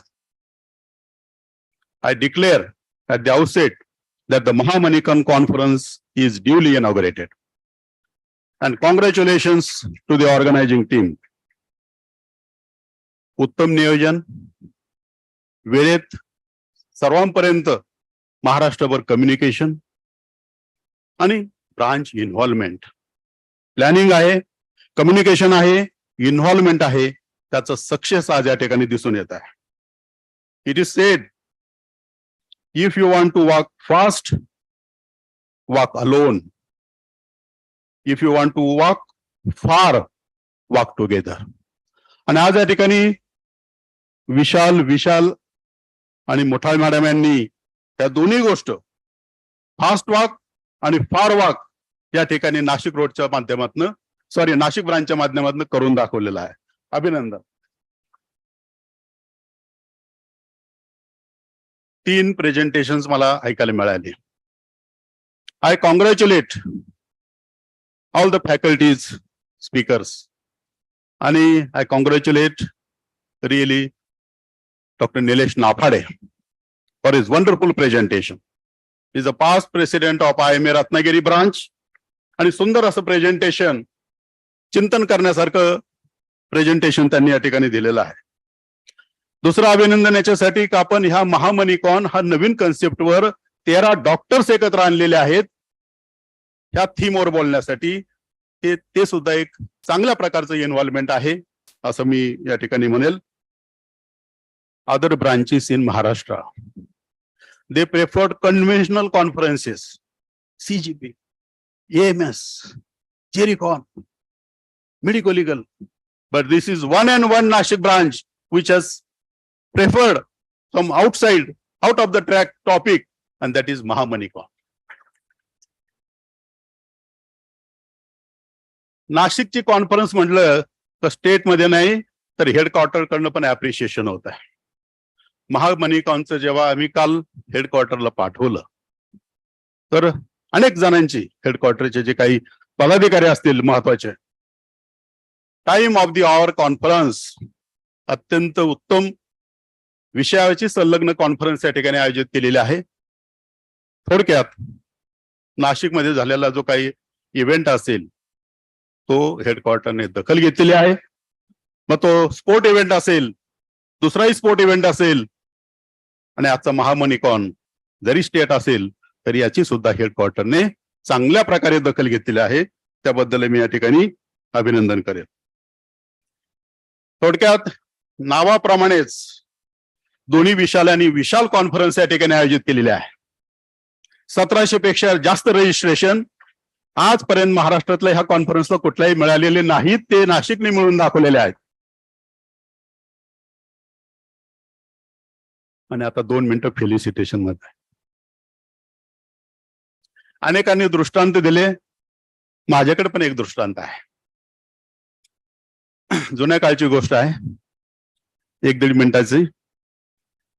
एका गावामध्ये हिऱ्याची, रत्नाची पेढी असणारा जट जवाहीर व्यापारी होता.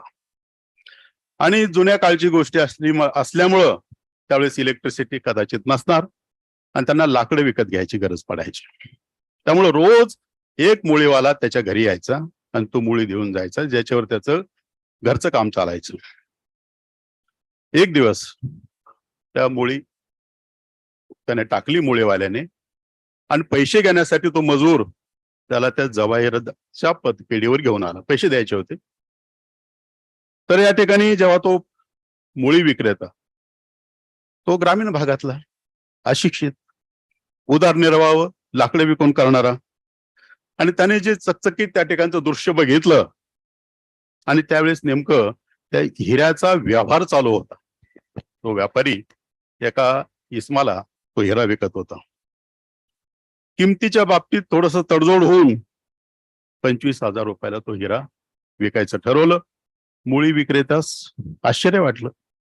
त्याने कधी हिरा आतापर्यंत बघितलेला नव्हता. एक चमकणारा दगड त्याची किंमत 25,000 असू शकते हे त्याला बघून आश्चर्य वाटलं.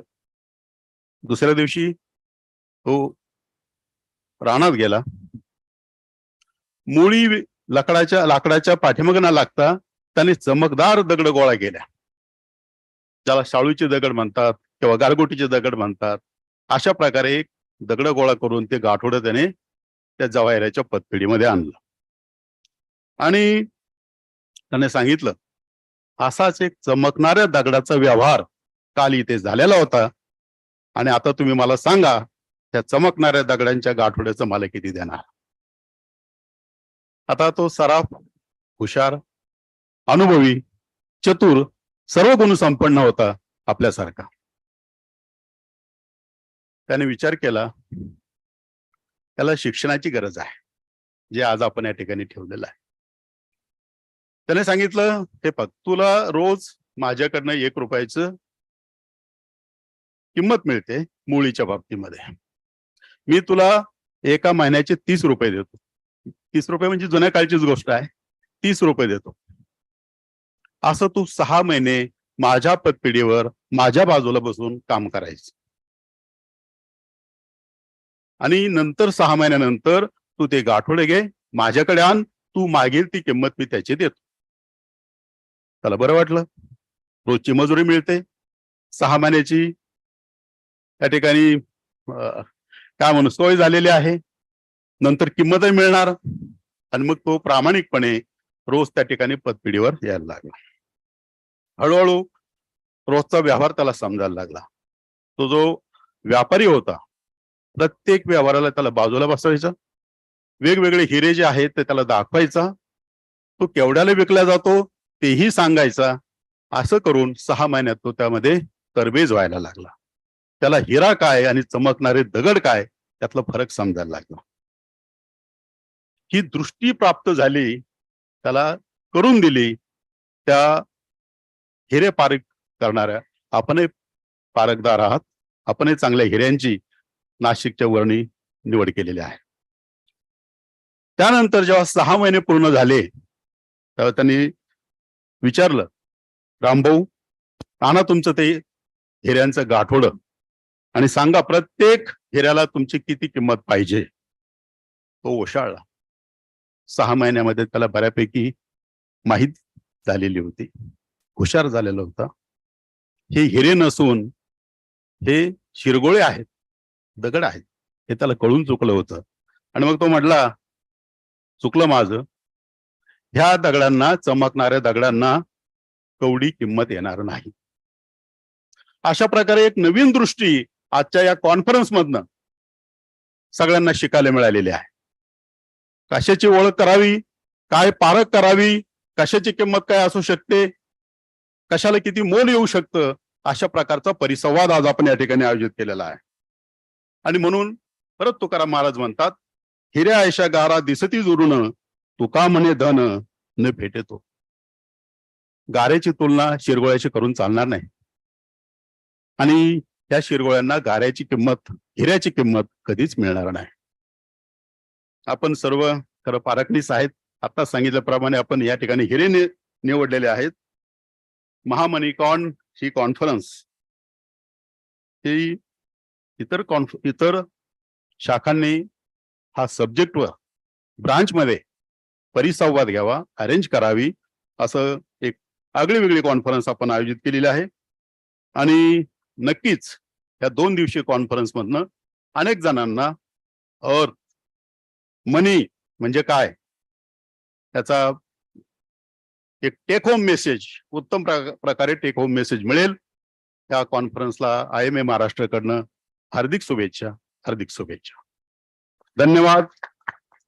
आणि उत्तम नियोजनाबद्दल महाराष्ट्राकडनं प्रातिनिधिक आपल्यापैकी विशाल गुंजाळ, विशाल पवार आणि माधवी मोठाळे मॅडम यांचा प्रातिनिधिक सत्कार.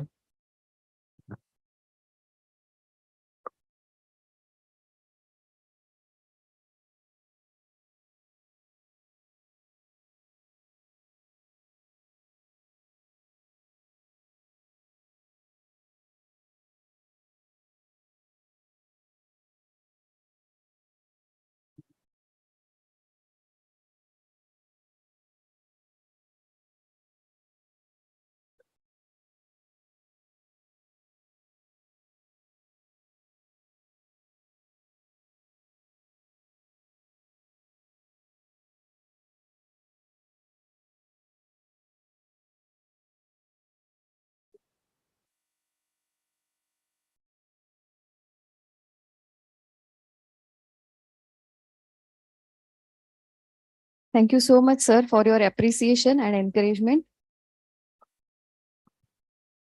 I request Dr. Ashok Thorat, sir, to say a few words.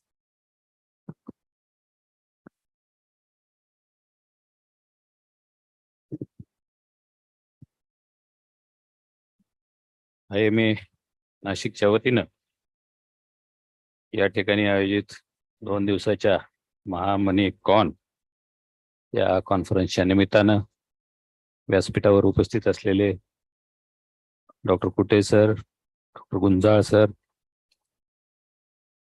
Doctor Vishal Pawar, doctor Madhavi Mutal madam आणि व्यासपीठावरील सर्वच मान्यवर, समोर बसलेली सगळी IMAचे वरिष्ठ बंधू भगिनी मित्रांनो, खरं म्हणजे मी पण माझ्या 25-30 वर्षाच्या मेडिकल जीवनामध्ये पहिल्यांदाच अशा प्रकारची कॉन्फरन्सला उपस्थित आहे. आपण IMAचे मेंबर्स म्हणजे मॅक्झिमम सगळे प्रायव्हेट प्रॅक्टिशनर्स असाल आणि आपल्या प्रायव्हेट प्रॅक्टिसमध्ये पैसा कसा अर्न करायचा हे आपल्या नॉलेजवर असेल, आपल्या एक्सपर्टाईजवर असेल, आपल्या फेमवर असेल किंवा आपल्या मेहनतीमुळे असेल, ते सगळ्यांनाच ज्ञात असतं. परंतु आपल्या क्षेत्रामध्ये आणि इतर क्षेत्रामध्ये फरक असा आहे की आपल्या क्षेत्रामध्ये तुम्ही किती तुमचं वय वाढलं, तुम्ही किती सिनियर झाले, तरी तुम्हाला काम वाढलं तरच अर्निंग वाढते. इतर क्षेत्रामध्ये तसं होत नाही. इतर क्षेत्रामध्ये तुम्ही जसे जसे सिनियर व्हायला लागता तसं काम कमी होतं आणि तुमचा इन्कम वाढलेला असतं. मग आता आपल्याला हे इन्कम जर वाढवायचं असेल तर काय करावं लागेल? आपण असंच पेशंट पाहत गेलो, प्रॅक्टिस करत गेलो आणि पैसे कमवत गेलो तर ते पैशांचं ऍडिशन होईल.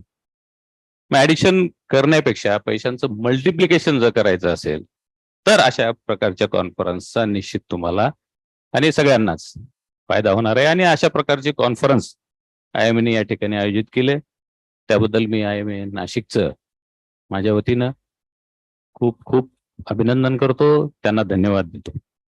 कारण आपण बघितलं तर मी एक 25-30 वर्षापूर्वी ज्यावेळेस मी प्रॅक्टिस सुरू केली त्यावेळेस आमच्यापैकी आम्ही एक छोट्या प्लेसला प्रॅक्टिस केली. त्यावेळेस आमच्यापैकी काही जणांना इन्कम टॅक्स रिटर्न्स भरायचे असतात हे पण डॉक्टरांना माहीत नव्हतं. म्हणजे 95चा काळ होता, म्हणजे त्यावेळेस इन्कम टॅक्स रिटर्न्स भरावं लागतात, इन्कम टॅक्स रिटर्न्स नाही भरले तर काय परिणाम होतात हे पण प्रायव्हेट प्रॅक्टिशनर लोकांना माहीत नव्हतं. आज तशी परिस्थिती राहिलेली नाही. मग आज आपलं इन्कम कसं, मी जसं म्हटलं तसं मल्टिप्लाय कसं करता येईल त्याच्यासाठी तुम्ही आम्ही सगळ्यांनी या कॉन्फरन्सचा फायदा घेतला पाहिजे आणि त्या दृष्टीनं आपल्या भविष्याच्या इन्व्हेस्टमेंट्स केल्या पाहिजेत. मला या ठिकाणी नाशिकमध्ये 2 वर्ष होत आहेत, बीडमध्ये 3-3.25 वर्ष मी सिव्हिल सर्जन म्हणून काम केलंय. पण मी नाशिक रोडच्या एका याला त्यांच्या सेलिब्रेशन डेला गेलो होतो, तिथेही सांगितलं की मला नाशिकमध्ये आल्यानंतर एक अशी हृदयद्रावक गोष्टी समोर येतात. मी काल तुमच्या प्रेसिडेंट सोबतही बोलत होतो. इतक्या निग्लिजन्सच्या केसेस आमच्याकडे येतात की याच्यात डॉक्टरांनी निग्लिजन्स केलंय की नाही हे सांगा. म्हणजे एव्हरी वीक एक तरी पोलीस केस नाशिकमध्ये, नाशिक रोडमध्ये, नाशिक जिल्ह्यामध्ये होत असते आणि 3-4 केसेस आम्ही दर महिन्याच्या एका मीटिंगमध्ये ठेवत असतो. पण आमचे हात कायद्याने असे बांधलेले असतात, जेवढं आम्हाला करता येतं तेवढंच आम्ही करू शकतो, त्याच्या पुढे जाऊन आम्हाला काही करता येत नाही. एखाद्या डॉक्टर नेग्लिजंट असतो याच्यात माझं तरी मी त्याच्याशी सहमत नाहीये. परंतु ते पेशंटचे नातेवाईक ज्यावेळेस आमच्याकडे येतात आणि डॉक्टर निग्लिजंट आहे, डॉक्टरने निग्लिजंट ऍक्ट केला असं जर कंप्लेंट केली तर मला कधी वाईट वाटलं नसतं. पण ते नातेवाईक जी कंप्लेंट घेऊन येतात की ह्या डॉक्टरनं आमचा पेशंट मारला, म्हणजे असं फार तर दयाला वेदना देणाऱ्या गोष्टी ते बोलत असतात. आणि आपल्या कलिग म्हणजे डॉक्टर जातीचे, म्हणजे जात या उद्देशाने मी म्हणतोय की माझ्या जातीचे तुम्ही सगळे आहात. आणि ह्या सगळ्या गोष्टी ज्यावेळेस आम्ही ऐकतो त्यावेळेस प्रचंड वेदना होतात. त्याही गोष्टी टाळण्यासाठी मी तुम्हाला सगळ्यांना विनंती करेन की आपण थोडंसं जास्त वेळ देऊन अशा गोष्टी होणार नाही त्याची निश्चितपणाने काळजी घ्या. कारण एक लिमिट पर्यंत आम्ही म्हणजे लेकराचे चुका पोटात आई जशी घेते तसे एक लिमिट पर्यंतच आम्ही घेऊ शकतो. त्याच्या पुढे जाऊन आम्हाला ह्या गोष्टी करता येत नाहीत. ती एक कळकळीची विनंती तुम्हाला या प्रसंगी मी तुम्हाला करेन. परत एकदा या चांगल्या कॉन्फरन्सला तुम्ही मला बोलवलं, हेतूची तसा सत्कार केला त्याबद्दल सर्व IMA चे मी मनापासून आभार मानतो. थांबतो. जय हिंद, जय Maharashtra. Thank you, sir, for valuable guidance. It is an important part of our culture to express a kind gesture to them who have taken special efforts to grace the function with their presence. I now request Dr. Vishal Gunjal, sir, to felicitate them. Honorable IMA Maharashtra State President, Dr. Ravindra Kute, sir.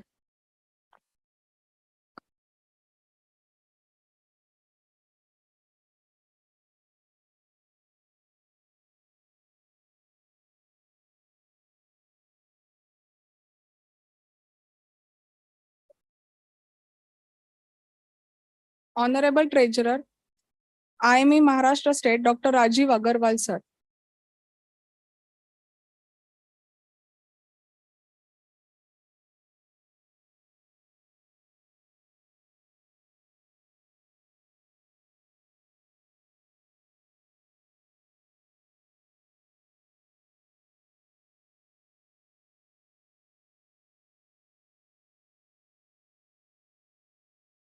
Honorable Dr. Ashok Thorat, Civil Surgeon, sir, Nashik.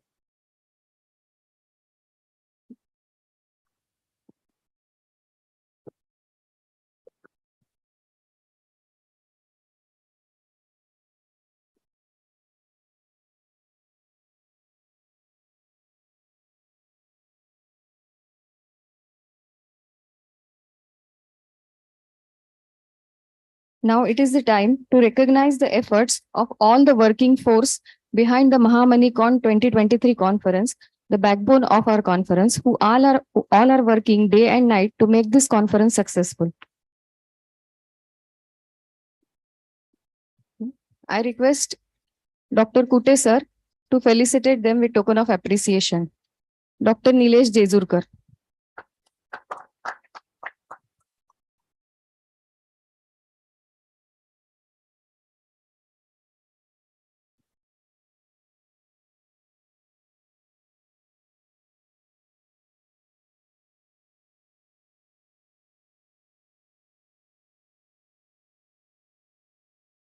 I request Dr. Agarwal, sir, to felicitate Dr. Anup Bharti.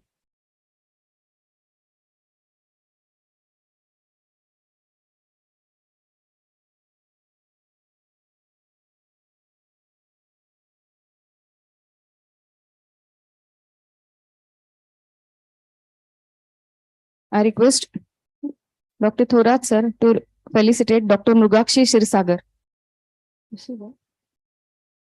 She's not there. I request Dr. Kute, sir, to felicitate Dr. Shalaka Babul.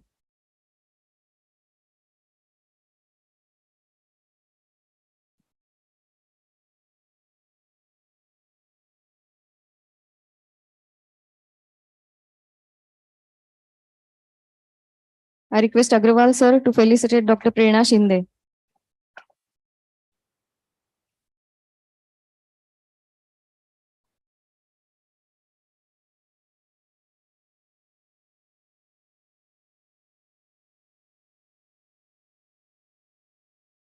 I request Thorat, sir, to felicitate Dr. Milind Bharadia.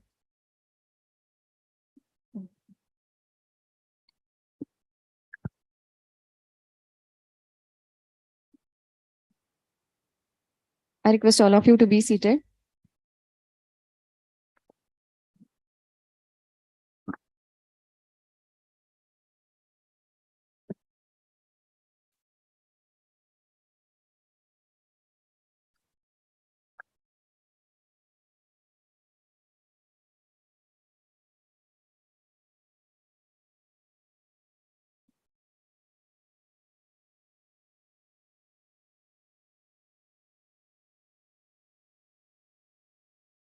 Thank you, everyone.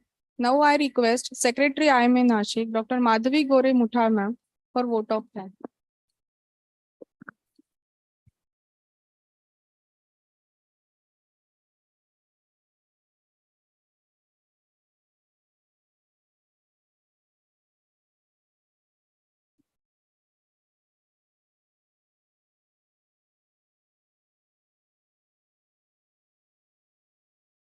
Good evening, everyone.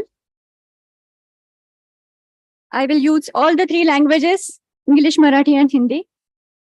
I will not straight away go to a vote of thanks, but before that, I will take some liberty because I'm the secretary of Nasik branch to tell the journey of how we conducted or we planned this MahaMoneyCon. It was a very innovative idea of our president, and obviously, even we all liked it. It started from, coining the term. First, we thought of paisa, then we thought of rupaya, but then we thought of, going more global. And so we took money. So it became MahaMoneyCon. So from Apna Sapna Money Money to Apna Sapna MahaMoneyCon 23. I'm here to tell you that today, the last time when I checked, the total registrations were 1740. And I'm sure दिवसभरामध्ये 1800 होऊन जाते. I thank everyone who supported us in this concept. We remember आपले आई वडील फक्त earning बद्दल आपल्याला सांगत होते, how to earn. Then काही दिवसांनी more wise parents started telling us की 1 रुपया कमवला तर त्याच्यातले 30 पैसे बाजूला काढायला पाहिजे. So from earning to we went to saving, and then savings to investment. So this journey we wanted to cover through our scientific program, and I think the day has started with a bang, and tomorrow there are more to come. In the evening we have banquet, and all the registered delegates we invite you, and even all the non-registered delegates. But even if you want to attend the banquet, you can attend by buying the paid coupons, because Nasik also wants to earn. Yeah, because to run an organization, you need again money. Now going one by one, I would like to thank first and foremost Shri Ganesh, Vithu Mauli, Chhatrapati Shivaji Maharaj, Tukaram Baba, माझे आई वडील, माझी family. State president doctor Kute sir, ज्यांनी खूप छान story सांगितली आपल्याला. Doctor Ashok Thorat sir, sir मी पण मराठवाड्याची आणि तुमचं मागचं भाषण मी पण ऐकलंय, आणि thank you for that point to be more vigilant and less negligent during practice. State treasurer doctor Rajiv Agarwal sir, doctor Santosh Kadam sir जे नाही येऊ शकले त्यांना पण thank you. All the state team has always been very supportive to us. Now coming to our team, our organizing chairperson Dr. Vishal Pawar sir, organizing secretary Dr. Sagar Bhalera, and coming to my team, my respected president Dr. Vishal Gunjar, who is a very, very supportive president and who gives a free hand to work, not only to me but to all the working committee. And my dear friend, my treasurer Dr. Pankaj Bhatt. Pankaj, without you I cannot do any single conference. Yeah, he's my treasurer. Yeah, he's actually a treasurer.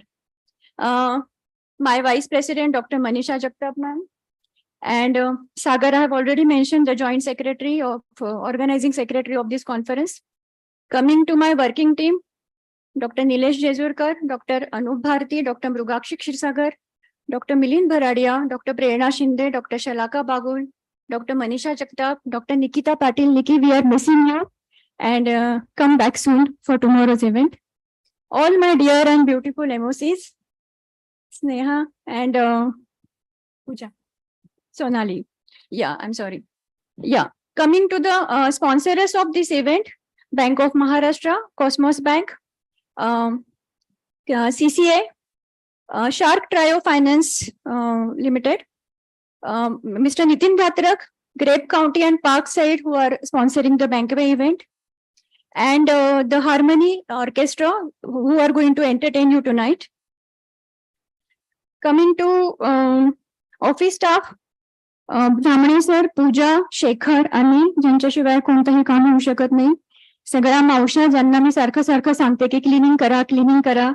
All the maushis, thank you so much. Food for all 2 days, and for the banquet, Mr. Thakkar and his team. AV by Mr. Birari. A big clap for Birari. Mr. Birari. Yeah.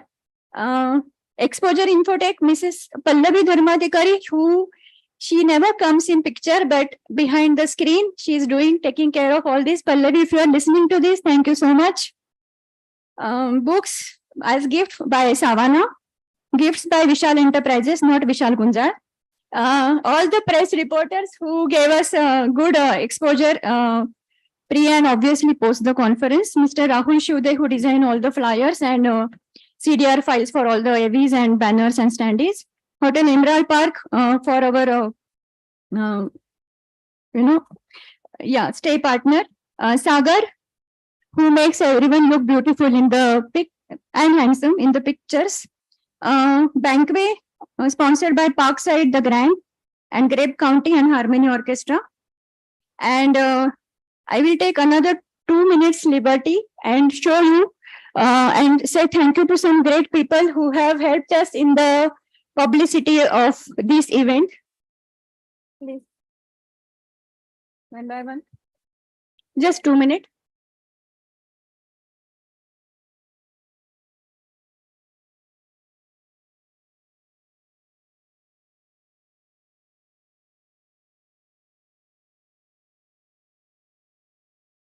Full screen करा हाँ कैसा है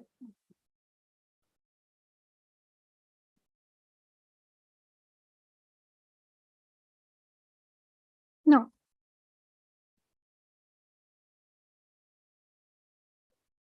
मोठं करा So I thank Mr. Bachchan who is asking आज मेरे पास बंगला है गाड़ी है बैंक बैलेंस है तुम्हारे पास क्या है And Shashi Kapoor is telling, मेरे पास महामनीकॉन का ज्ञान है. Then Mr. Bachchan is asking कि है फिर माँ कहाँ है? तो माँ is also here in MahaMoneyCon. She is also attending. Now Gabbar Singh is asking, अरे वो सांबा कितने लोग नाम लिखवाए? And Samba is telling, सरकार आता आज तर 1800 झालेत. कब तक हम लोग डाका डालेंगे? हम लोग भी जाते हैं MahaMoneyCon. Next. Now, Mr. Kishore Kumar is asking, दे दो मेरा 5 रुपया 12 आना, and she's telling you to go to MahaMoneyCon and we can earn better. More than 5 रुपया 12 आना. Next. बदले झाले नहीं का? Okay. And last, which is actually not the last, ISRO has sponsored us and it's MahaMoneyCon 23. Enjoy the conference. Earn, save, invest and grow your money. Thank you so much.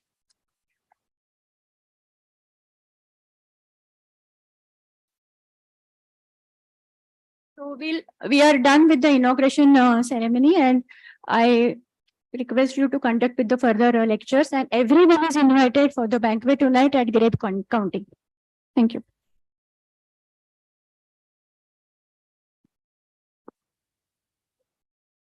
Thank you, sir. Thank you all dignitaries and thank you everyone. We will proceed with our remaining sessions. Now I request Dr. Jayesh Lele sir on the dais to give his expert views. Ma'am, Lele sir is online. Hello. Hello. Yes, Lele sir is online. He is here. Can you give me the screen sharing because I have a presentation to make? I'm audible? Yes, sir, you are audible. You can share your screen, sir. Okay.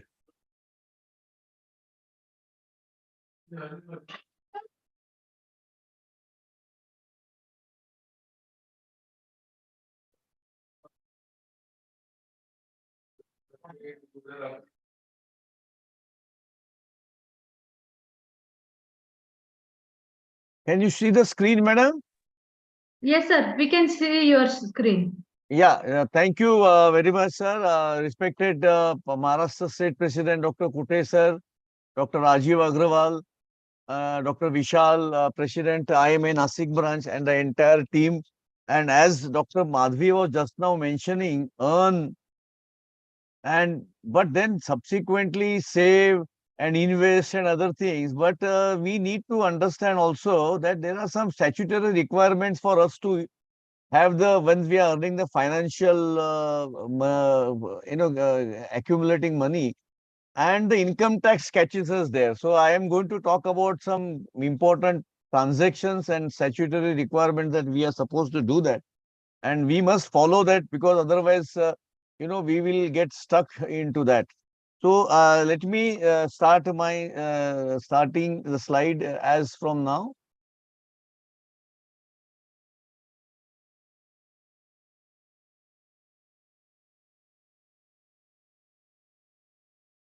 A slide is not moving. I think that's some 1 minute. Yes, sir, slide is not moving. Just Yeah. click on the previous next buttons, or you can reshare again. Yeah, I will share again. Please, sir. Thank you.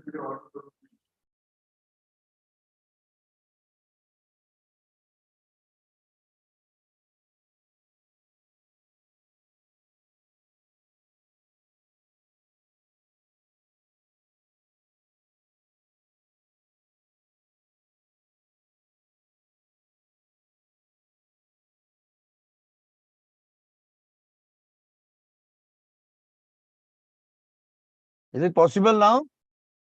Yes, sir, we can see a slide. Just try to Yeah, it go is for not the next slide. moving. It is not moving as such. Yes, sir. Just click on for the next slide. 1 minute. No. You can use arrow keys also, sir, for the next slide. Yeah, I'm trying that. I'm trying.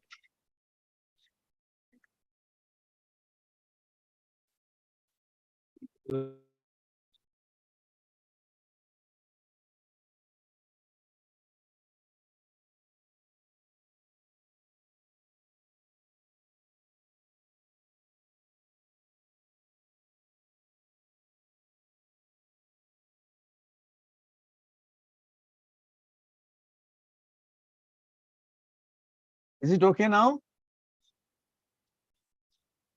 Yes, sir, slides are visible.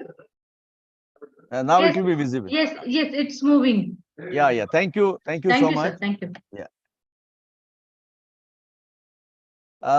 Basically, what I must inform you that there are certain compliances and statutory requirements when we are earning the money as a doctor. And that rule number 65, maintenance of daily case register for the record, the Income Tax Act provides that even if God was to earn some more income in India, he would be liable for income tax. Basically, you must understand that there is the day by day, the income tax and the linking of the PAN card, Aadhaar card, linking of all accounts are becoming more and more stricter. And we should not fall into this category, because our job is to treat patients, earn the money, save for the family and save for the kids. So this is very important that government has shifted its stand on violation of income tax law, and even the genuine mistakes are frowned upon. The number of prosecutions, the criminal proceedings to put people into jail under the Income Tax Act have gone up many times, and the levy of penalties or fees to grab the penalties have substantially increased. The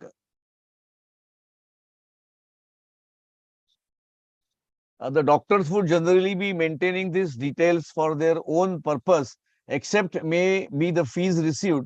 However, this is required to be maintained, and a non-maintenance would lead to a penalty of 27(1)(a) to 25,000 at one instance, and other consequences like ex parte assessment, whether the officer would estimate your income under section 145(3), rejection of books, and section 144, best judgment assessment.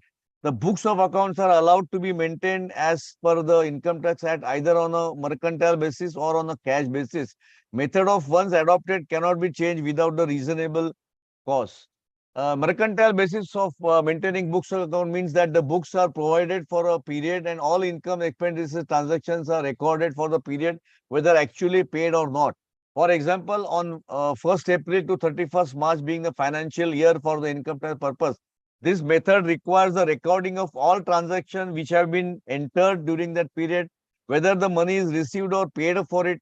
An operation is done on 27 March and then the money is yet to be received from the doctor on 31st March, as the patient has mediclaim and other things. But you have to show that this is done, and doctors generally do not follow this method of accounting. So they generally try and resort to the cash basis of accounting, generally followed by the doctors. This method requires, according to the only transaction where the payments are received or made, it does not record outstanding or receivable payments.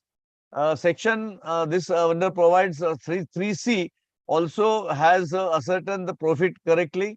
Cash book, bank book, ledgers, journals, carbon copies of all bills exceeding rupees 50, whether machine numbered or otherwise serially numbered, original bills and receipt in respect of all the expenditures.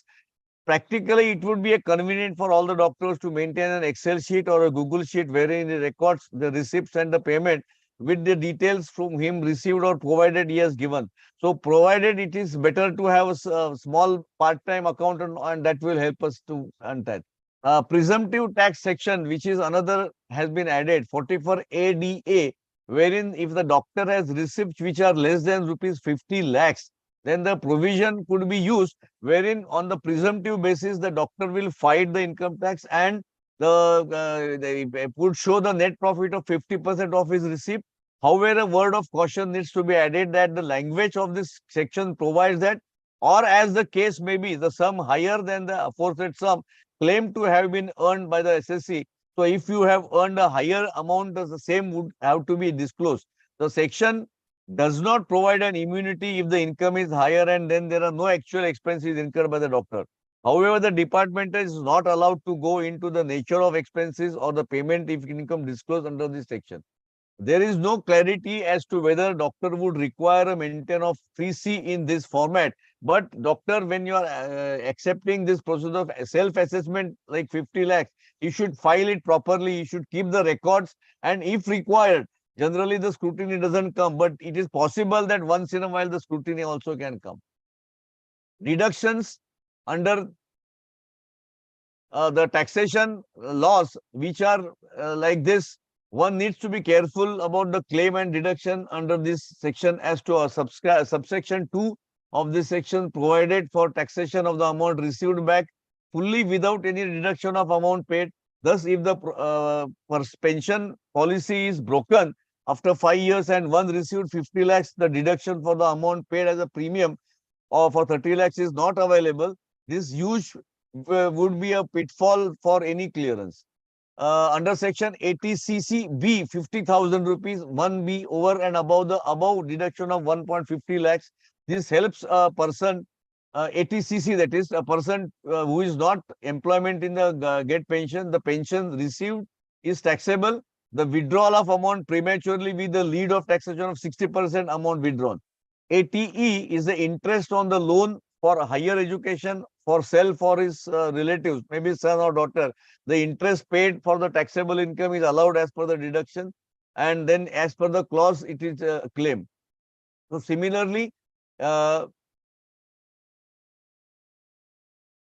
is a 80 DDB, 80G, donation to certain approved trusts. So 80 DDB is the expenditure for treatment of the specified disease, that is cancer, AIDS, etc. As per the 11 DD rule, maximum amount allowed is rupees 40 lakhs. PPF, Public Provident Fund, is a very good investment. It was formerly interest was good, and now it has come down. Now it is about 6 point something. Has mandatory locking of 15 years and can be extended for 5 more years at a time. Maximum investment allowed is 1.5 lakhs per year. Under the budget 2014 increased this limit. Minimum investment is rupees 500 required every year to keep the account active.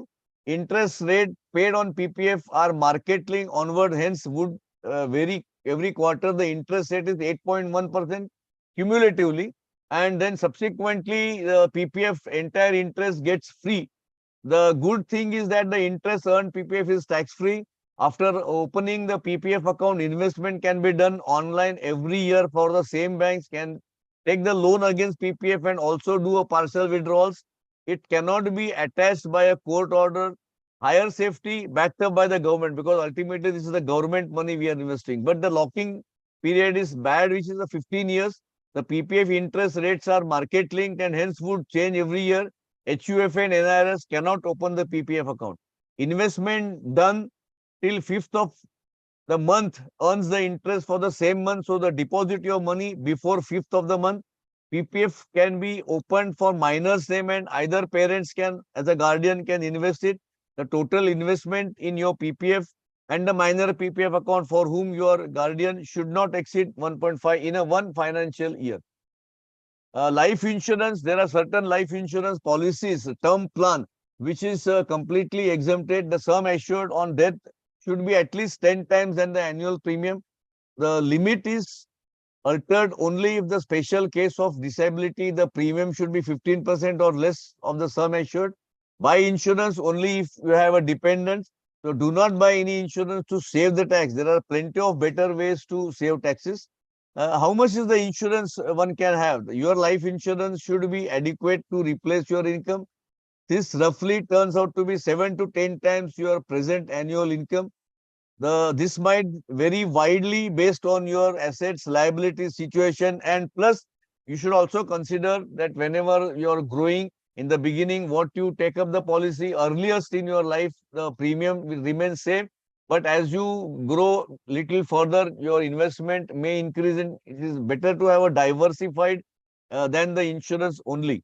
Online term plans are cheaper than products sold by agents. So if you are comfortable with online purchasing, go for it.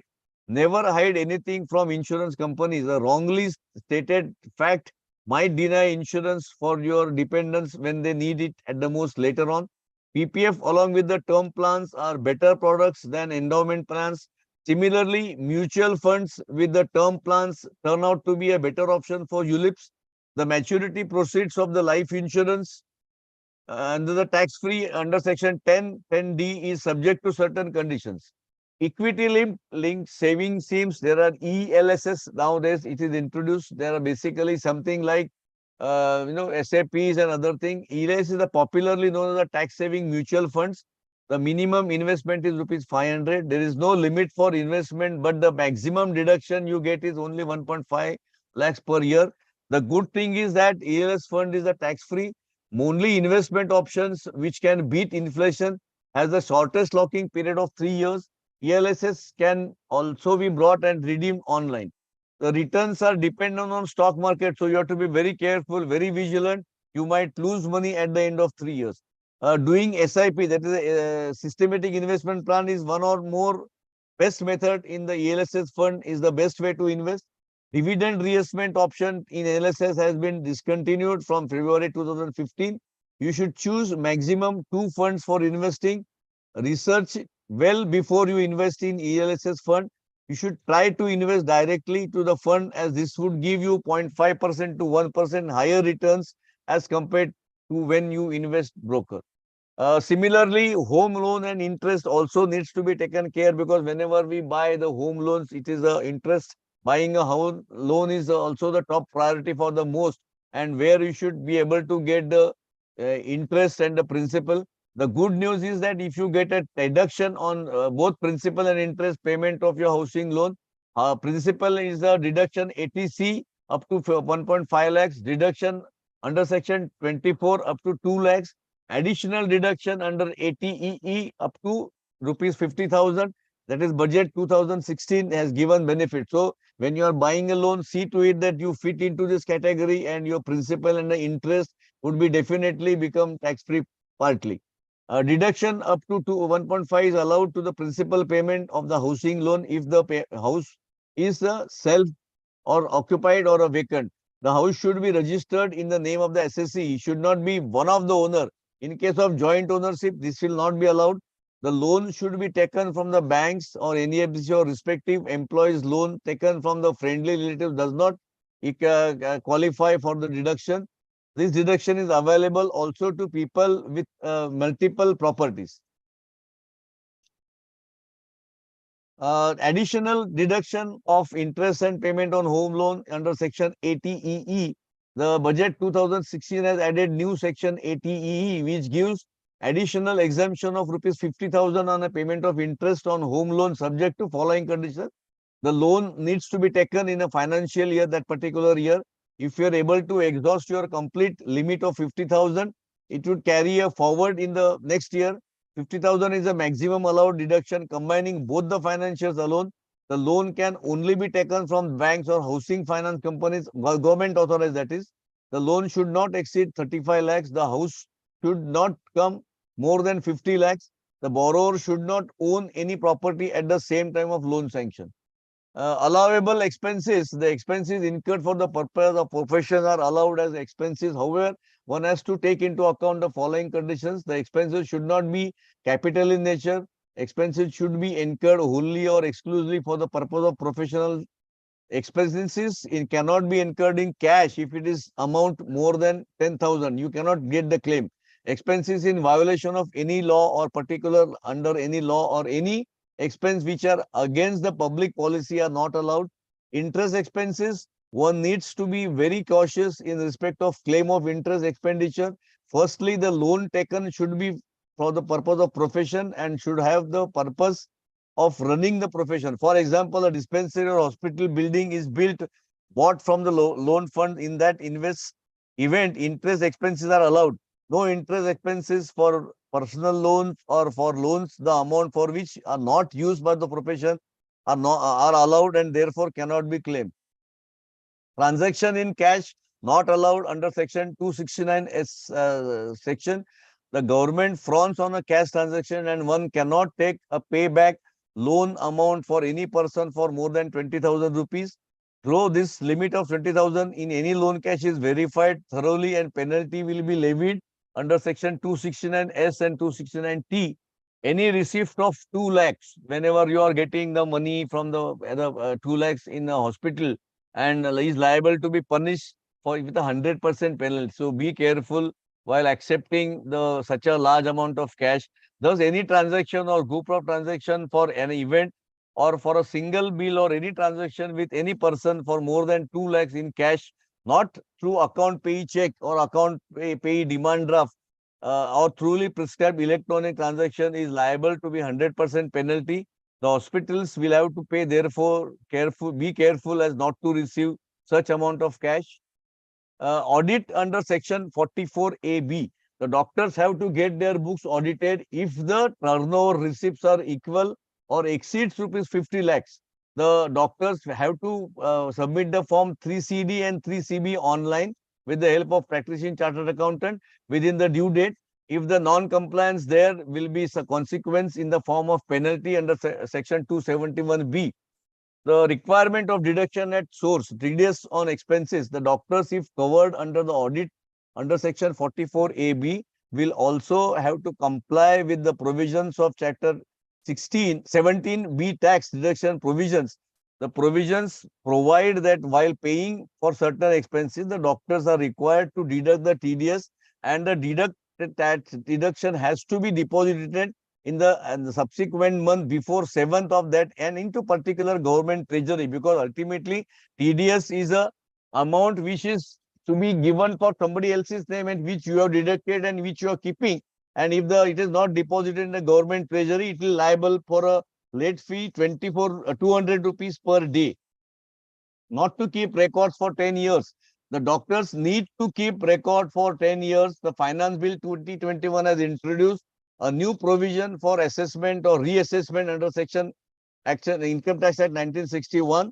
The said provision allows reopening of assessment for period of 10 years, provided certain information of asset and evidence is available with the Income Tax Department. The provision is rationalization of earlier provisions, but will require you to protect your rights against notices, and hence it is advisable to keep the records for 10 years. Donations received less than 50,000 in one financial year are exempt from tax and can be deposited in cash. Tax on salary component. These are various salary components where the taxable limits and taxable assessment has to be done as a salary. And some of the fully taxable are basic salary, dearance allowance, special allowance, band pay, bonus and other things. Partially taxable, tax-free are medical reimbursement, transport allowance, leave travels, vehicle maintenance, house rent allowance, uniform, children education and other certain things are there, which is a component. Partial taxable salary, you have to be very careful. Rent also can be partial because if you are crossing certain limit, it will be partially taxable. Your company, or suppose you are having a company and hospital provides you with a car and car maintenance, it is also partially taxable. Meal coupons and other things. Suppose you are using a phone given by certain company, it is taxable. Hospitals as a trust, this is one a very important criteria you must know. When many doctors, when they want to have a bigger hospital, they form a trust. There are certain hospitals which run as a trust, or Section 8 of Companies Act 2013 on as a non-profit organization. These have to be more careful than others with regard to timely filing of the return of income tax. As for non-filing return on due date will lead to a withdrawal of protection under Section 11 and 12. This could have a huge impact and lead to a transaction of all the donations. Also, newly introduced TCS provisions would lead to the hospitals having to pay a taxation as a large amount on the purchase of medicines in excess of 50 lakhs from the disbursement from the distributor pharma company. This will also have to be claimed in refund in the return, so leading to a blockade of fund. Private hospitals run by doctors, these hospitals have to be treated as a normal business establishments, and accounts will have to be maintained in the normal course, and of all the provisions, accounting will apply to the hospitals run by the doctors as a business venture. CBD circular for taxation of benefit received from pharma companies. This is very important. All doctors be careful because many doctors have been booked by the department, like accepting freebies, gifts, travels, hospitality, cash or monetary or family benefits. So one has to be very careful in going to this. Disclosure of foreign assets in the return of income tax. Suppose you are getting some amount, FCRA is another very important, and undisclosed foreign taxation is very troublesome, and one can lead to a many important problem into this. So one has to be very careful. Prevention of Money Laundering Action Act under 2002, the Benami Transaction Prohibition Amendment Act 2016, and Black Money under Undisclosed Foreign Income and Assessment and Imposition of Tax 2015. So these are the new and very important tricky laws. One has to be very, very careful while using them. So better be careful. The new region of slab tax, I will not enter into that because these are available from the 20 to 23. It is available on the net.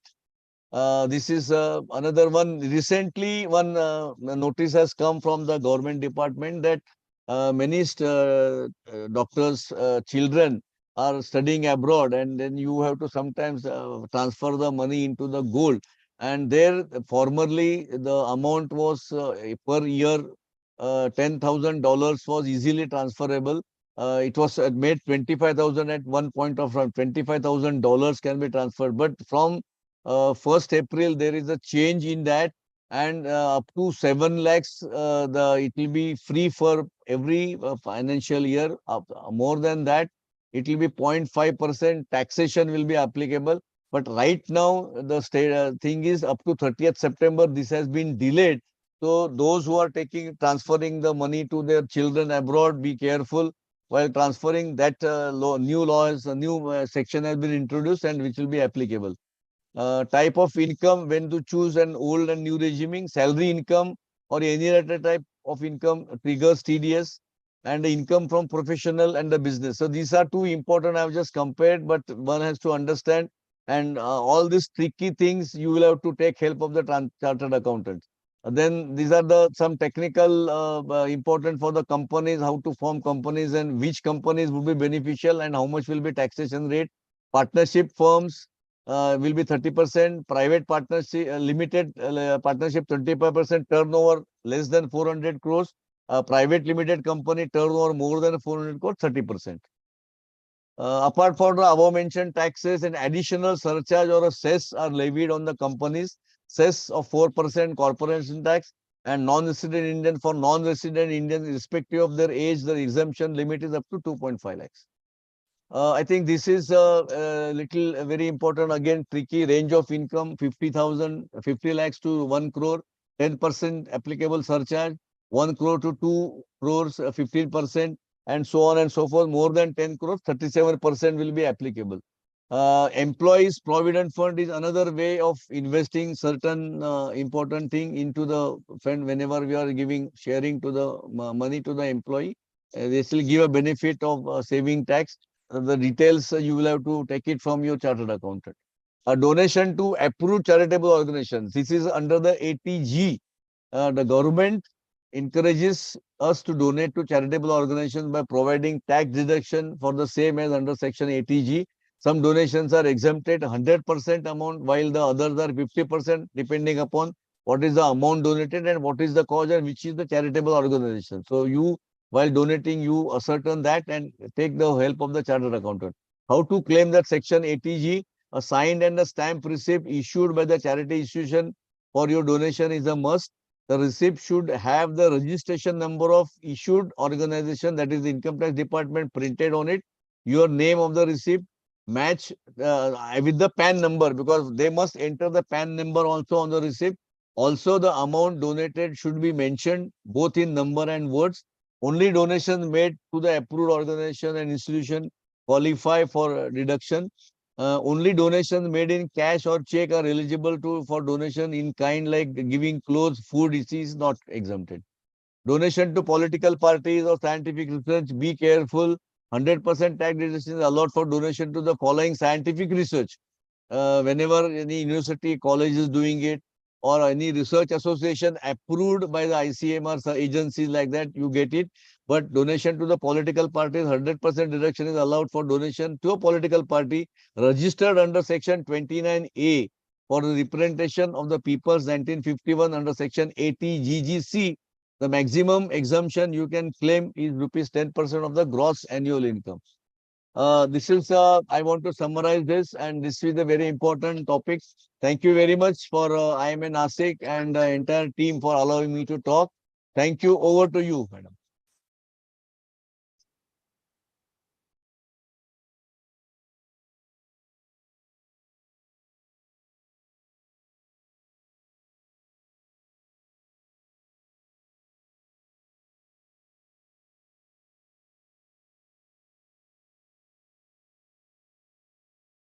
Rajiv, I'm not audible. It is muted. Ask to unmute. Rajiv. Yeah, this 2 lakh cash collection by the hospitals, if the patient is getting repeatedly admitted in the hospital, then in that case, definitely the total amount money collected in one financial year, if that exceeds 2 lakh rupees, you have to pay tax on 2 lakh rupees plus 2 lakh rupees is the penalty, So that is one important thing which we all doctors, need to know, because most of the time the hospital owners, patient gets admitted multiple times. So either you have to adjust your entries or definitely take it by check or something. This presumptive tax mechanism for doctors, which Lele sir told under section 44B, in this current year, the government has raised this limit from 50 lakhs to 75 lakhs, and donations up to 50,000, as Lele sir told, is exempted, but it has to be less than 55. You don't need to show any, who has given you the donation. Up to 50,000 per file you can. So, so you are there, your wife is there, all your major, and except for HUF, you can claim this 50,000 donation. From first relative or blood relative, any amount is allowed, but up to 50,000 from unrelated parties, if you show less than 50,000, it is exempted from tax. So you can officially convert 48,000 every year, per file into white. And believe me, those of you who are thinking we are going to do tax evasion, better watch it, because government has this income tax department has a special cell of artificial intelligence which is monitoring each and every transaction of y'all.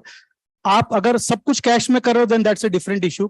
आपने कोई property register किया under valuation में, आपने credit card का transaction किया, आपने foreign गए, every detail is going to the tax department, and you have realized over the last 3-4 years this tax filing has become more and more complicated. Now they've added this foreign money transfer also. After, as Lele sir told, from September onwards, TCS will be, So beware whenever you're doing any transactions by credit card and you're not showing it, because income tax department, each and everything goes to the department. आपको लगता है जितना आपको मालूम नहीं होगा आपकी बीवी ने कितना खर्चा किया, उतना income tax department. So beware of that and always be a loyal taxpayer. ठीक है, थोड़ा बहुत बचत सब कर रहे हैं, हम मानते हैं, लेकिन अगर आप आज के तारीख में if you think of tax evasion, you will end up into problem because it's not just penalty. Now they've included prosecution also. That's all from my side. Thank you. Thank you, sir. Our next talk is about precious metals, investment and trading by Dr. Sachin Patil. Dr. Patil is practicing orthopedic surgeon with his expertise in knee and shoulder surgery. His field of interest comprise of arthroscopy and sports medicine. He has many publications at international level. I would like to invite this brilliant and dynamic orthopedic surgeon for his presentation. Over to you, sir.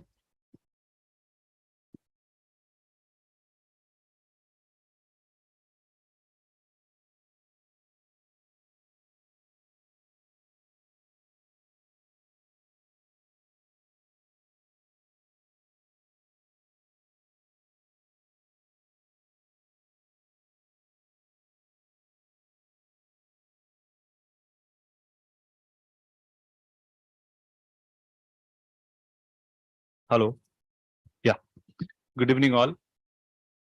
Almost शेवटचं session आहे दिवसाचं, त्याच्यामुळे मी फार तुमचा वेळ घेणार नाही. But my topic for today is precious metal, whether to invest or whether to trade. It is not investment or trading, it is and trading, it is investment or trading. Before I begin, let me explain the terms that I'm going to use. When I say precious metals, that means I'm referring to only gold and silver. In Indian context, only these two metals are important. Platinum and all that, we hardly invest there or hardly trade in that. When I say investment, investment means when you deploy certain amount of capital for a longer duration of time with an intention to get good, significant appreciation in the capital. So when I say investment in particular entity, particular instrument of investment, that means the investment is for minimum 5 to 10 years. Trading means when you deploy certain amount of capital to earn regular income. Okay. In both the terms, preserving the capital is the first motive. Earning returns or appreciating the capital comes second. The first and foremost is preserving the capital. For last so many years, most of the doctors have now become traders, and I'm sure everyone, including me, has burnt significant amount of cash capital. Okay. The reason is we are doing it wrong. We are in the wrong trading instrument. We should be in the right trading instrument to preserve capital and earn a good significant daily income, weekly income or monthly income. See, investment, in spite of being an instrument which gives appreciably good returns, we don't fall for it because it is boring. You don't do anything there. You just start an SIP, sit tight for 10 years and watch your money grow. This is boring. I know.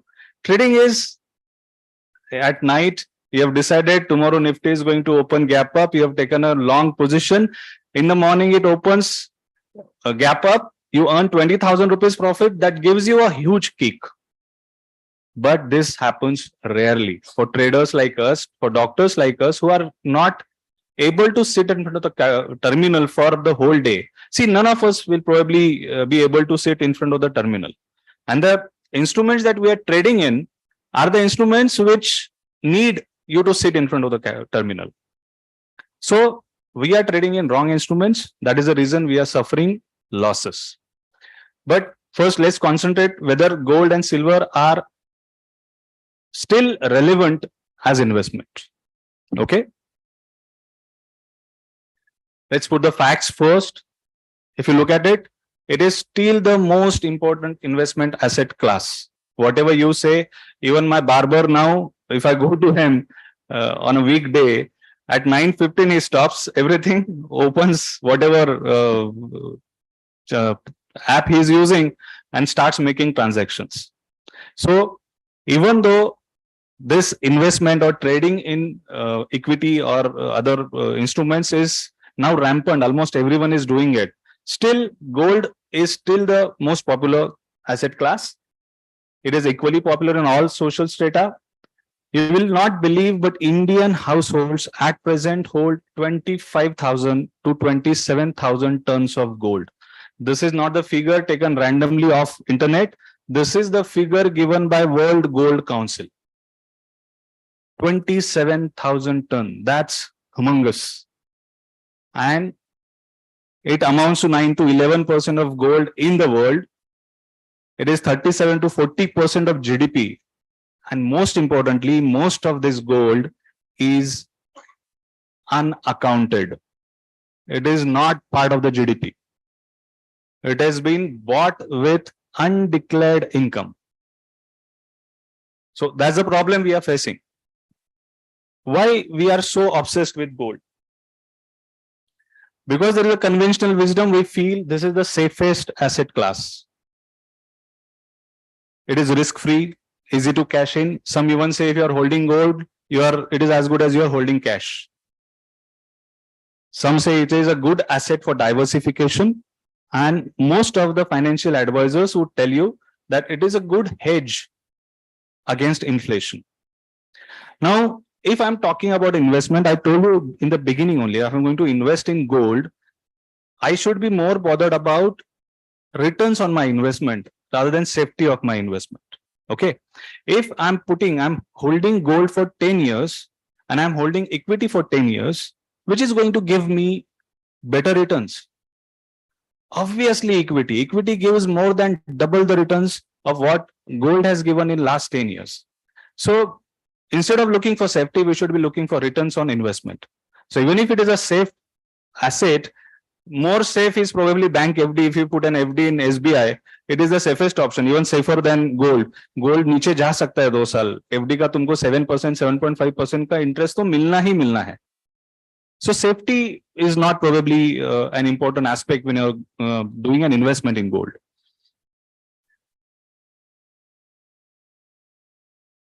Inflation hedge. I'll just elaborate on this concept. When you say a certain asset is hedged against inflation, it means when the inflation is rising, the price of that particular asset is also rising in the same direction, probably with in the same quantity, same magnitude. So it means rising inflation, which is reducing purchasing power of an individual or money, is compensated by rise in price of gold. This concept came into being or became very popular in 1970s when US inflation, as mentioned, as you can see in the chart, red line is the US inflation and the yellow, the lowest line is the gold. The price of gold rose with the rising inflation and gave 30% annual returns. So every financial expert started saying that gold is the best inflation hedge. But it could not keep up the performance. The performance was not as spectacular as it was in 70s. And at times, this gold has actually gone down when the inflation was up or other way around. When the inflation was down, gold was going up. So it is no longer an valid inflation hedge. If you're investing in gold with an intention that I'll beat inflation, probably you will not end up happily. Things will not end up happily for you. So in my opinion, precious metals as an investment have lost their relevance. When I say again, precious metals means gold and silver. It is no longer lucrative. There are additional costs, especially if you are holding physical gold, you'll have to use a locker, you'll have to pay for the locker, you'll have to ensure safety of it. Poor returns, as I told you, it is obvious last 10 years return for gold are 8.87, that is 9% approximately, and equity Nifty 50 is 18.9, almost double, more than double, I suppose. So as I told you, it is not a good inflation hedge anymore. It could be an useful asset for diversification, no doubt about it. Especially if you're doing an investment with an intention that even if I don't get 20% return, I want my capital to be very safe, you can think of it. For me, gold is only for ultra conservative investor who wants to keep his capital safe. But then if you're interested in your capital, keeping your capital safe, you should go to bank FD. Why should you invest in gold? This is a very sensitive issue for women buying jewelry. and telling their husband that I'm doing it for my daughters, this is an investment itself, is useless. You pay minimum 8 to 10% of making charges. So on day one, your value of your capital has gone down by 10%. Forget about inflation. That is more. If it is inflation is 5%, on day one, the value of your gold jewelry is down by 15%. It will take minimum 10 years to recover that cost. So buying jewelry as an investment is completely useless option. Now that brings me to the second part of the topic. So second part of the talk, can we use gold and silver as trading instruments? This is something I don't know how many of you trade in silver. Can you raise your hands? Good. How many of you trade only in silver? I trade only in silver. I'll tell you why. See, being doctors, we have so many other works to do. We cannot sit in front of the terminal. Trading in precious metals is relatively neglected asset class for trading. We are too focused on other instruments of trading like indexes, currencies, and individual stocks. Trading in precious metals is more likely to generate profits than any other asset class. Now, most of the people, every big institute or even the Indian government proudly says that Bank Nifty is the most traded instrument in the world. I think you all must have heard it. But they don't tell you that it is the most erratic, most volatile, and most unpredictable instrument. So how do we choose a trading instrument? What is an ideal trading instrument? What are the parameters that will tell you that this is an ideal instrument for trading? I have enumerated 8 points, which are the parameters as well as pain points for any trader. The first and the most important is predictability. This is what all your trading is dependent on. If you can predict the price of an instrument properly, you will earn profits. If you cannot predict, you will not earn profits. So which of the trading instrument, ask yourself, which of the trading instruments you are trading in is predictable? Definitely indexes are not predictable. Definitely individual stock prices are not predictable. You are bound to have so much of unpredictability in these instruments that at one point you just take some loss and get out of it and keep blaming the system, saying कि ये साले institute वाले जो लोग हैं वो सब manipulate करते हैं. They do manipulate. 101% Nifty, Bank Nifty, individual stocks are manipulated because they are on a smaller scale. The time duration is less. Imagine the market opens at 9:15 and closes at 3:30. For currency, market opens at 9 a.m. and it is still there till 5 p.m. in the evening. For gold and silver, it is at 9 a.m. to 11:30 or midnight. This is for India. I don't know if you have noticed, in international markets, trading in gold and silver goes on for 23 hours.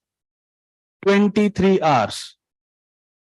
So if I say that I can actually predict price of silver with 90% accuracy every day at 8:59 a.m., you will not believe me. You try it yourself. You just have to monitor the international ticker, whether currency, if you are using tradingview.com, you'll have to choose gold in currency.com or capital.com and silver in currency.com, capital.com with dollar as a denominator. If you track it, I'm 100% sure that you will be able to predict price of silver or gold with more than 90% accuracy. Can you do this in any other trading instrument? It is not possible. The formula is simple. You have to look at the price of silver when the Indian market closes. You have to look at the international price. Say 11:30 का price देखो, फिर सवेरे 8:59 का price देखो. You have the closing price of Indian market also, whichever contract, September, October, November, whichever contract you've chosen. उसका closing price आपके पास है. Now it's simple. X1 is equal to S1. Suppose 1130 का price is international market का is $24 and Indian market is 75,243. And at 8:59 AM, it is 24.1. You just have to use simple mathematics. X1 is equal to S1. So X2 is equal to question mark. So X2 into S1 divided by X1 is your price. And believe me, try it yourself. You can do it now also. It will come 90% accurate. Next pain point or next important parameter for any trading instrument, wait. The same thing that I told you.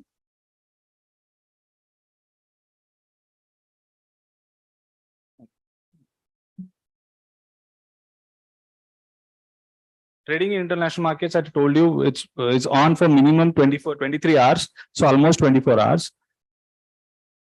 The same thing I told you. So my suggestion is you trade in silver. We cannot trade in international markets. We have to trade in Indian markets. So you trade silver in Indian markets by tracking the price in international market. You will not make any decision by looking at the price in Indian market.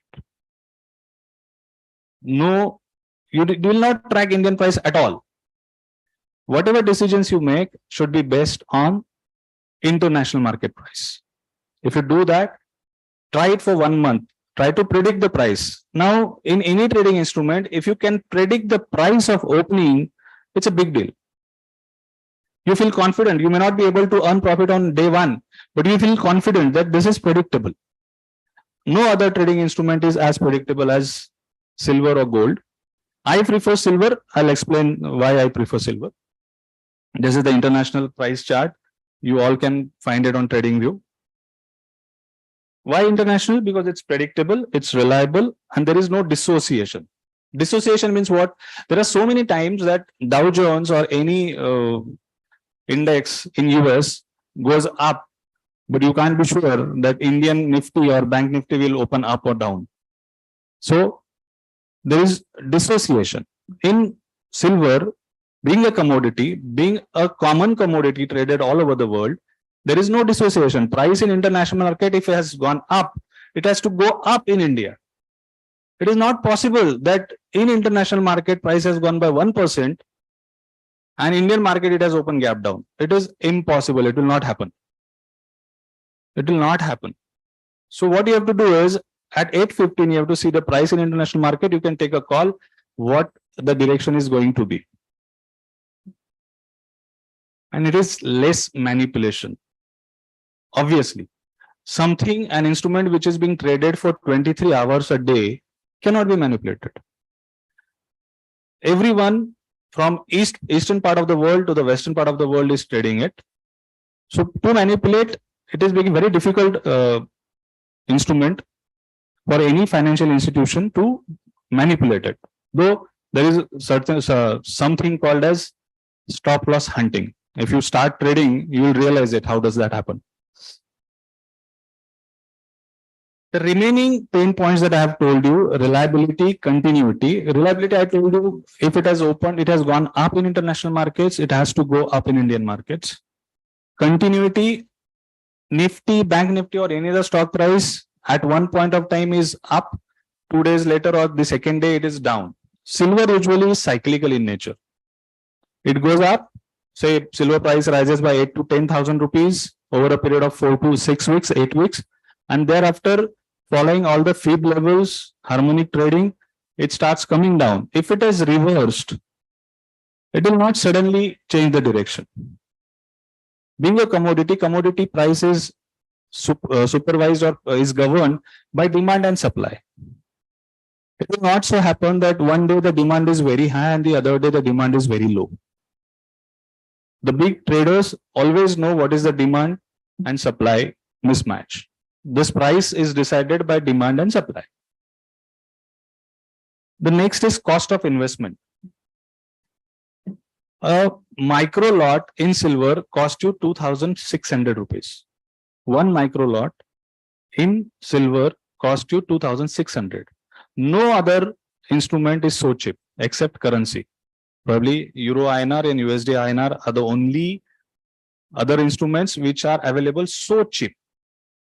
2,500. So if you buy 25 lots, your investment is 60,000. Nifty one lot probably is available. I don't know. I'm not tracking it anymore. Probably 1 lakh rupees, right? How much is Nifty costing? One lot of Nifty. So the margin required is 1 lakh rupees, I suppose, not 10 lakh rupees. Contract value, I mean, is 1 lakh probably, and Bank Nifty 50,000. Contract value might be 10 lakh rupees, but how much you need margin required for Nifty is 1,30,000, and Bank Nifty again. So your capital unnecessarily gets stuck up here, and being very expensive, the returns are also going to be unpredictable, because the capital required for silver trading would be, say, if you can start with 1 lakh rupees, and for Nifty, the margin required would be minimum 2 lakh rupees. Profit margin, again, silver is going to give you better profit margin than any other trading instrument. Adjustments. There is no option trader, there is no trader, no successful trader in this whole world who doesn't do adjustments. Adjustments are part of trading mechanism. If you are trading, you'll have to do adjustments. Those adjustments are possible because the market is open from 9 a.m. to 11:30 p.m. Once Indian equity market closes at 3:30 and some bad news is there in US or some good news is there, it will not be reflected. It will be reflected on the next day's price and you may be caught off guard.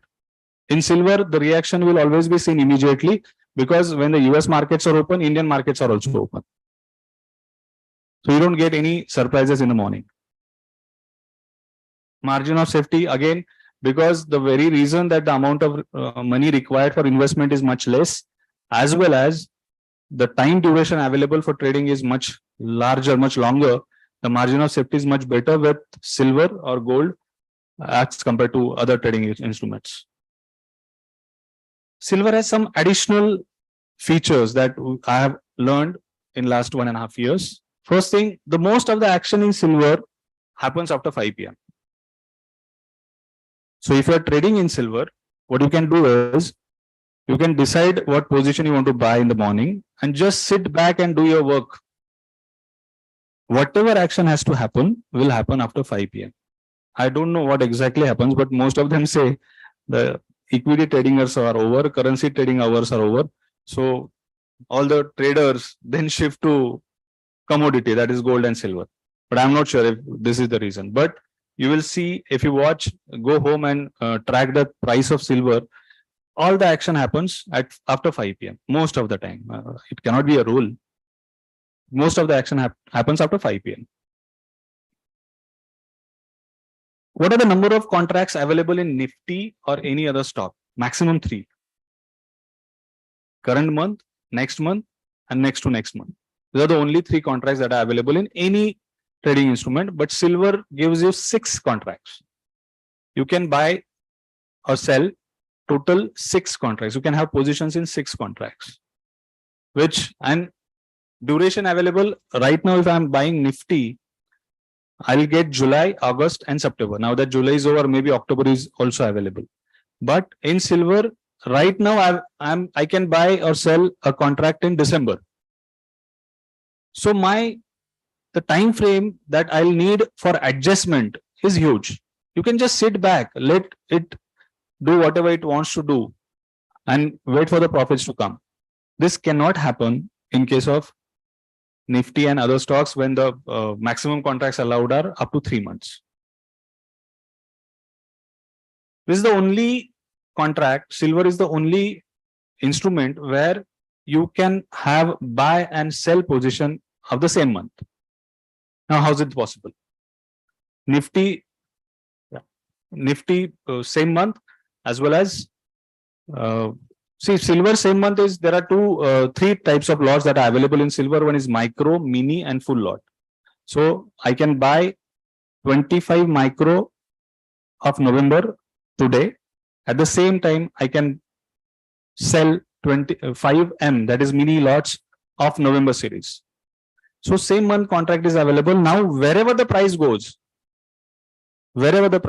your profit is guaranteed. Next thing you have to do is follow the trend. Keep your position same, the loss making position, and keep increasing the profit making position. There are various combinations available. I'll not go into the details of it. Trading in indexes and stocks is like swimming in a rough sea without any lifeguard. But trading in silver, in my opinion, is swimming in a swimming pool with a life jacket on. So if you want to protect your capital, you should trade in silver. That's all. Thank you. Thank you so much. Thank you, sir. Now I request Dr. Manisha Jagtap ma'am to felicitate, sir.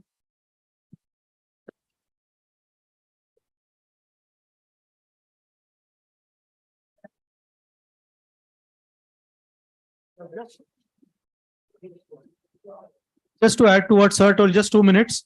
You can invest in gold by way of mutual funds, minimum 1,000 rupees investment. So, ETF is, equivalent to 1 gram of gold. So, आपको अगर ETF में invest करना है, that is actually a gold, but minimum 1 gram gold का investment, जो भी 1 gram gold का rate रहेगा, उतना you can invest.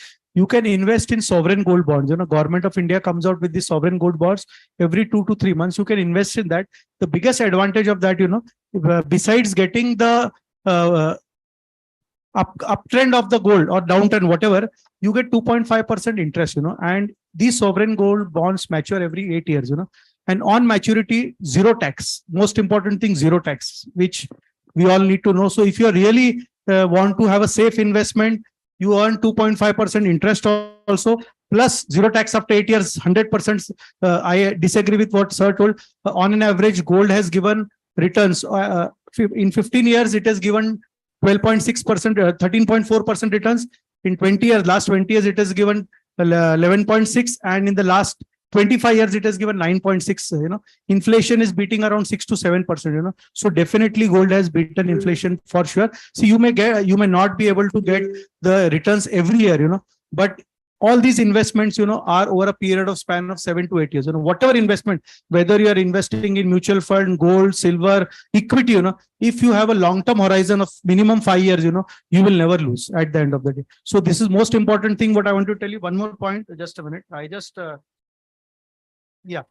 And all of you should have at least 10 to 20% of your investments in gold, because it is hard cash. रात को 2 बजे भी आपको पैसे की जरूरत होगी ना, तो आप किसी भी सोनार के पास भी जाओगे ना, वो आपको गोल्ड का रेट देने वाला है, उसके अंदर डिस्काउंटिंग नहीं चलता है, which is not the case with, you may hold your jewelry or, a diamond, gold and silver are, real assets, which are encashable, and believe me, silver is going to give you a better return in the long term, but unfortunately, silver requires a lot of space to keep, तो अगर आपके पास रखने का जगह है, तो आप silver लीजिए, because why? Silver is used in many of the industries, हमारे मोबाइल के अंदर कितना सिल्वर लगता है, whatever, many of the things which we are using, silver is used. So eventually this, will become a precious metal. So investment in silver for long term is also a good horizon. Thank you. I request all of you to be seated for the last session by Bank of Maharashtra, Banking and Doctors. Just a 10-minute session. Please, all of you be seated.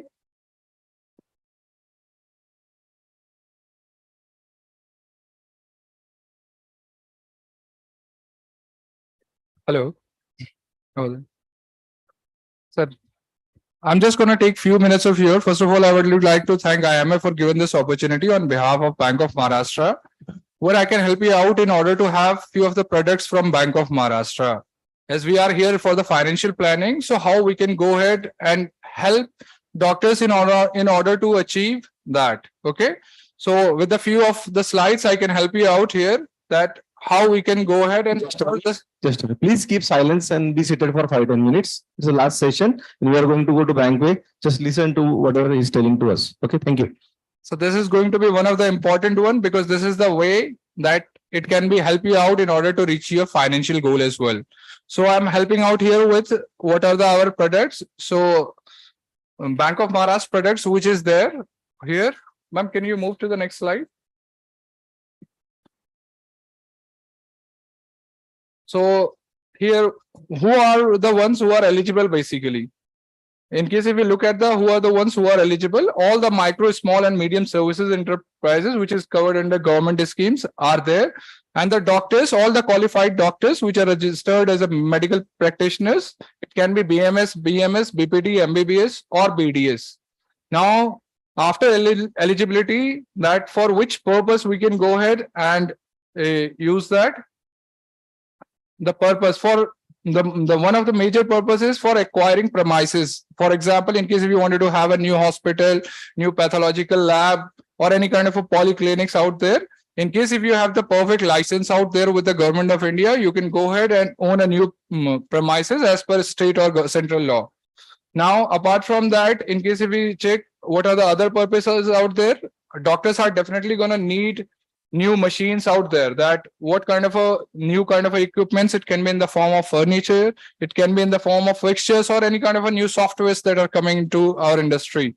So for the purchase of that softwares, we can go ahead and use this our services in order to purchase that. In case if we look at the other purposes, whatever is your next purpose, Bank of Maharashtra can help you out with that. It can be in the form of working capital as well. For example, if you're running a hospital and at a certain point of a time, you needed to pay a certain amount of fees, or you can say for a certain amount of salary to your employees there. And due to some problems out there, you are not able to pay them their salaries on the regular intervals. So for that, we have the cash credit facility as well. These are the three kind of a facility. It can be in the form of term loan, it can be in the form of cash credit, and or it can be in the form of clean cash credit as well. Moving to the next one, that what can be the finance out there? What is the quantum out there? The quantum for rural and semi-urban area is to 50 lakhs, and to urban and metros it goes to 5 CR, but it can move to 5 CR above as well, depending upon your needs. Now, what are the margins? For example, if you are going to buy any kind of equipment or machinery for your firm, for example, let's take an example, it is going to cost you around 10 lakhs. Then what will be the margin of your margin? Bank can provide you loan up to, for example, in this case, under 1 CR, you have to pay it around 20% of your margin. So it can be around 8 lakh rupees that can be financed for a 10 lakh rupees machine. And similarly, for the purchase of vehicle, when we are talking about vehicle, it can be for the firm or it can be for our ambulance as well. So in that case, the margin is 15%. And in case if you record working capital, then the margin is around 25%. Now for loans above 100 lakhs, that is beyond 1 CR, almost it's the same. For term loan, the minimum margin can be 20%, and for working capital, it's a 25% out there. Moving to what is in the form of security. Now, being in a bank, we face this question every time कि sir हमारे पास में कोई mortgage करने के लिए कुछ नहीं है, and what is the security you required? Then that point of a time, the main primary security always remains the things for which you have taken the loan. For example, if it's a machine, then machine is hypothecated to bank. For example, it's ambulance, then it has been there with the bank. And in case if you talk about the collateral, it can be for as per the bank policy, but for a certain level, there is no collateral required for at a certain level. Now repayment, it can be repaid in 7 years. For example, if you have any machinery, there is one more term here written, moratorium period. When we talk about moratorium here, for example, a certain machine is going to take around 3 months or 2 months or 6 months for the functionary. Then during that time, you are not able to generate any income from that particular machine. So you does not have to pay interest initially there. You can pay it later as well. So that is a moratorium period, and it can be maximum, it can be goes to 7 years. In case if you are purchasing any building or having any construction, it can goes up to 12 years. There are some other provisions out there as well. Now, there are certain hospitals or certain kind of a clinics or certain doctors firms where you already have a loan, but you are finding it that it is you are paying it regularly, you are paying it efficiently, but it is going to cost you much more as compared to our firm, our organization. For that, we have a new scheme named MahaSwagtam scheme, where the eligibility is, for example, if your CIBIL rank is commercial CIBIL rank come under 1 to 4, you are eligible under this. And in case of in layman language, if I say that CMR rank 1 to 4 means that your CIBIL is good in, for your personal CIBIL is, for example, above 750, that is CMR rank for a commercial unit. Now under MahaSwagtam scheme that we have, The minimum loan amount is 25 lakh rupees and it can maximum goes to 50 CR and the collateral can be under 50 to 60% as per the bank policy. Moving to what are the processing fees? Under MahaSwagtam scheme, there is no processing fees as of today. In case if your CIBIL rank is very good, there is no processing fees. It depending upon how it goes, you can get 75% concession on that as well. In case if you having any kind of a bank guarantee requirement as well, there is a deduction in the fees as well with the 50% concession under MahaSwagtam scheme. Now, what is the collateral policy here? This is one of the major problems that as a banker we see there. Now, for loans up to 10 lakhs, it's come under Mudra loan. The government covers it under CGFMU. The advances are covered under guarantee scheme by government, that is CGFMU. And if you move that in case if it is more than 10 lakhs, and in between 1 crore under Stand Up India schemes. In case if it is the very first time you are making a clinic or having a hospital for it is your first hospital or first clinic, then it can be covered under up till 1 CR without any collateral. In case if you are does not provide any in case if you are providing collateral, there is a rate of interest deduction as well. In case if it is not there, then it will be covered under government schemes, credit guarantee scheme for Stand Up India. In case if it is not under Stand Up India, you are already a doctor and or running a clinic and you wanted to have a start another unit out there, then you are eligible up till 2 CR under CGTMSE without any collateral.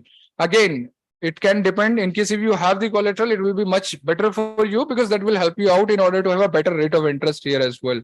This is all covered under government schemes. Now, looking at the collateral policy out there, for example, if you have you require a loan up till 10 CR, then if you are an existing borrower of Bank of Maharashtra, then 30% collateral, under 30% collateral, it can be done. In case if you are a new borrower, then even if you provide a collateral up till 40% of the exposure, you will be covered under the collateral policy of MSME advances by Bank of Maharashtra. Because I wanted to be a bit quick, so I was trying to convey this in as small as possible. In case if you have any questions, I would like to have that answered.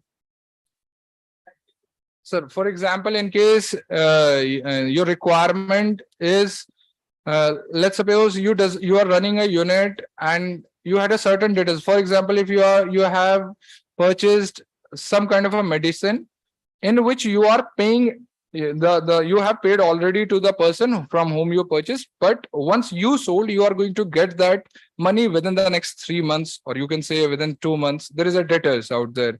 In order to reduce that time, because you are definitely going to need money at that point of a time and your money is blocked there by the debtors. At that point of a time, bank can provide you a clean cash credit facility to you.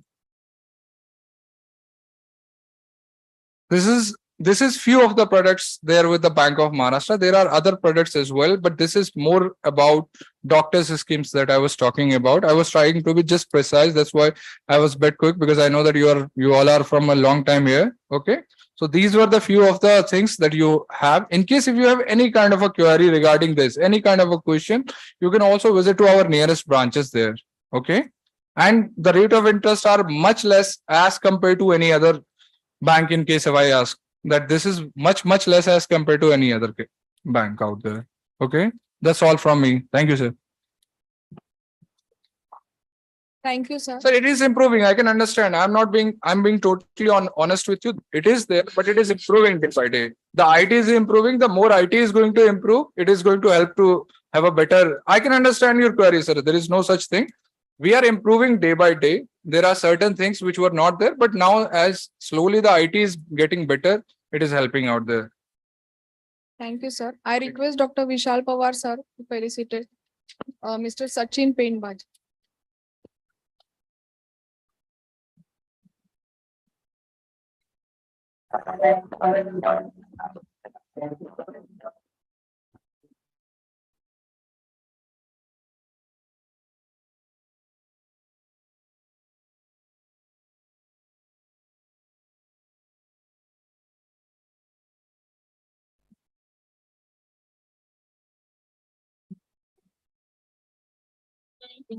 With this, we will conclude our today's session. Thank you. I request everyone to join. I request everyone to stand for our national anthem.